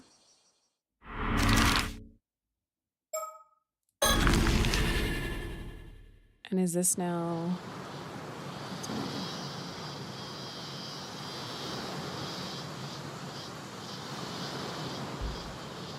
Bad news, ma'am. Seems we were a step too late. What do you mean? Seems someone came and took... Huh? Someone came and took the Somikawa woman out to sea just a few minutes ago? Go back in time! What? According to the witness, a foreign man came to the port with Ms. Somikawa in tow. They then boarded a motorboat that was moored there and headed out into the bay. Yeah, that one was. It didn't appear to be by force, so we can probably assume they knew each other. Where are we in the timeline with Yuza and Akami? The two boys from the start. They wouldn't know to find her. Nah, it's got to be someone else. A foreign man. Have we met any foreign men? I don't think so. Not sure what's going on, but we should probably get a boat and follow. Oh my god. Can I drive it? Is that a minigame too? Let's see if... Ugh! Uh-oh. What's wrong? The spiritual force is overwhelming! Oh my god. What the fuck? We're being attacked psychically! My body won't move. What's going on? Who the fuck are you? The girl over there, is she doing this? She's a fucking warlock. You can withstand this curse? You really are quite strong, mister. Sorry, but I can't let you go any further. I'll have to ask you to leave. Voithetikos numena. Guardian spirit, grant me the wisdom of the numinous. Oh, high guiding spirit, light my path ahead. What the shit? It seems like they've saved us the effort of searching for them. So it seems. Let's see if this girl can tell us what we want to know. What in the world? Uh-oh. Wizard standoff time. Oh my god. Who are you? I could ask the same of you. What do you want with Ms. Somikawa? So you know who Ms. Somikawa is, do you? Maybe. What's it to you? Ma'am, this girl's spirit sense is extremely potent, but she lacks experience. She seems hesitant to employ curses against people. If I have an opening, I can use my curse of binding to restrain her. Usually it's too risky to use on ordinary people, but that shouldn't apply here. Alright, I certainly wouldn't mind getting some information out of her. This is a good opportunity as any. I'll see if I can get her to lower her guard when she wavers. I'll signal for you to use the curse. Sound like a plan? Oh my god. Use Soto's curse of binding to restrain your opponent when they let their guard down. Press use curse button to signal to him to use it. You only have 3 chances. Oh no, I'm gonna get the bad at me. No. How do I? Okay, don't fuck it up. Compliment. Hey girl, I like your necklace. Can we assume the foreign man who took Miss Somakawa is a friend of yours then? So what if he is? Why are you trying to follow them? Now, there's no need to be so uptight. How about we stop all this and just talk a little bit? Not happening. You're just going to use a curse the moment I drop my focus.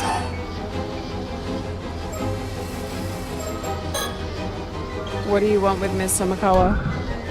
I could say the same to you. You just want the relic for yourself, don't you? Relic? You know about the relic? If you know about the relic, I'm afraid we can't let you get away. Get away? I'm the one holding you here. You know about the relic. Nah, fucking shit. Okay, that's all the time. At peace. We'd rather not have to be heavy-handed about this either. Let's calm down and find some other way to resolve this, Not impressed. Sorry, that won't work on me. I'm at a rebellious age, you see. Alright, time to bring out the big guns. Compliment!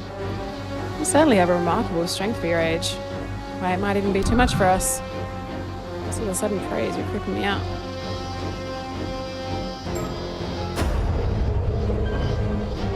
Damn it. Send it up to President Father. You certainly have a remarkable strength for your age. If you resist anymore, we'll have you taken in for obstruction of public duties. You're with the police. Despite appearances, yes, defying us could net you quite a heavy punishment. I see. You must be from Paranormal Affairs. And I definitely can't do what you say. What? You have quite some nerve sending up to us despite knowing where we're from. Don't think you'll get off lightly for this. Don't mean we won't get you anywhere. You can't arrest me unless it's an emergency, right? You're also with Paranormal Affairs then. Sorry, I have no idea what you're talking about. I suppose this is the trouble with secret departments. Not even their own members recognize each other. What a bother. Oh. So we gotta do this in my order. So we're both from Paranormal Affairs, are we? Let's talk. Perhaps there's some way we can help. I told you I don't know what you're talking about. It's none of your business anyway. Even knowing we're from Paranormal Affairs, you kept a straight face and hid your ties. I can tell you're bold and smart. Thanks, I guess. We give up now. So you're with Paranormal Affairs, but you need the relic yourself. So you're unwilling to cooperate with us, am I correct? If that's what you think, can you give up already? She's too good!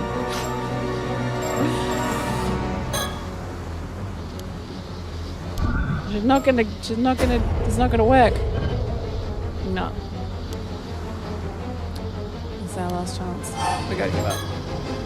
Alright, I understand where you're coming from. We won't interfere anymore. Soto, you can stop now. Ma'am? Really? Thanks.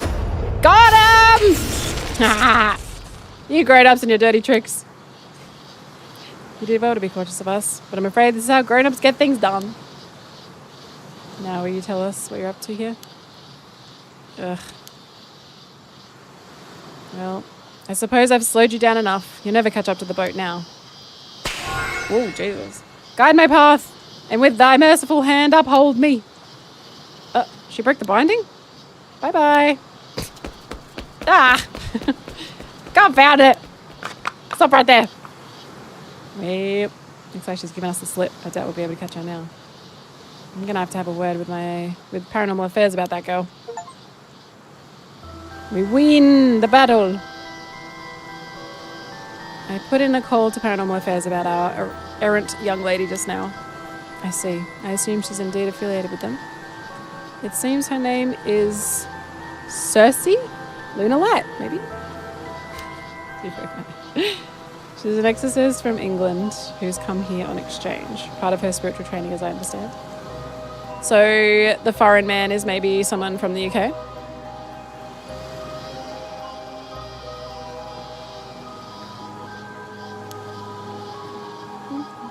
Are they well known?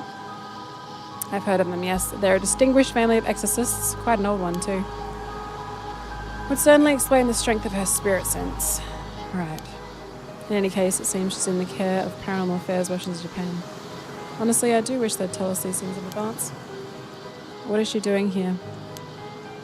It seems even Paranormal Affairs isn't sure what she's up to. They've been looking for her. Oh.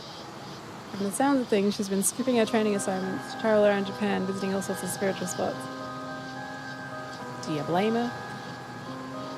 'Tis a nice place to get lost in. Doesn't seem like they're keeping an eye on her at all. Unfortunately not. They've asked me to tell her to return to Tokyo at once. Yeah, I don't think she's going to do that. More work for us then. Yes, the things we find ourselves caught up in. Seem to know about Somikawa too. Got a bad feeling about all of this. Shall we try looking for her? I bet she's still in the area. Not now. We got bigger fish to fry, am I right? If that is true, I doubt she'll be looking to cause too much trouble. Besides, I'm sure we'll run into each other again. I think that's enough trouble for one day. Let's call it a day and we'll head to Kamishima first thing tomorrow. Oh shit, I didn't look around, did I? Frick. So now that links to finding the thing. Yep. Okay.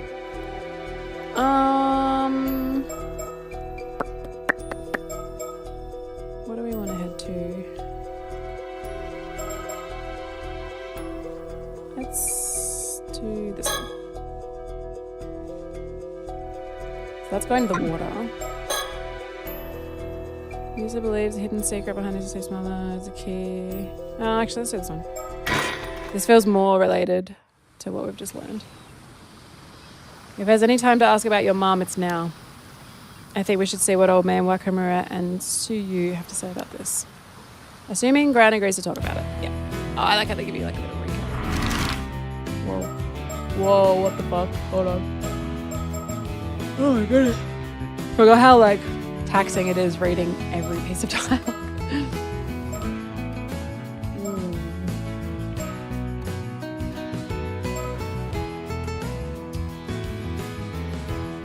Let's talk with Grandma.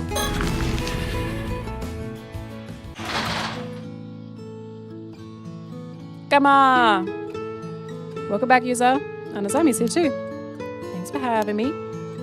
You two went out diving today, didn't you? How'd it go? You get a decent haul? Gran, about that. I was all set to enjoy the next stage of my life as an amateur diver, but I found myself on forced leave the very day of my grand debut. Goodness, did something happen? Everyone hates me here. Oh my. She and the others said that? Ugh, if I were you, I wouldn't pay them any mind. You're not breaking any rules, are you? You sure it's okay?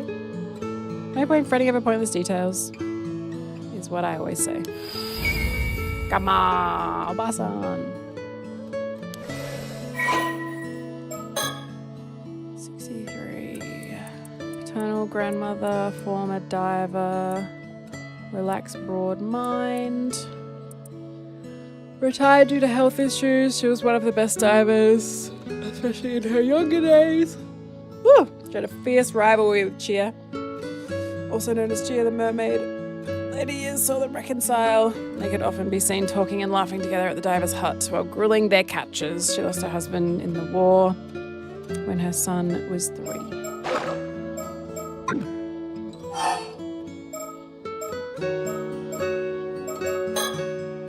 Sorry I had to leave early today to go diving. Was everything okay? How are you feeling?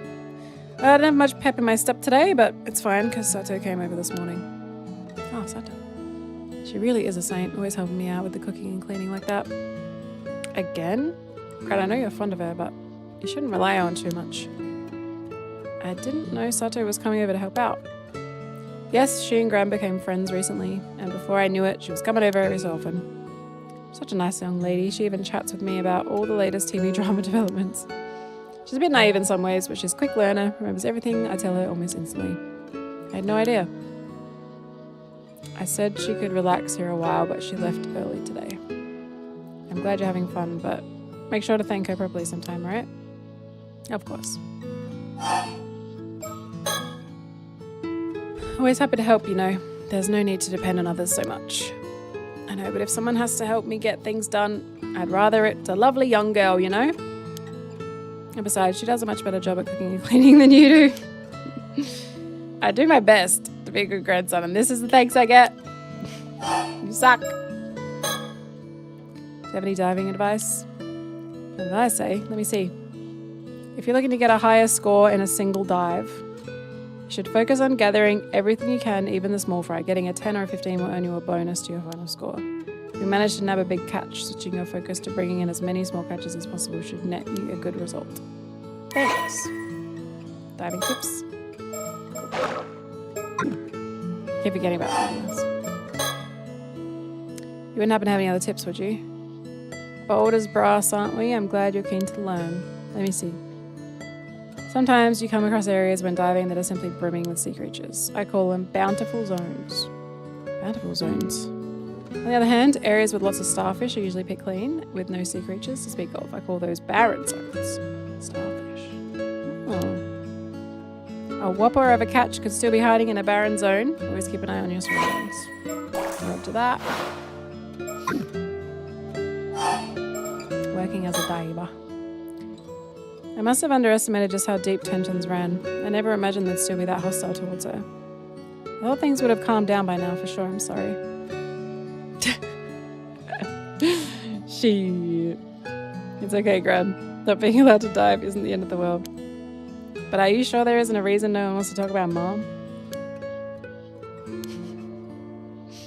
No reason I can think of. I'd like to get to the bottom of things. Is barren zones like man drought? It's going to affect my life here if I don't. And I'd like to clear Mom's name too. If you don't mind me saying. It does seem pretty weird that people would be this upset just by Yuzo coming back. You sure there's not some particular reason they don't like the thought of him going out diving? Well, no reason I can think of. The exact same answer as before. She's determined to pretend she doesn't know. I know you've always been reluctant to talk about Mom. But I'm not a child anymore. It's about time you told me the truth. Come on, man. So, how did your dive on the bay go? The dive went perfectly. You may know me only as your grandson user. But in truth, I'm a living legend. Okay, calm down, buddy. Everyone hates you. Well, now, that does sound impressive. Though I think the living legend is a bit much. I'd rate you as a legend in training at best. Get him, Grandma. Ugh. You could tell that with just a single glance. Literally, you're level 5. Calm down. There's level 67 around these parts. You ain't shit. I know a greenhorn when I see one. Come back when you spend a bit more time in the sea, eh? I've been forbidden from diving. No need to fret. Sure that'll sort itself out. I don't know about that. Your grandma's the same as ever, eh? Alright, tell me about Mom. Stop fucking her out. You really can't think of any reason why everyone has such a problem with Mom? Well... Alright. She just came straight out with it. Mom wasn't a person? Huh? You mean we were right? Are you for real?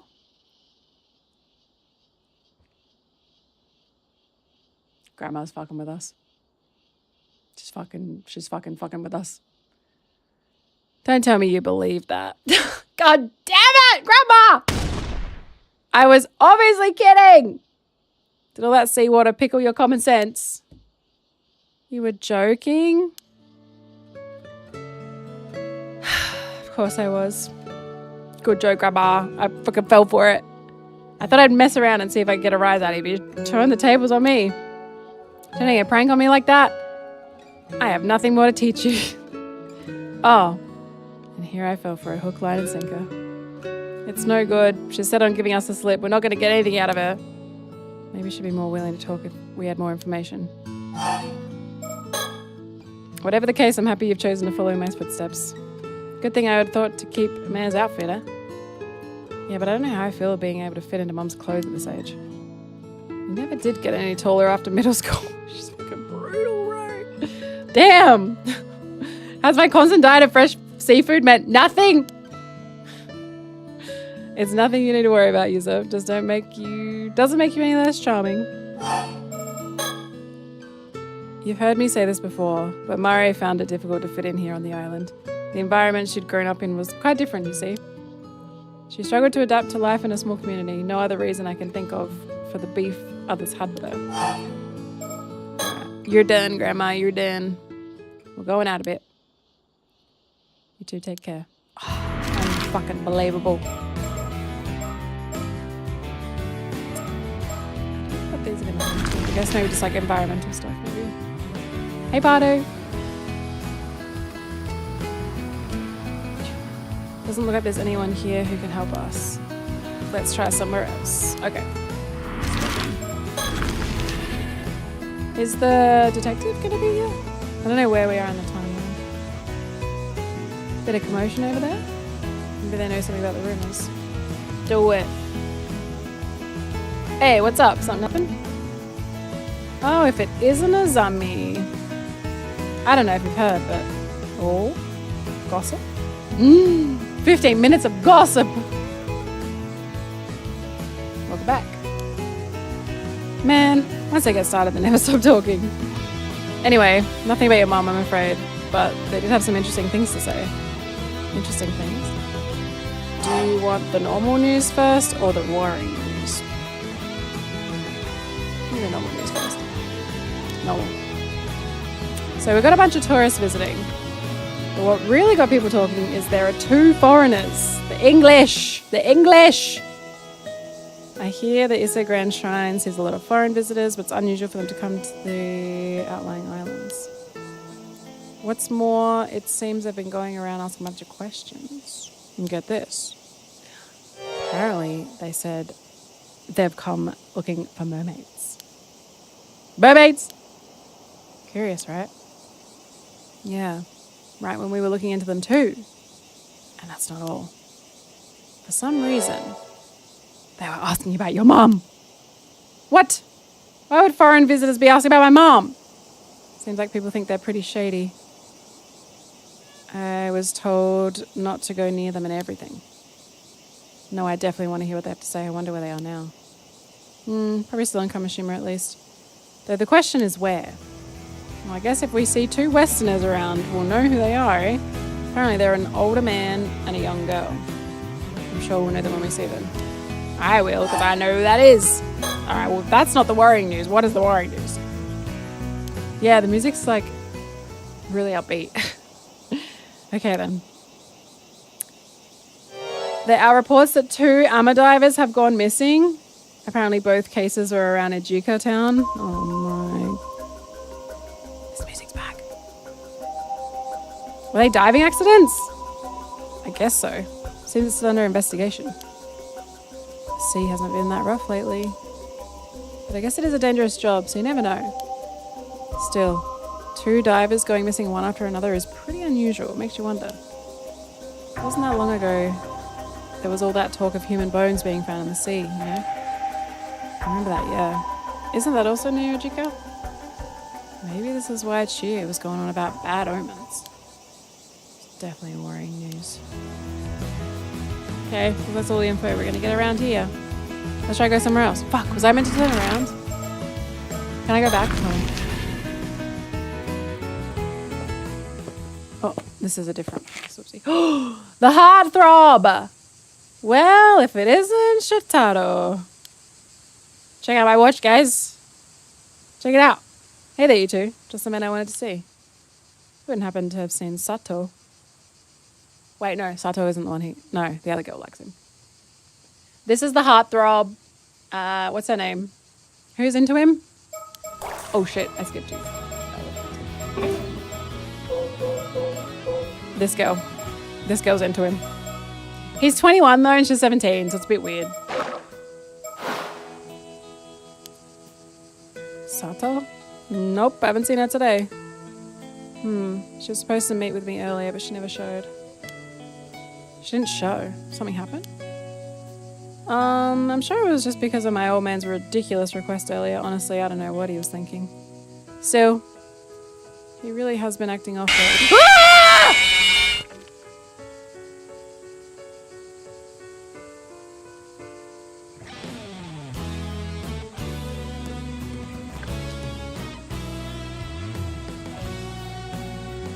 What a banger. Fuck you. I can't believe you'd say something like that.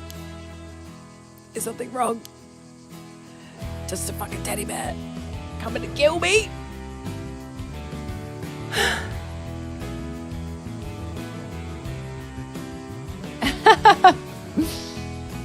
I hope they sit outside your window in real life.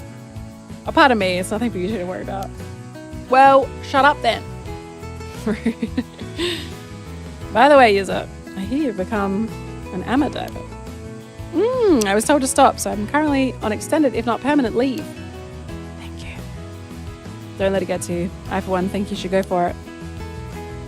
I imagine everyone's been using your mother as an excuse, saying she brought bad luck to the island or some such. Wow, that's exactly it. It's like you know me, man.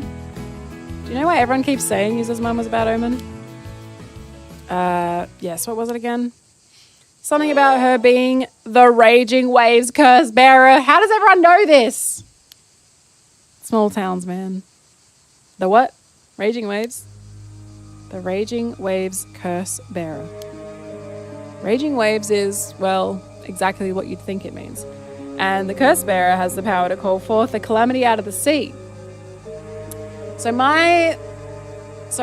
we heard about this from the old guy, right? Or the detectives after they told the old guy. I can't remember who told us this first, but my guess is this guy is in line to inherit the old guy's fortune because his dad is the old guy's protege, but the old guy does not like him and he's like not happy with him. And this guy's defiant to his protege, his dad. So I reckon the old guy is gonna be this guy. He's gonna give this guy his fortune and he's gonna become like the all-powerful guy of the town. That's my bet. So I think this is why he knows this, maybe. Raging Waves is, well, exactly what you'd think it means. And the curse bearer has the power to call forth that calamity out of the sea. My old man was going on about it earlier, but it's probably just superstition nonsense. Oh, his old man was talking about it. That's right, because he's very superstitious. I still think my other thing remains. Maybe other guy learned about it because of this guy talking to his dad. But I really should get going. Let me know if you see Sato, okay? See you later. I'm pretty curious about what Shitara said. Yeah, the Raging Waves curse bearer, huh? Do people really see my mum that way? Maybe we should ask Mr. Wakamura. Is it worth a shot at least? Let's keep moving. We're gonna go everywhere but there, just to tick off all the boxes. And I'm dying for the next ad break because I gotta go to the bathroom. What is she crying about? What's wrong? I can't explain right now. Come on, we're drawing too much attention. Why are you crying? Wah. Wah. Baby rage. What's wrong? Wait, what happened? What could she be crying about? They practically ran off. Tsukasa was crying. What happened? Did Shotaro reject her? I'm worried too, but Sato said she can't explain right now. I'm sure that means they'll tell us what's up later. True, we shouldn't grill them if they're not ready to talk about it. Still. Because Shotaro did just come by. I get the feeling we probably shouldn't tell Shotaro we saw Sato here. Yeah, let's keep this to ourselves until we learn a bit more. Good lads, good lads. Alright, what up? I'm expecting this guy to be the fucking worst. Old man Wakamura. You mind if we asked you? That's probably not the way to start a conversation with someone, just quietly. It's just one thing after another today. What now? Azami and the Minakuchi boy. I heard from Chia you two went out into the bay to do some... Would everyone just stop ya bloody gossiping? I got a bone to pick with you. No time like the present. Okay. So, Boy, you serious about wanting to become a diver? Huh? I thought at first you'd come up here to get my permission to dive. But now I hear you've been running around looking into Mare Minakuchi. What's the meaning of all this? It's crazy. So much gossip.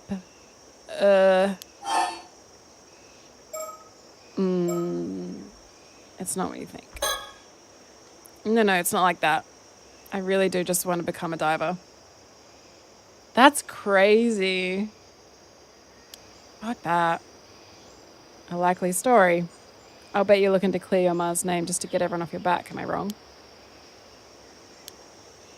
Anyway, my point is... no more sticking your nose where it don't belong, got it? Most of all, no becoming a diver. Why? How is any of your business? He like owns the town, but still, none of your business.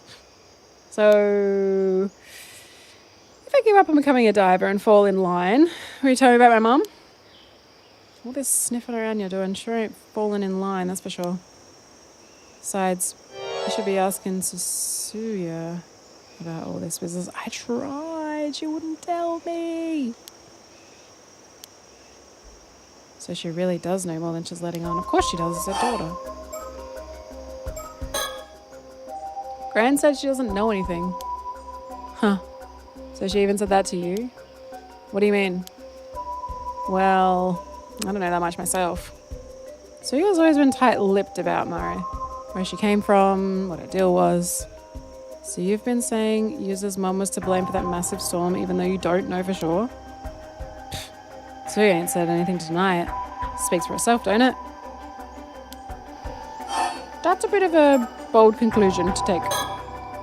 If you don't like what you're hearing, you should go ask Suya about it yourselves.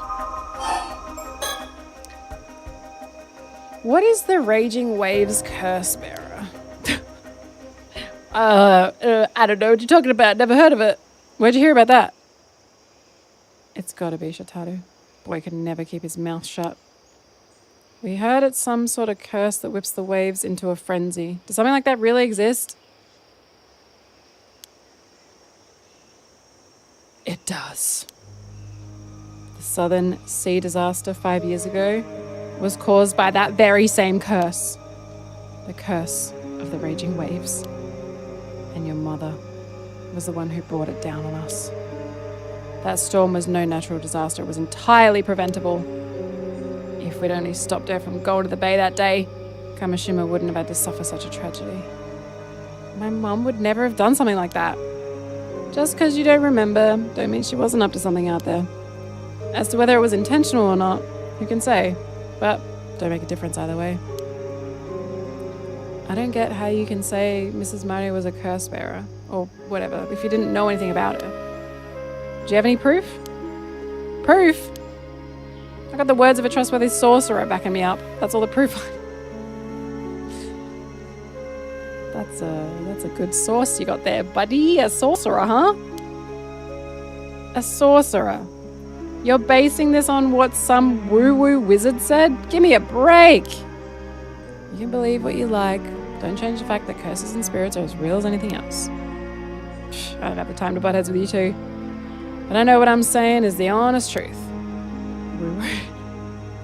Looks like there's no point trying to change his mind. Old man's as stubborn as a mule. So you really think there's a storm coming? And that storm is caused by a curse? Of course I do. Some fellas who said they were with the police dropped by to warn me about it yesterday, in fact. The police? Why would the police be warning you about a curse? I reckon they were just phonies trying to take advantage of the curse for their own benefit. Whoa, Jesus Christ. Even you two must have noticed that rumbling coming from the sea over the last few days, right? That's proof the curse of the raging waves is getting stronger. So that's why you've been telling everyone to stop taking their boats out and prepare for a storm. Sure is. Naturally, I can't just come out and say it's because of a curse. There's no telling when or where it'll rear its head. It's too dangerous to go on the water in these circumstances. Even so, we'll have to take our boats out again eventually, so we can't keep off the seas forever. You're damn tootin'! How do you suppose that was written in Japanese? Damn tootin'. Which is why I gotta find a way to... Why is a guy in Japan saying damn tootin'? We gotta stop the curse. Why would a curse be affecting the sea? Seems like you two still don't believe me. Fine, let's see if this will change your minds. A long time back, there used to be another island to the south of here. Taishima, it was called. I've seen this. This is the one that's gone, the island that's gone missing. This is the first time I've heard of it. They say it was devastated by an earthquake and a tsunami nearly 400 years ago. But the truth of the matter is that raiders overran the island and slaughtered every last one of the people who lived there. The murdered islanders' resentment gave rise to the curse of the raging waves. And the resulting storm and tsunami sank the island to the bottom of the sea, raiders and all. Is that true? That curse is still roiling about in the seas near here to this very day. Ah, tootin'. Mataku sono torida. True. Just one little push and that storm could come barreling down on Kamishima next. A push? Something that would awaken the islanders' anger again, such as someone with ties to those raiders, say a descendant of theirs drawing near to where Tashima was. A descendant? Wait, you're saying my mom was a descendant of the raiders who attacked Tashima? Sure am. And as her son, you share her blood. But how could that? Only natural, everyone would see you as a bad omen, no? I really didn't want you back on the island, you know? You should be grateful I didn't have you skip back to the mainland on the next ferry. You're telling me that's how everyone sees Yuza and his folks all this time? It's fine. Let's hear the rest of what he has to say. That's not fair to judge them based on their ancestors. About the raging waves curse spirit. Are you saying the reason the curse of the raging waves reawakened is because I came back? Nah, there were signs even before you came back, so the direct cause was probably something else. That still don't change the fact that you're a bad omen, though. Cool. How are you even planning to stop it? That ain't none of your concern. You just sit tired at home and stay out of my way. I don't want to hear any more about you going out to sea. Are we clear? I want to go diving. I love diving. And that's all I'm going to say on the matter. Bad omen mentioned. Oh, great bed. Should be clear now just how much of a danger you are to the island. Now get yourself home and stay put. Seems like that's all we're going to get out of him. But maybe we could ask Sue about what we heard. She might be able to tell us more.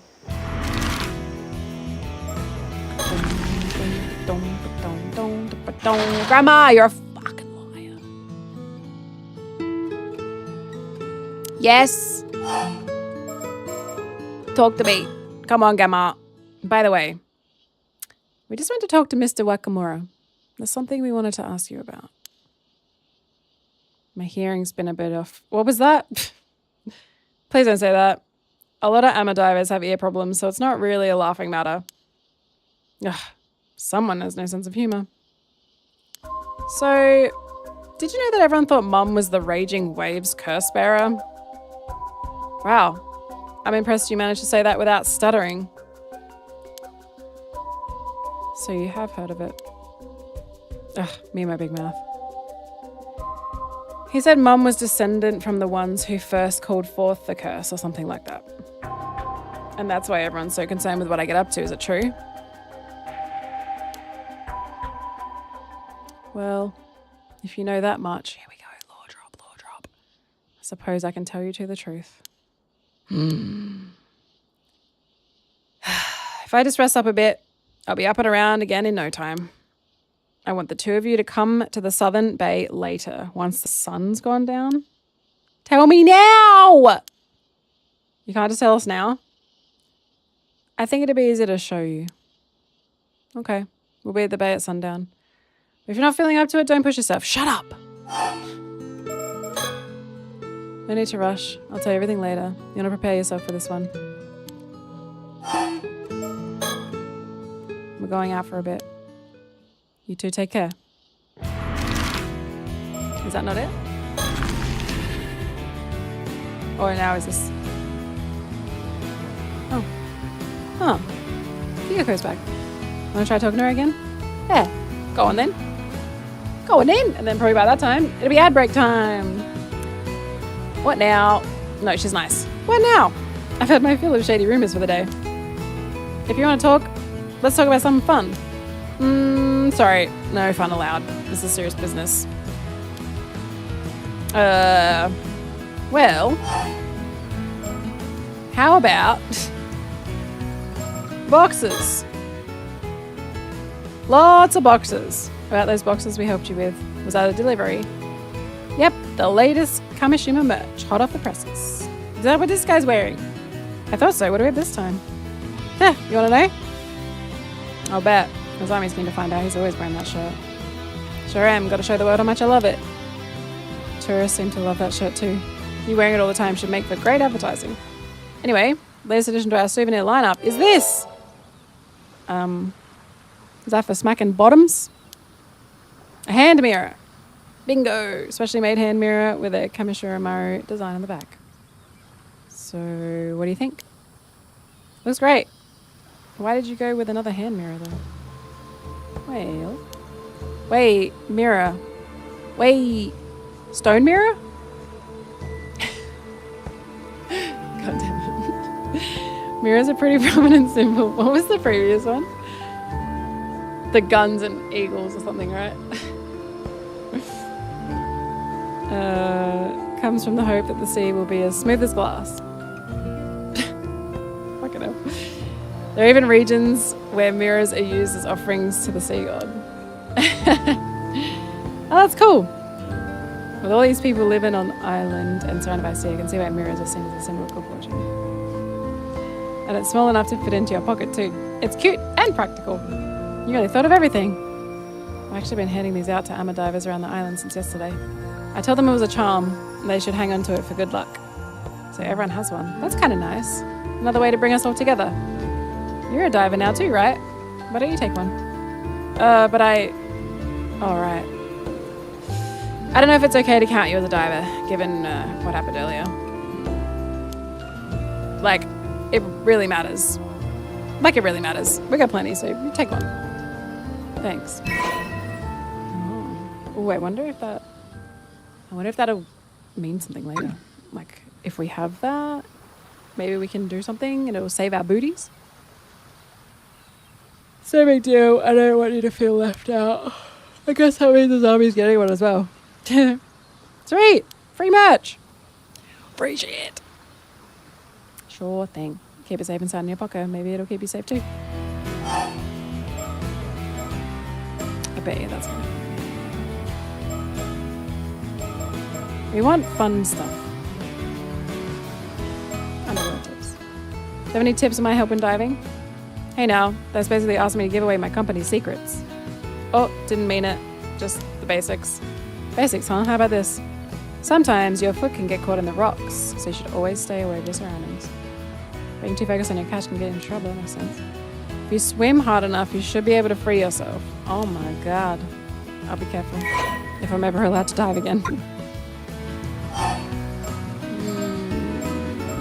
Are these ever gonna get ticks? What my tips? Try this one too.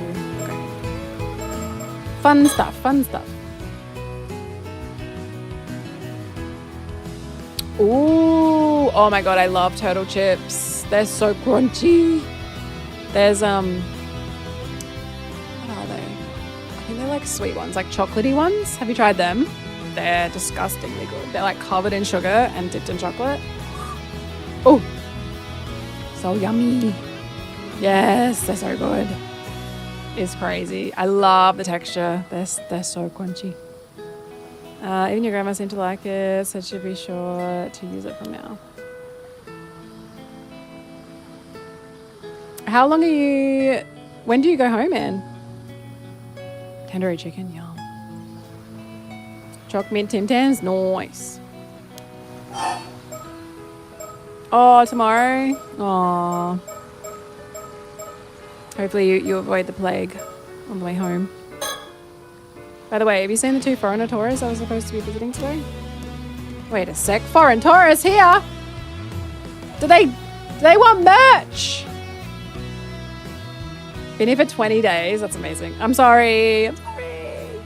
What do they look like? Do they have blonde hair? Were they cool? I'm not sure. We don't know much about it.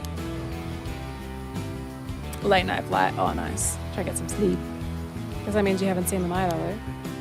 I guess they didn't come this way. Hey now. You two better not be thinking of following them around to Gorp. You don't want them to think we're all unsophisticated louts out here, do you? Were you just asking whether they were cool or not? I don't know what you're talking about. If you see them, you come tell me, right? Right? Okay. She just wants to make some sales. Man, I sure hope I run into these foreigners before they leave. She's not even trying to hide what she thinks anymore. Did you go diving today? Oh, you mean that whole thing about how we're supposed to stay out of the sea? No one I know is paying attention to that. I took a boat into the bay from the northern shore, but didn't end up with much to show for it. The northern sea, huh? Did anyone go with you? Nope. You probably shouldn't go by yourself. That sounds dangerous. I had no particular reason. I'm just taking notes for later. You're really serious about becoming a diver, huh? You're a shame if you couldn't become one. I'd like to help, but the timing's really not the best. It's okay. Sorry, I hope out when things dive down. By the way, how much practice did you get in? Enough to not be a complete beginner. Right on. Definitely have potential. Wow, it's pretty impressive. You can tell that from just looking at him. Hey, I thought of a way I can show you my support. If you manage to get a high score of 2,000 points, I'll give you a prize. Oh my god.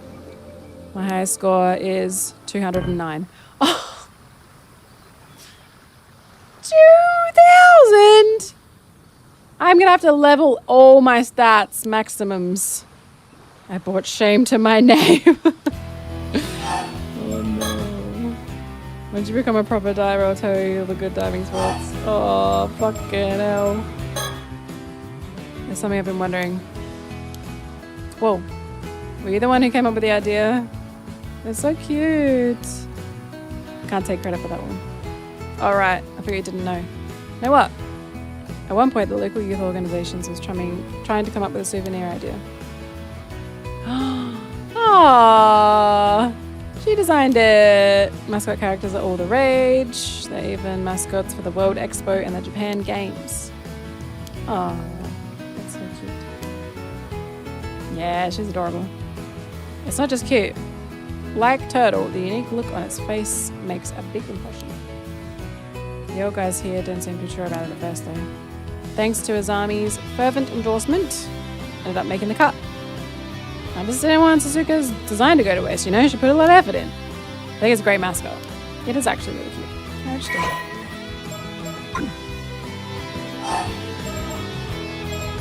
I'm just going to go into the ad and then we'll pause and we'll resume. There's a bunch of merch now. Keychains, notepads, you name it. If you want any, let me know. Alright, let's get to the serious shit, I guess. The less fun topics. Have you heard about the 2 divers that we're missing? Of course. They evidently disappeared one right after the other. Guess a reminder of just how dangerous the sea can be. Hearing news like this is always pretty sobering. Do you think they were accidents? Well, some of the divers think it's a sign that something bad's going to happen. We should probably keep quiet about this. If we start bringing it up, people get suspicious. True. Personally, though, I think they're probably just unfortunate. I hope they're both found safe and sound. Have you ever heard of the curse of the raging waves? Nope. What is it? Well, we went to talk to Mr. Wakamura just now. Wait, so you mean the disaster 5 years ago was caused by some curse, and the same curse is going to cause the same thing happen again? So it seems. What the hell is he on about? Trying to pass things off as some occult trap. Don't tell me you two believe that rubbish. Did seem pretty believable. Please, he's obviously feeding you a load of nonsense. I don't know if you two are aware, but there are rumors the old man's been really into this shady sorcerer recently. A sorcerer? We know that. Don't act silly. Some sort of miracle worker over in Tokyo or something. Apparently he'll do anything they say. That's probably why he's going on about curses and stuff. Shitaro did say he's been behaving oddly. Even Shitaro thinks so, and that's gotta be it. So it's just a hoax. You shouldn't pay any mind to it. Hogwash. Besides, doesn't it bother you that he's trying to pin the disaster on some sort of crazy curse?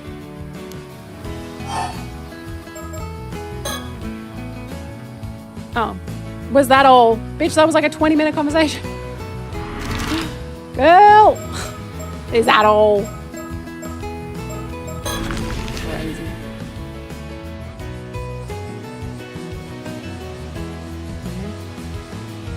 Okay. Alright, good timing. Alright, we're gonna do a quick break. Is that all? Fuck hell. That's crazy.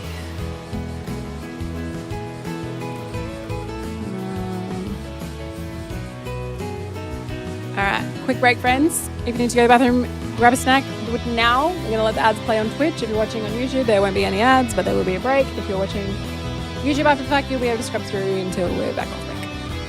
But I need to go to the bathroom and grab myself a drink. We will be right back. Freaking...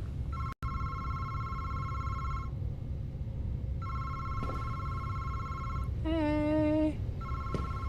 What a huge effort. Hello?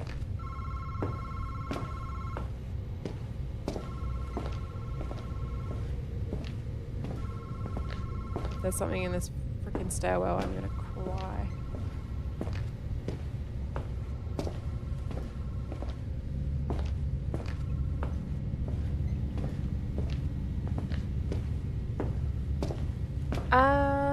This wasn't open before. Oh, God.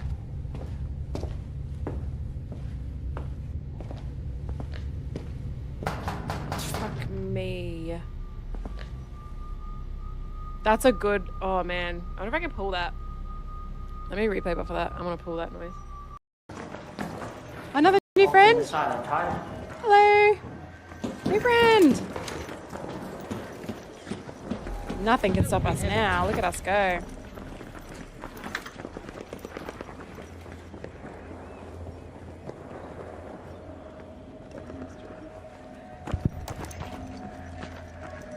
Oh, I wish I had a toaster to give him. I'm gonna go to the library, see if I can get anything good over there. Is that where you said the collars as well? Yes. Oh. There's one there, which I hope so. Alright, going to make a difficult leap here. Hello! Oh my gosh. Yes! Tally ho! You make it. I made it! Yeah, look at you. Yeah! You're a professional. We're gaming! Feral for like fruit. That's just not cheap. I could sit and eat like 10 of them.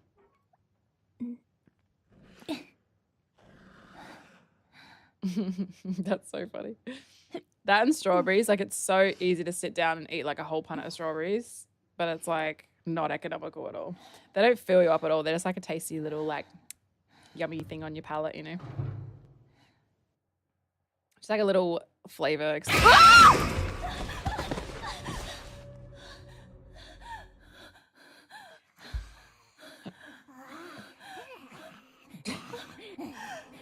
That was toxic. Oh fuck, she's back.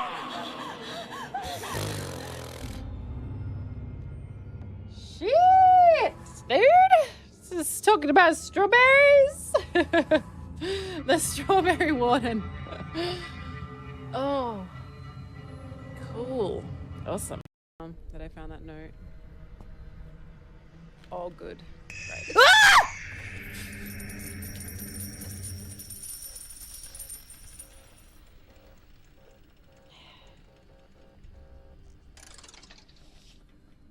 Pain. Thank you. That was such aggressive. That was so aggressive. Oh fuck. Okay. Ah. Fuck. Ah!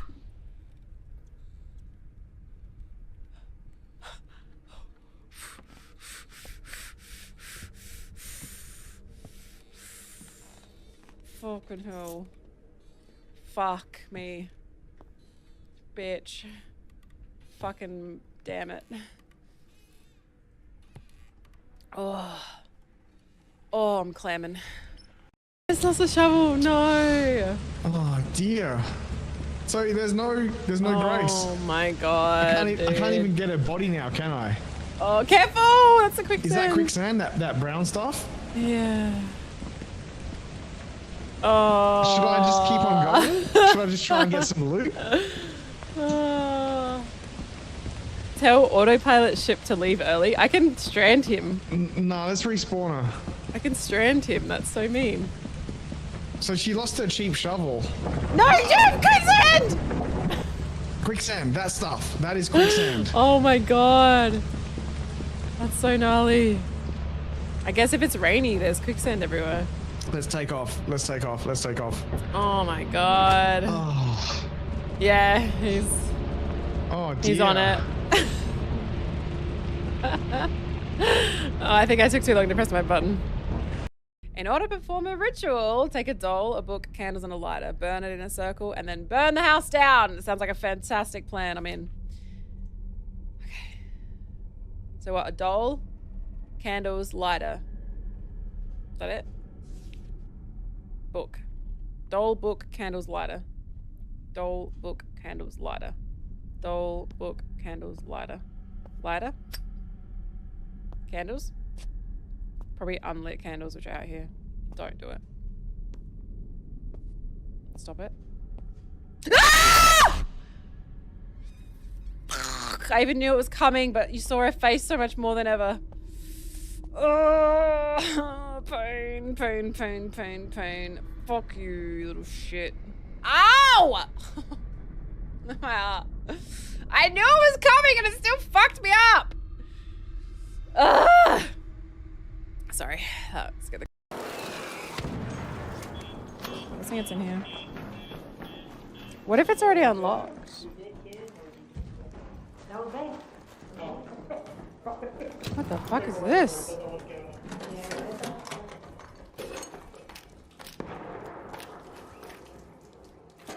Yoinkers?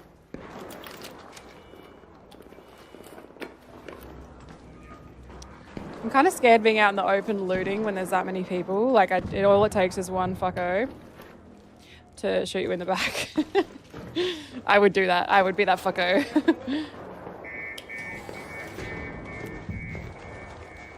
Oh, is this it? Yes! Got it. Woo! Ah!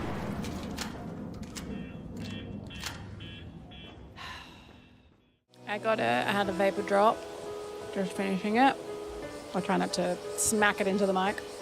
But my throat feels heaps better now. I think I just needed a sec of not talking because it's just been like literally 5 straight hours of yapping. And like normally when I stream I'm yapping, but I'm not yapping this much, you know.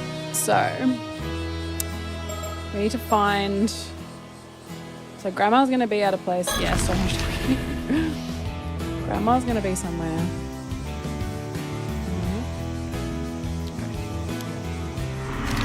Also, I don't know if it's the chromatic aberration. I like how it looks. I don't know if that's just making me like really... Sometimes I'm just like, oh my god, my eyes. Oh, what the fuck? This lady hates us. You two again. Still wandering around poking your nose into business you shouldn't be. How about you stop messing around and just give up already? Nothing you do is going to make me change my mind. Bless you. I'm saying this for your sake. This music does not fit the tone. Saying this for your sake as much as anyone else's Minakuchi boy. Try to understand my position there. For my sake. I managed to survive that disaster 5 years ago. Some would call it a miracle even. It wouldn't do to see that miracle go to waste, would it? Is that a threat? Threatening my life. Maybe I flew off the handle a bit earlier, ended up coming up a bit stronger than I meant to. I can't tell you anything about your mother, but believe me when I say it's best you let sleeping dogs lie. Whoa. Got any tips for diving? No diving! Damn, guess that's it. Where'd you go diving today? User wanted a particular spot, so we went about 5 k's south of the island. Say what? What were you thinking diving in the southern seas of all places? You've got even less sense than I thought. You know full well that everyone avoids that area because of disaster. I know. But Azami and I both lost family in disaster too. We wanted to take the chance to pay our respects. Well, I can't say I don't get how you feel. But that strange rumbling I told you about is coming. From the south. Just do me a favour and stay away from the sea.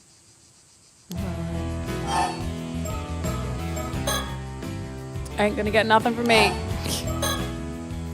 Almost forgot to ask. Have the 2 foreign tourists come here at all? Sure did. Saw him just now, actually. What? Do you know where they went? Looked like they were headed to the lighthouse from what I could tell. The lighthouse, huh? Gotcha. Sick. Don't go following them around.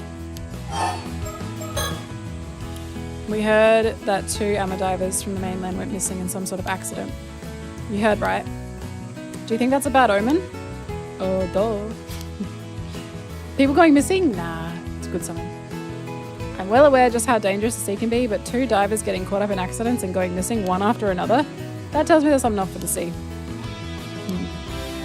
Isn't it so funny? I love it when they do that. Something's going on in the sea around these parts. Mark my words. Is this about how User's mum caused that curse? The curse of the raging waves or whatever? So you already know. Heard it all from Shinobu, I'll wager. Do you believe in the curse? Of course I do. At the very least, I know it's not some old wives' tale. I'm not saying you have to believe it too, though. Don't get me wrong, I don't want to talk bad about that woman or anything, but there was obviously something up. What? Why is everyone so sus on poor Mama Bear? She's always seemed anxious and on edge. And then the disaster struck. Might be I'm just reading too much into it, but I can't shake these doubts of mine either. We all done here? You two should leave. Dealing with the island matters to Shinobu from now on. Keep your head down, stay out of trouble. Okay. I'm excited to find out what Grandma's going to tell us. That was something. She isn't a bad person at heart, but she sure is stubborn. Yeah. The lighthouse.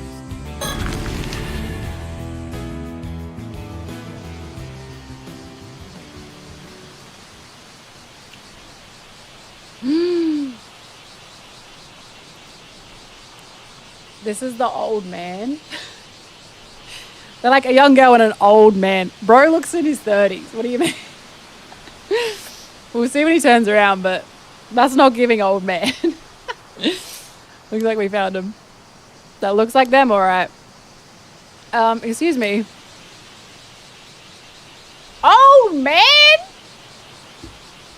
Brother. You rang. He doesn't even have any wrinkles, bro. Do my eyes deceive me? Because these young islanders have come all the way to talk to us. These days are numbered. There's not much here. Please make yourselves at home. Thanks for having us. Why is he the one welcoming us? It's because most people here have been avoiding him. He's excited someone finally wants to talk. Oh. Anyway, moving on. We were wondering if you could spare a moment to talk. Wait, before you do, shall we play a game? I want to guess why you've come to talk to us. May I? Okay. It's safe to assume, we've been making the rounds here asking questions. Indeed, it was the most likely hearing such news that incited you to climb all the way up here to meet us, which means... I got it. We've almost certainly done something to offend the good people of this island, committed some manner of ill-mannered faux pas. You must have come to tell us the lighthouse is off limits to everyone except authorized personnel. Actually, no.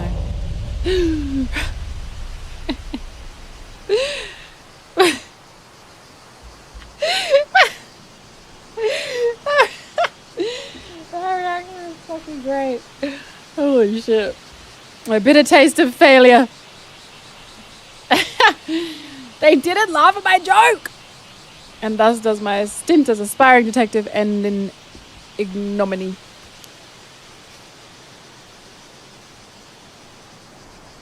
I'd say that whole show was kind of a social faux pas at the least. Don't worry, he's always like this. He'll bounce back. It's fine. I see. He must be pretty resilient. Since you didn't guess right, do you mind if I continue? Asking my permission, are we? Well then, by all means. Thank you. My name is Arnav Barnum. You can call me Avi as a sign of our newfound friendship, and also because I like it better. Avi. Okay then, Avi. Such a pleasing ring to it. And what can I do for you, young man? Will this girl be your daughter? Not quite.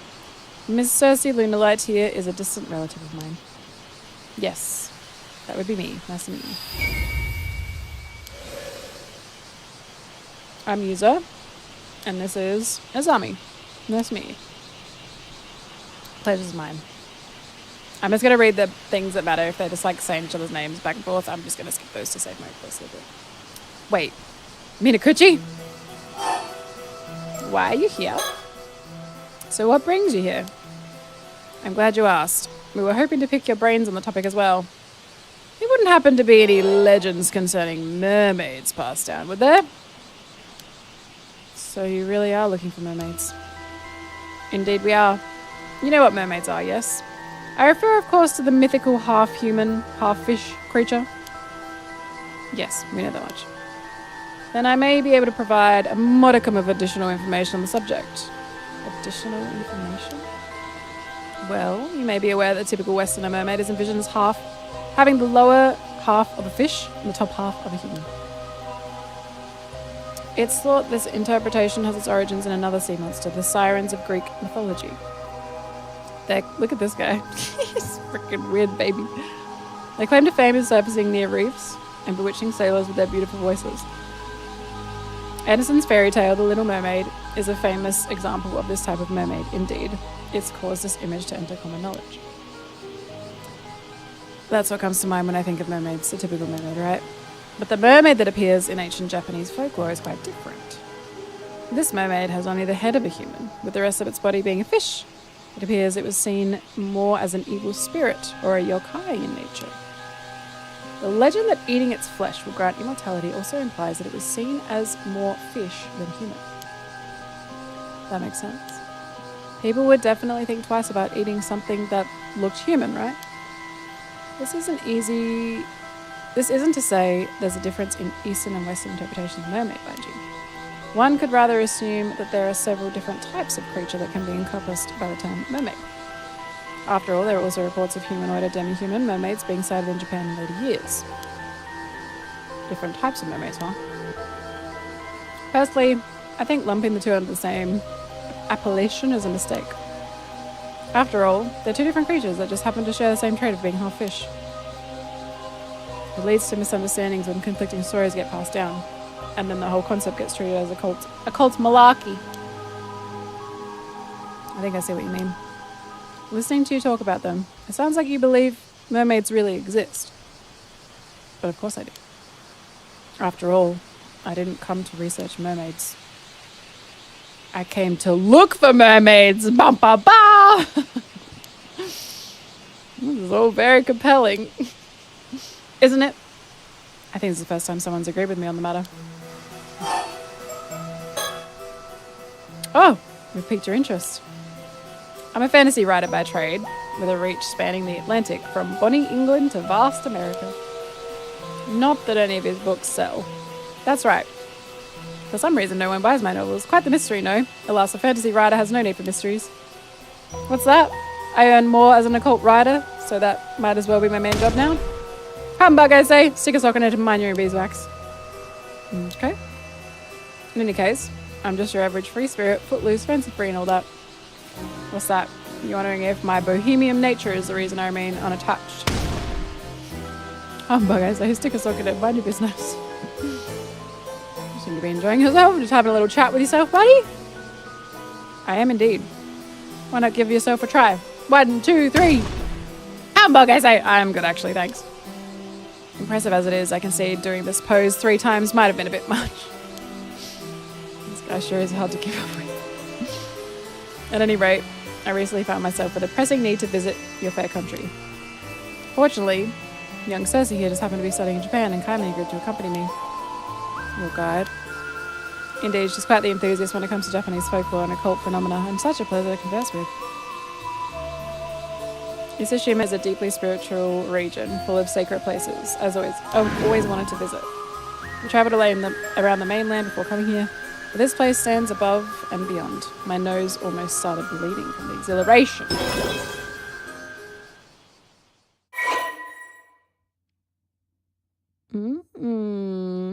Not unlocked yet. In fact, I think it did a bit. You must have been really excited, huh? Is this really that special compared to other places? Of course.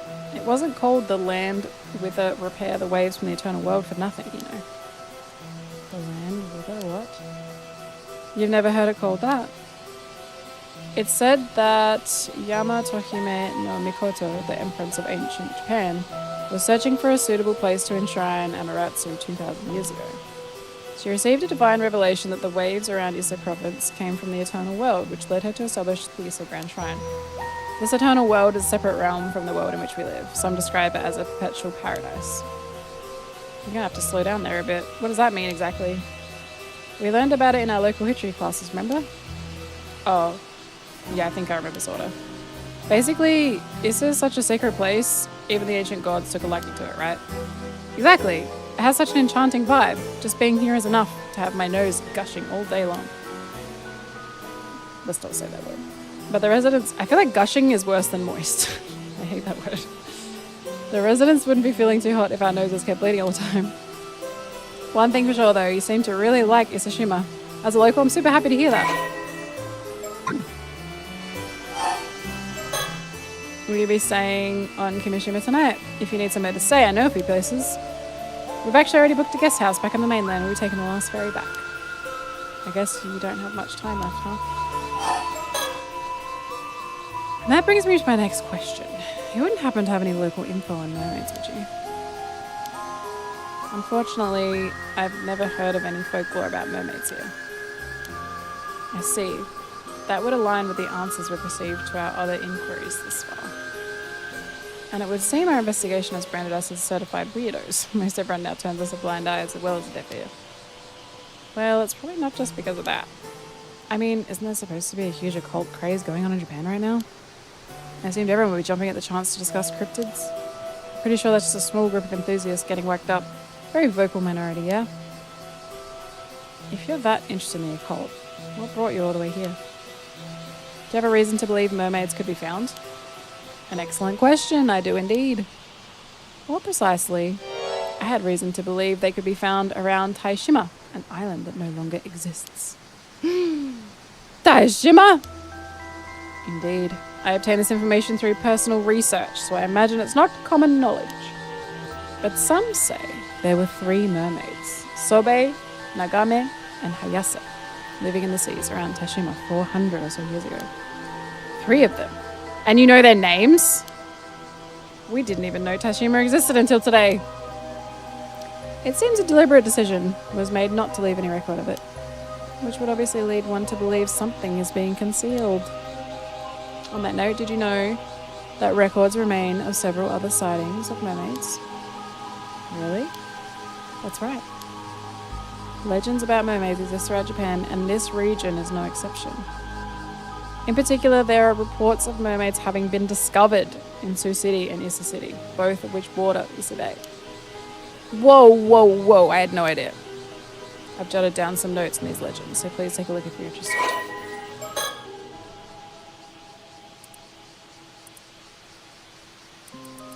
Mermaid of Futa Mikaru.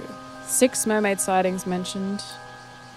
Ancient Annals of Hiri Temple. The exact time period is unclear. Legends tell of a girl named Osato from Kosawa in Ano Town of the Age District, who became immortal after eating the flesh of a mermaid and went on to become Yaobukuni. Oh, they're a nun. This information is not recorded in any literature. Sobe, Nagame, and Hiyase. Oh. Thanks. This is all very interesting. So which type of mermaid are you looking for? Well, it seems a lot of the mermaid sightings around Isobe were fish mermaids. Fish mermaids? The mermaids sighted around Taishima were apparently the human mermaid. So I'm guessing fish ones mean like the half fish. Oh, fish mermaid's probably the one with just the human head, I imagine. So it stands to reason that any mermaids around here would be human mermaids. By human mermaids, you mean the sort that are closer to humans than fish. Yeah. Yeah, the ones. Yeah. Fair. I see. I don't know whether that makes it easier to understand or more complicated. In that case, mermaids whose flesh would make you immortal if you eat it would have to be the fish mermaids, right? Another fine question. It is indeed difficult to imagine people eating the flesh of human mermaids. But I personally believe that human mermaids also have the power to bestow immortality. Oh, I wonder. How about another refresher on myth and legend? Are either of you familiar with a place called Rugu? Yes! Wait, these guys aren't. The detectives are. Is it related to the Rugu Palace that appears in the tale of Urashima Taro? Just so! It could well be considered the inspiration for the undersea palace in the familiar fairy tale. Oh, that's right.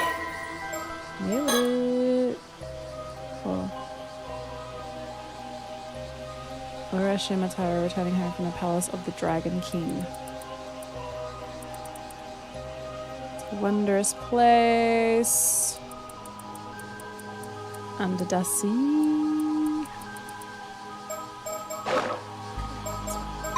We'll get the gist. The Ru dragon surely refers to the god of the sea. It's not uncommon for deities associated with water to be serpentine in nature. This would then make Rugu the palace where the god of the sea resides, the palace of the Dragon King. I had no idea Rugu Palace was based on something else. Rugu is known for being home to the priestesses who attended. They usually summarize it anyway. I feel like the excerpts are just if you want a little bit more info. If I wasn't reading it out loud, I'd probably do it. Who attend the god of the sea. These women are collectively referred to as Otohime.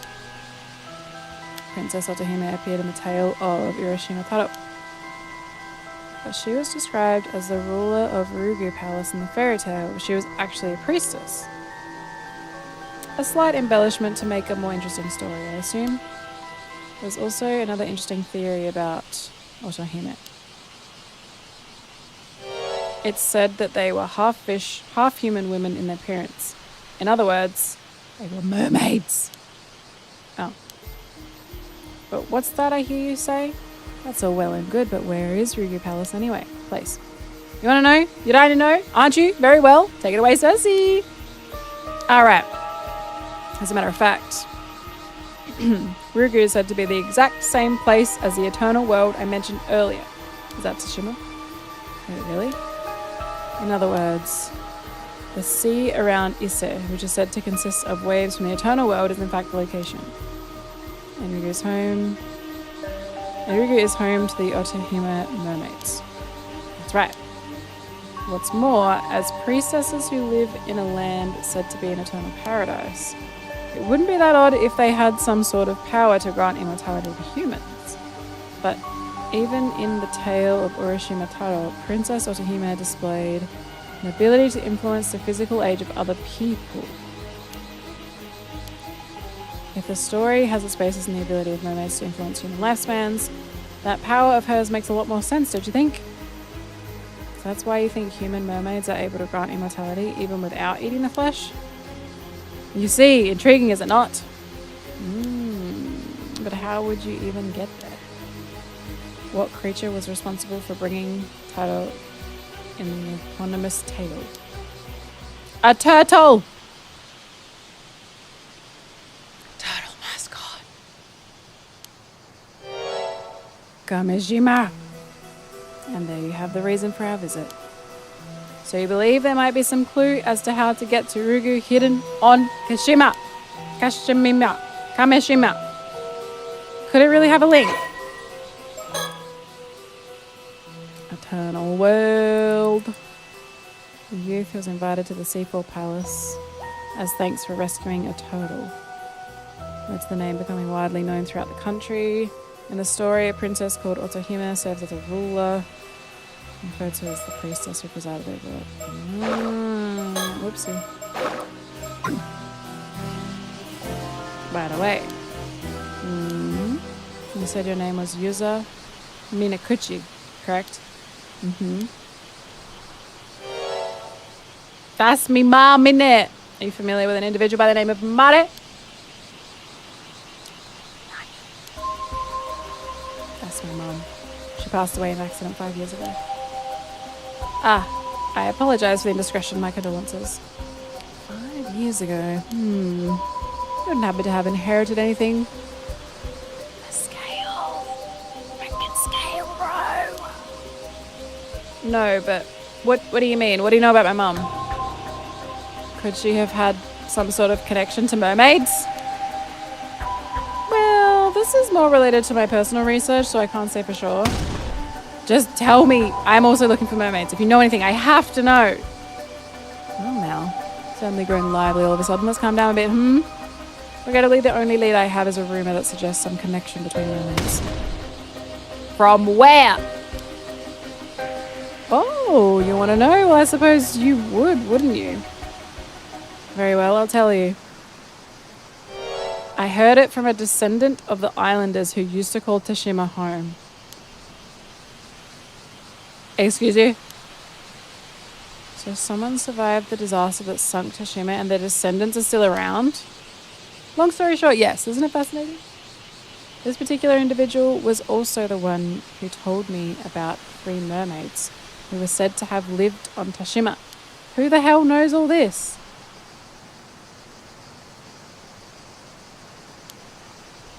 By the by, if you're also seeking mermaids, you must have some information of your own, yes? Surely this one-sided exchange of knowledge wounds your good conscience. Allow me to remedy that by accepting information that you have.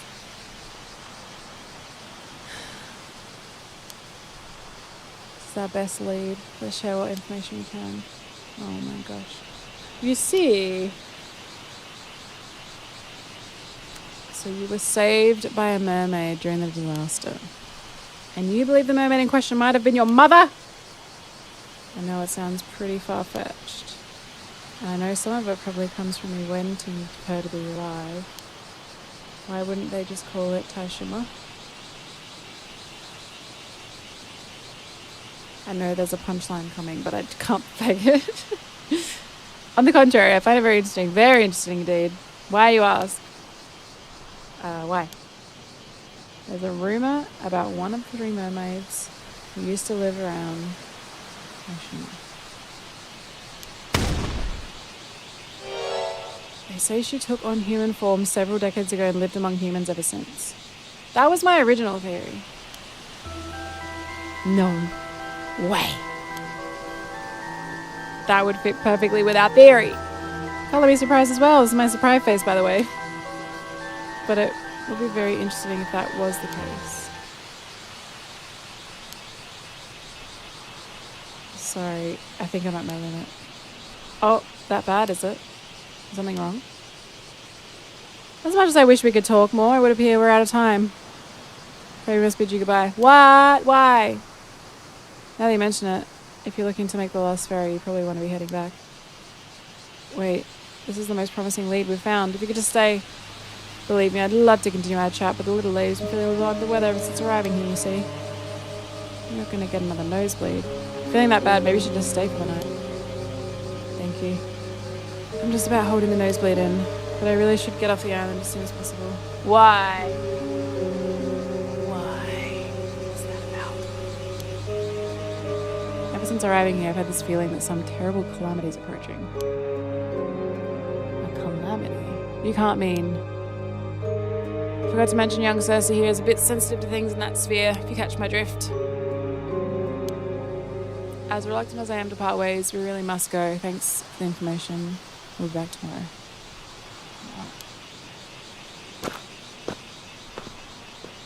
Okay.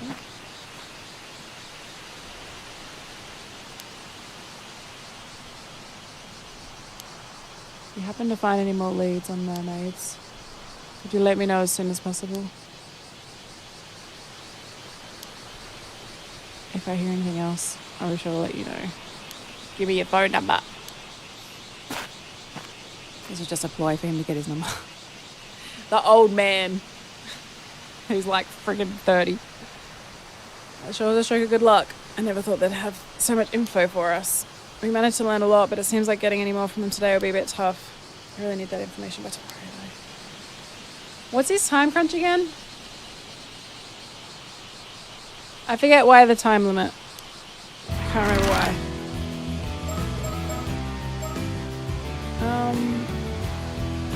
When was Grandma gonna give us info at the doctor shop?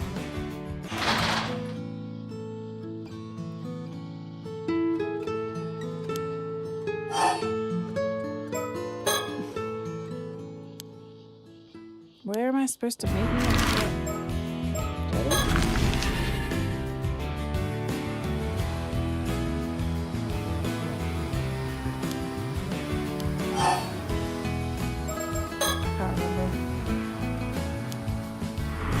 Grandma! Where the fuck are ya?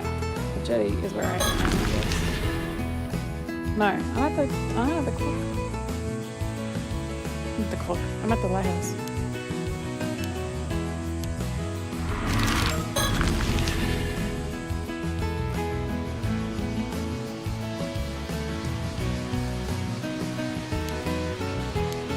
Who the fuck am I meant to talk to? Oh, what the hell is this? Oh, cute. Cute. Can't. There's no other.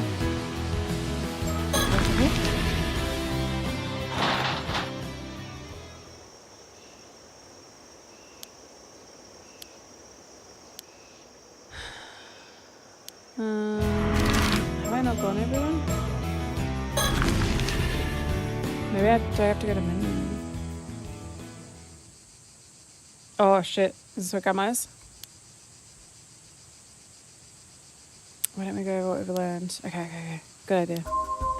I love this music. It's so good.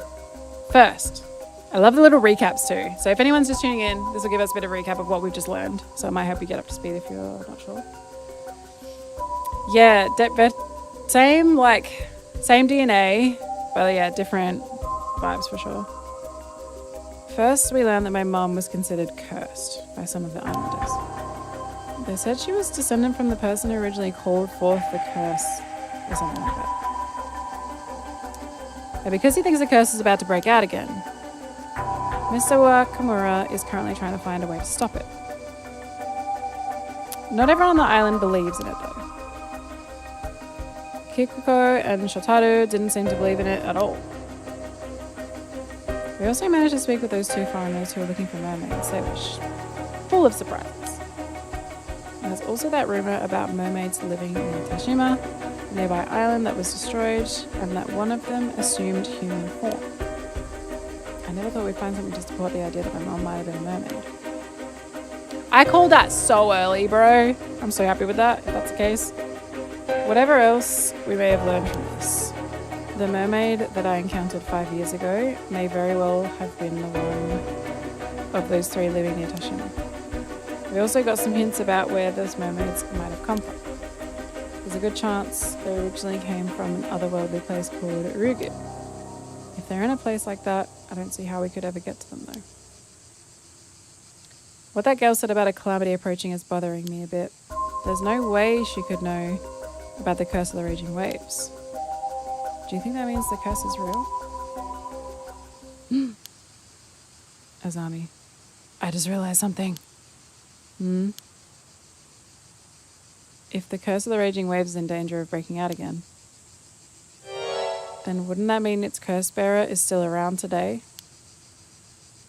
Yeah, your mum.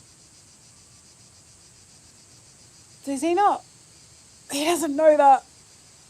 He doesn't know that, does he? He doesn't know that. Yes, she is.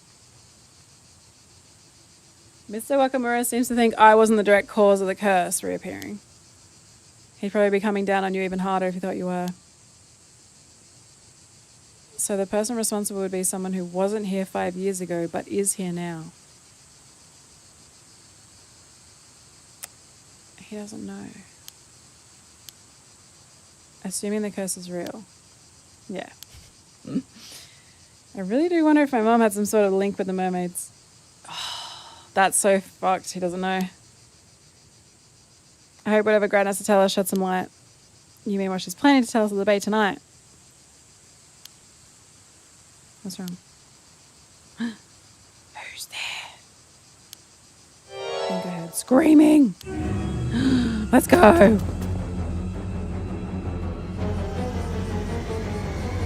What's happening? Potato! What? What?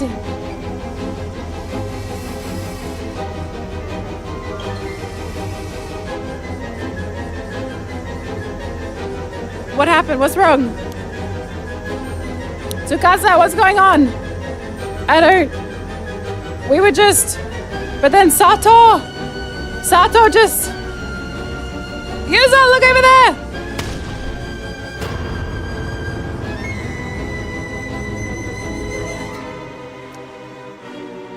So that happened... Oh my god.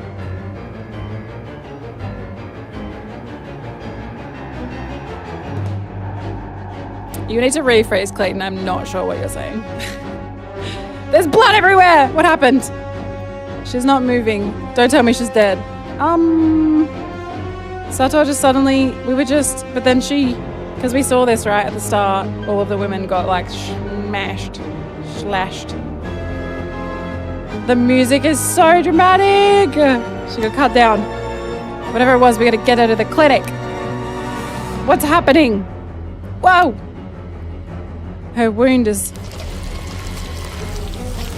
Oh. Oh, what the fuck? It's gone! She's fine!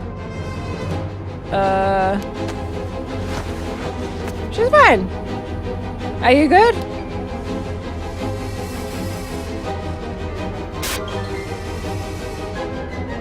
Pause!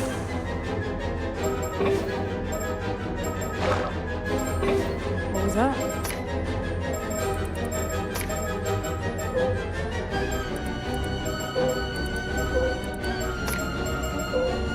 I need another flash of it. What do you say? Yao Bakuni.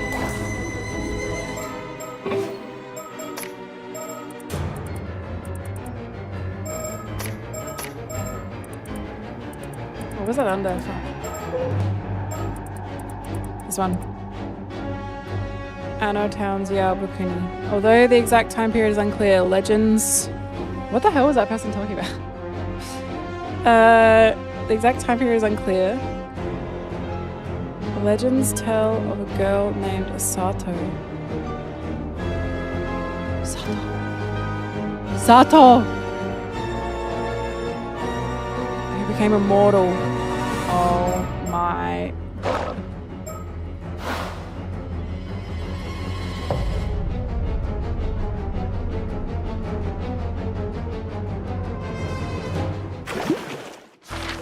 Oh my god.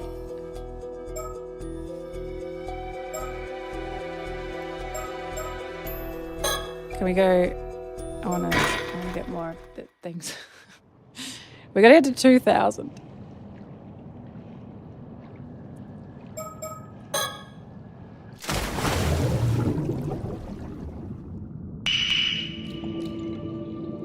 Finance. Oh god. Okay.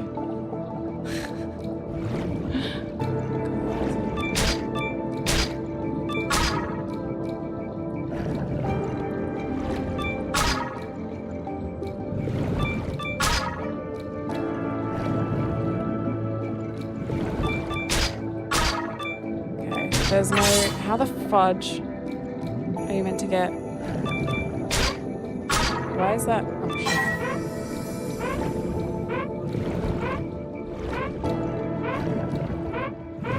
I don't need any finance. Thank you, Clayton. I'm good. 100 and... I have to get 2,000?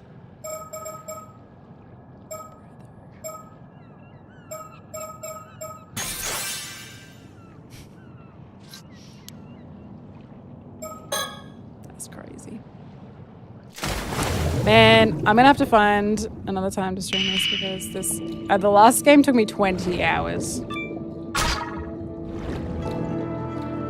But I'm so in it. The hard thing is I can't stream it for like 10 hours because my voice gets fucked up.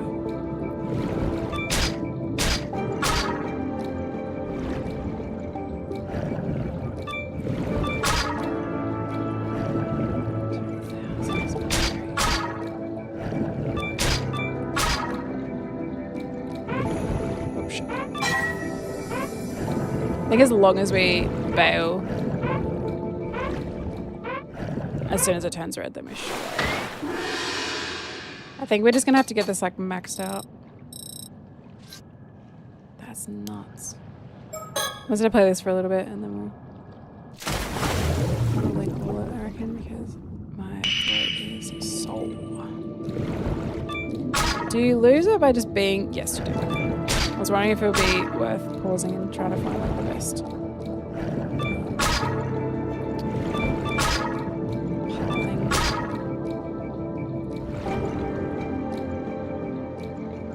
Give me.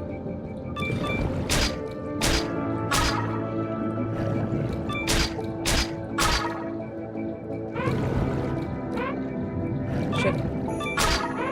Oh, I'm super dead. Oh no, I'm not, because I got better breath now. Hell yeah.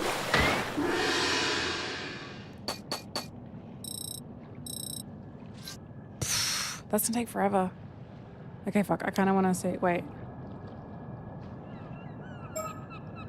What's this? Oh shit. No, wait. Why would you want to do that? Maybe because... Maybe to like... How do I get back to the thing?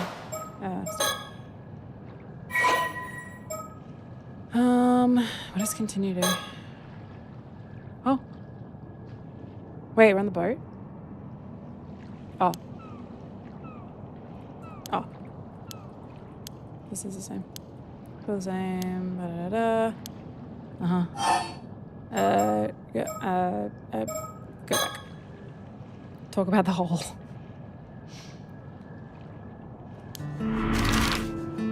Wait. I think I need to go back to the storage.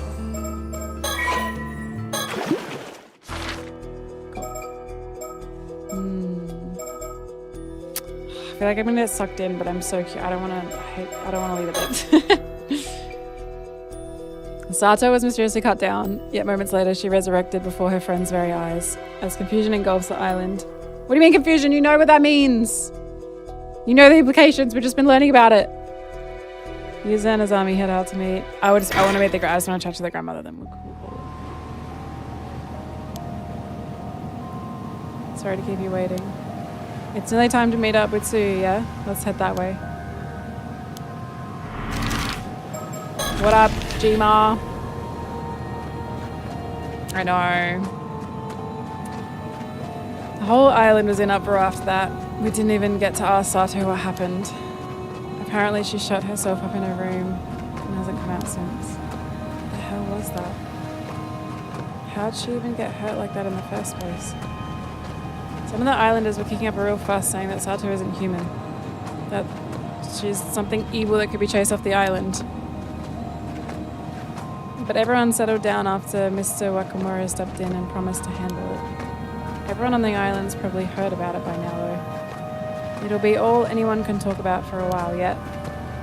Did you go back home afterwards? I stayed out to do some digging. Gran wasn't at home anyway. She hasn't recovered enough to be able to move around that much, so I'm pretty worried. You think our promise to meet with her is still on? Let's go see. Is there... Could you actually check the how long to be? I would be curious. I don't mind knowing this stuff again. She's here. Is your leg okay? Thank you. Gran. Don't be all cooked, mate. Alright, she's fine. Oh, you two came after all. The waves were so loud I couldn't hear you for a second. Did you just... cut that lady. What are you doing over there? This is where it's hidden. This is what I've been wondering about. Because remember she said her mum left something. What is it? What your mother left us. My mom. Have you heard of an island? Yes. Yes, we have.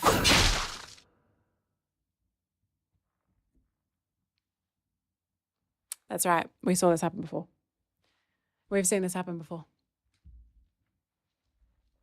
First game 11, this one 13. Why do I have 20 hours played in the previous game? Fuck. So maybe next stream just needs to be a bit longer, maybe. Gamma! I do remember going back to get all the secrets and the different endings and stuff. So, yeah. I feel like it was 2 streams and then we went back to the achievement hunt. Gran! Grandma! What's wrong? What's wrong? What's wrong? She's hurt. I have to stop the bleeding. What are you two doing? This isn't... She just suddenly... No! Ah! Wait. We didn't get to find out what she knows! She's got the wrong idea. It's too late. She's got no pulse. The wound's too deep. It almost can't clean it off. She never stood a chance. I'll go get someone. You stay here. It's alright. I'll come with you. Oh my freaking god. Go look at the cave. Someone get the clinic doctor. Ah! Oh no! Yeah, so we knew this happened. Old Lady Nakamura! What the hell? I hear screaming from down there too. Let's go. Everyone's getting murdered. Oh my god!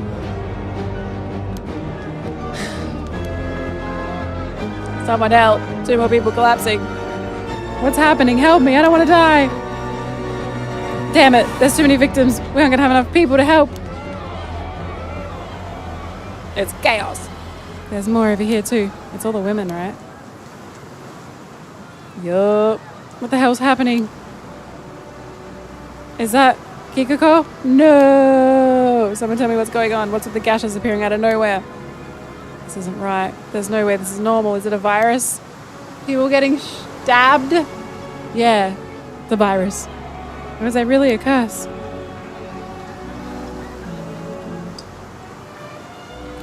Those affected by the phenomenon died instantly. Maybe took an 8-hour break in the middle of last playthrough. Maybe. The strange calamity that had suddenly descended on Kamishima plunged the island into a panic. With no knowledge of the cause or reason, there was nothing that could have done to prevent it, and the massacre continued unabated for a time. Oh my god. The survivors were seized with fear. Some ran to escape, some simply broke down, some flew into a wild rage. A frenzied chaos swept over the island. A short while later. Oh, that's why she was crying, maybe? No, this is after. At least we're able to meet up with... Why isn't she dead? What the hell's going on? Is it because she's lived off the island? The whole island's in an uproar. Everyone's so panicked. We couldn't find anyone who could talk straight. Who could blame them? No one knows who will be affected next. Probably best to hide in here until things settle down. You okay? Everyone's dead! Of course not. I have no idea whether my mom's safe or not. And I wasn't able to find Sato. I'm so worried about her. He said he'd handle things, so I hope she managed to make it back home. Do you think Sato's wound healing up has anything to do with what just happened? We've held off prying into Sato's past until now. But maybe that won't fly anymore. Uh-huh. Come to think of it. Didn't this whole Curse of the Raging Waves mess start when she came here? Don't say that. This isn't Sato's fault. She's just a normal girl. I won't let anyone say anything bad about her. Not even you. Sorry. I didn't mean anything by it. I wasn't thinking straight. I mean, I never thought something like this was really possible either. Something like what? Do you have some idea what could have caused this? I'll punch blokes in the mouth for less than that. A little while ago, when we were at Old Man Wakamura's place, he's 30 by the way, some guy phoned and threatened to kill all the women on Kamishima with a curse. Another curse? Who was it? What do they want? I don't know. He said something about no mercy, just punishment for anyone who defies him. It was really creepy. What the hell? Those people would have to die just because some guy didn't get what he wanted. Old man Wakamura said he'd do something to stop the raging waves curse, but things just got worse. Izami, calm down. It's no use getting mad at me. You're right. Sorry. I guess I just got a bit heated. Pensive user. Even so, that means those gashes were deliberately caused by someone using a curse, right? So they're the ones responsible for all of this. Even if the massacre was caused by something supernatural, someone made it happen. About that. Someone's been bugging me about this whole thing. What do you mean? Pretty much. It didn't seem like the victims were being targeted at random. They were all women, so I was trying to think of some kind of common point that would tie them together. I was going to say they were all divers, but Sato wasn't a diver. But she wasn't born here, so...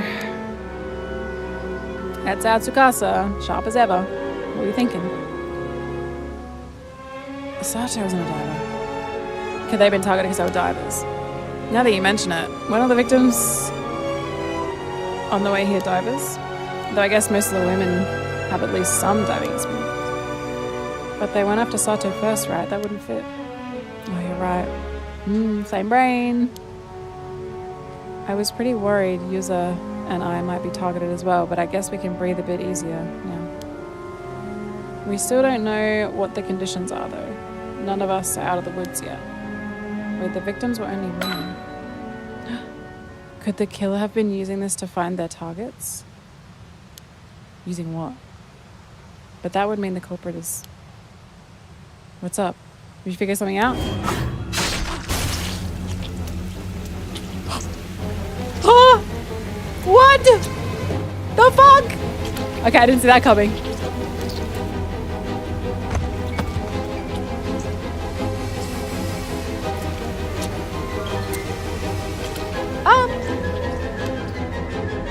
Your head! Ah!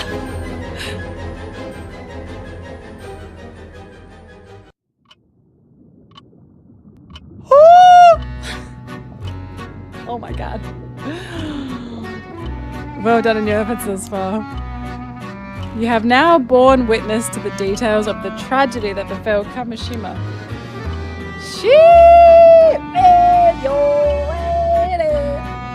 However, please do not be discouraged. This too is necessary knowledge for your journey. The situation you find yourself in is complex indeed, a veritable maelstrom of events. But I'm sure you'll be able to overcome this trial and accomplish your true objective. For now, we will return to the story chart, where you may proceed with a different route. I wish you the best of luck on your journey. Holy shit, I did not see that coming. Oh, okay. Cool. As much as I'd love to keep going, I should really rest my throat, and that's a really good point to go on next time. So I am going to leave you guys on a cliffhanger. That also means that I have to end on a cliffhanger for myself too. So we're in this together. How cool. I know it's very niche, and I appreciate you guys hanging out. I knew this was going to be good. It's so good. How good. Yeah, me too. So if you're watching on YouTube, YouTube Live is going to end. We'll raid over. We'll raid over on Twitch. And yeah.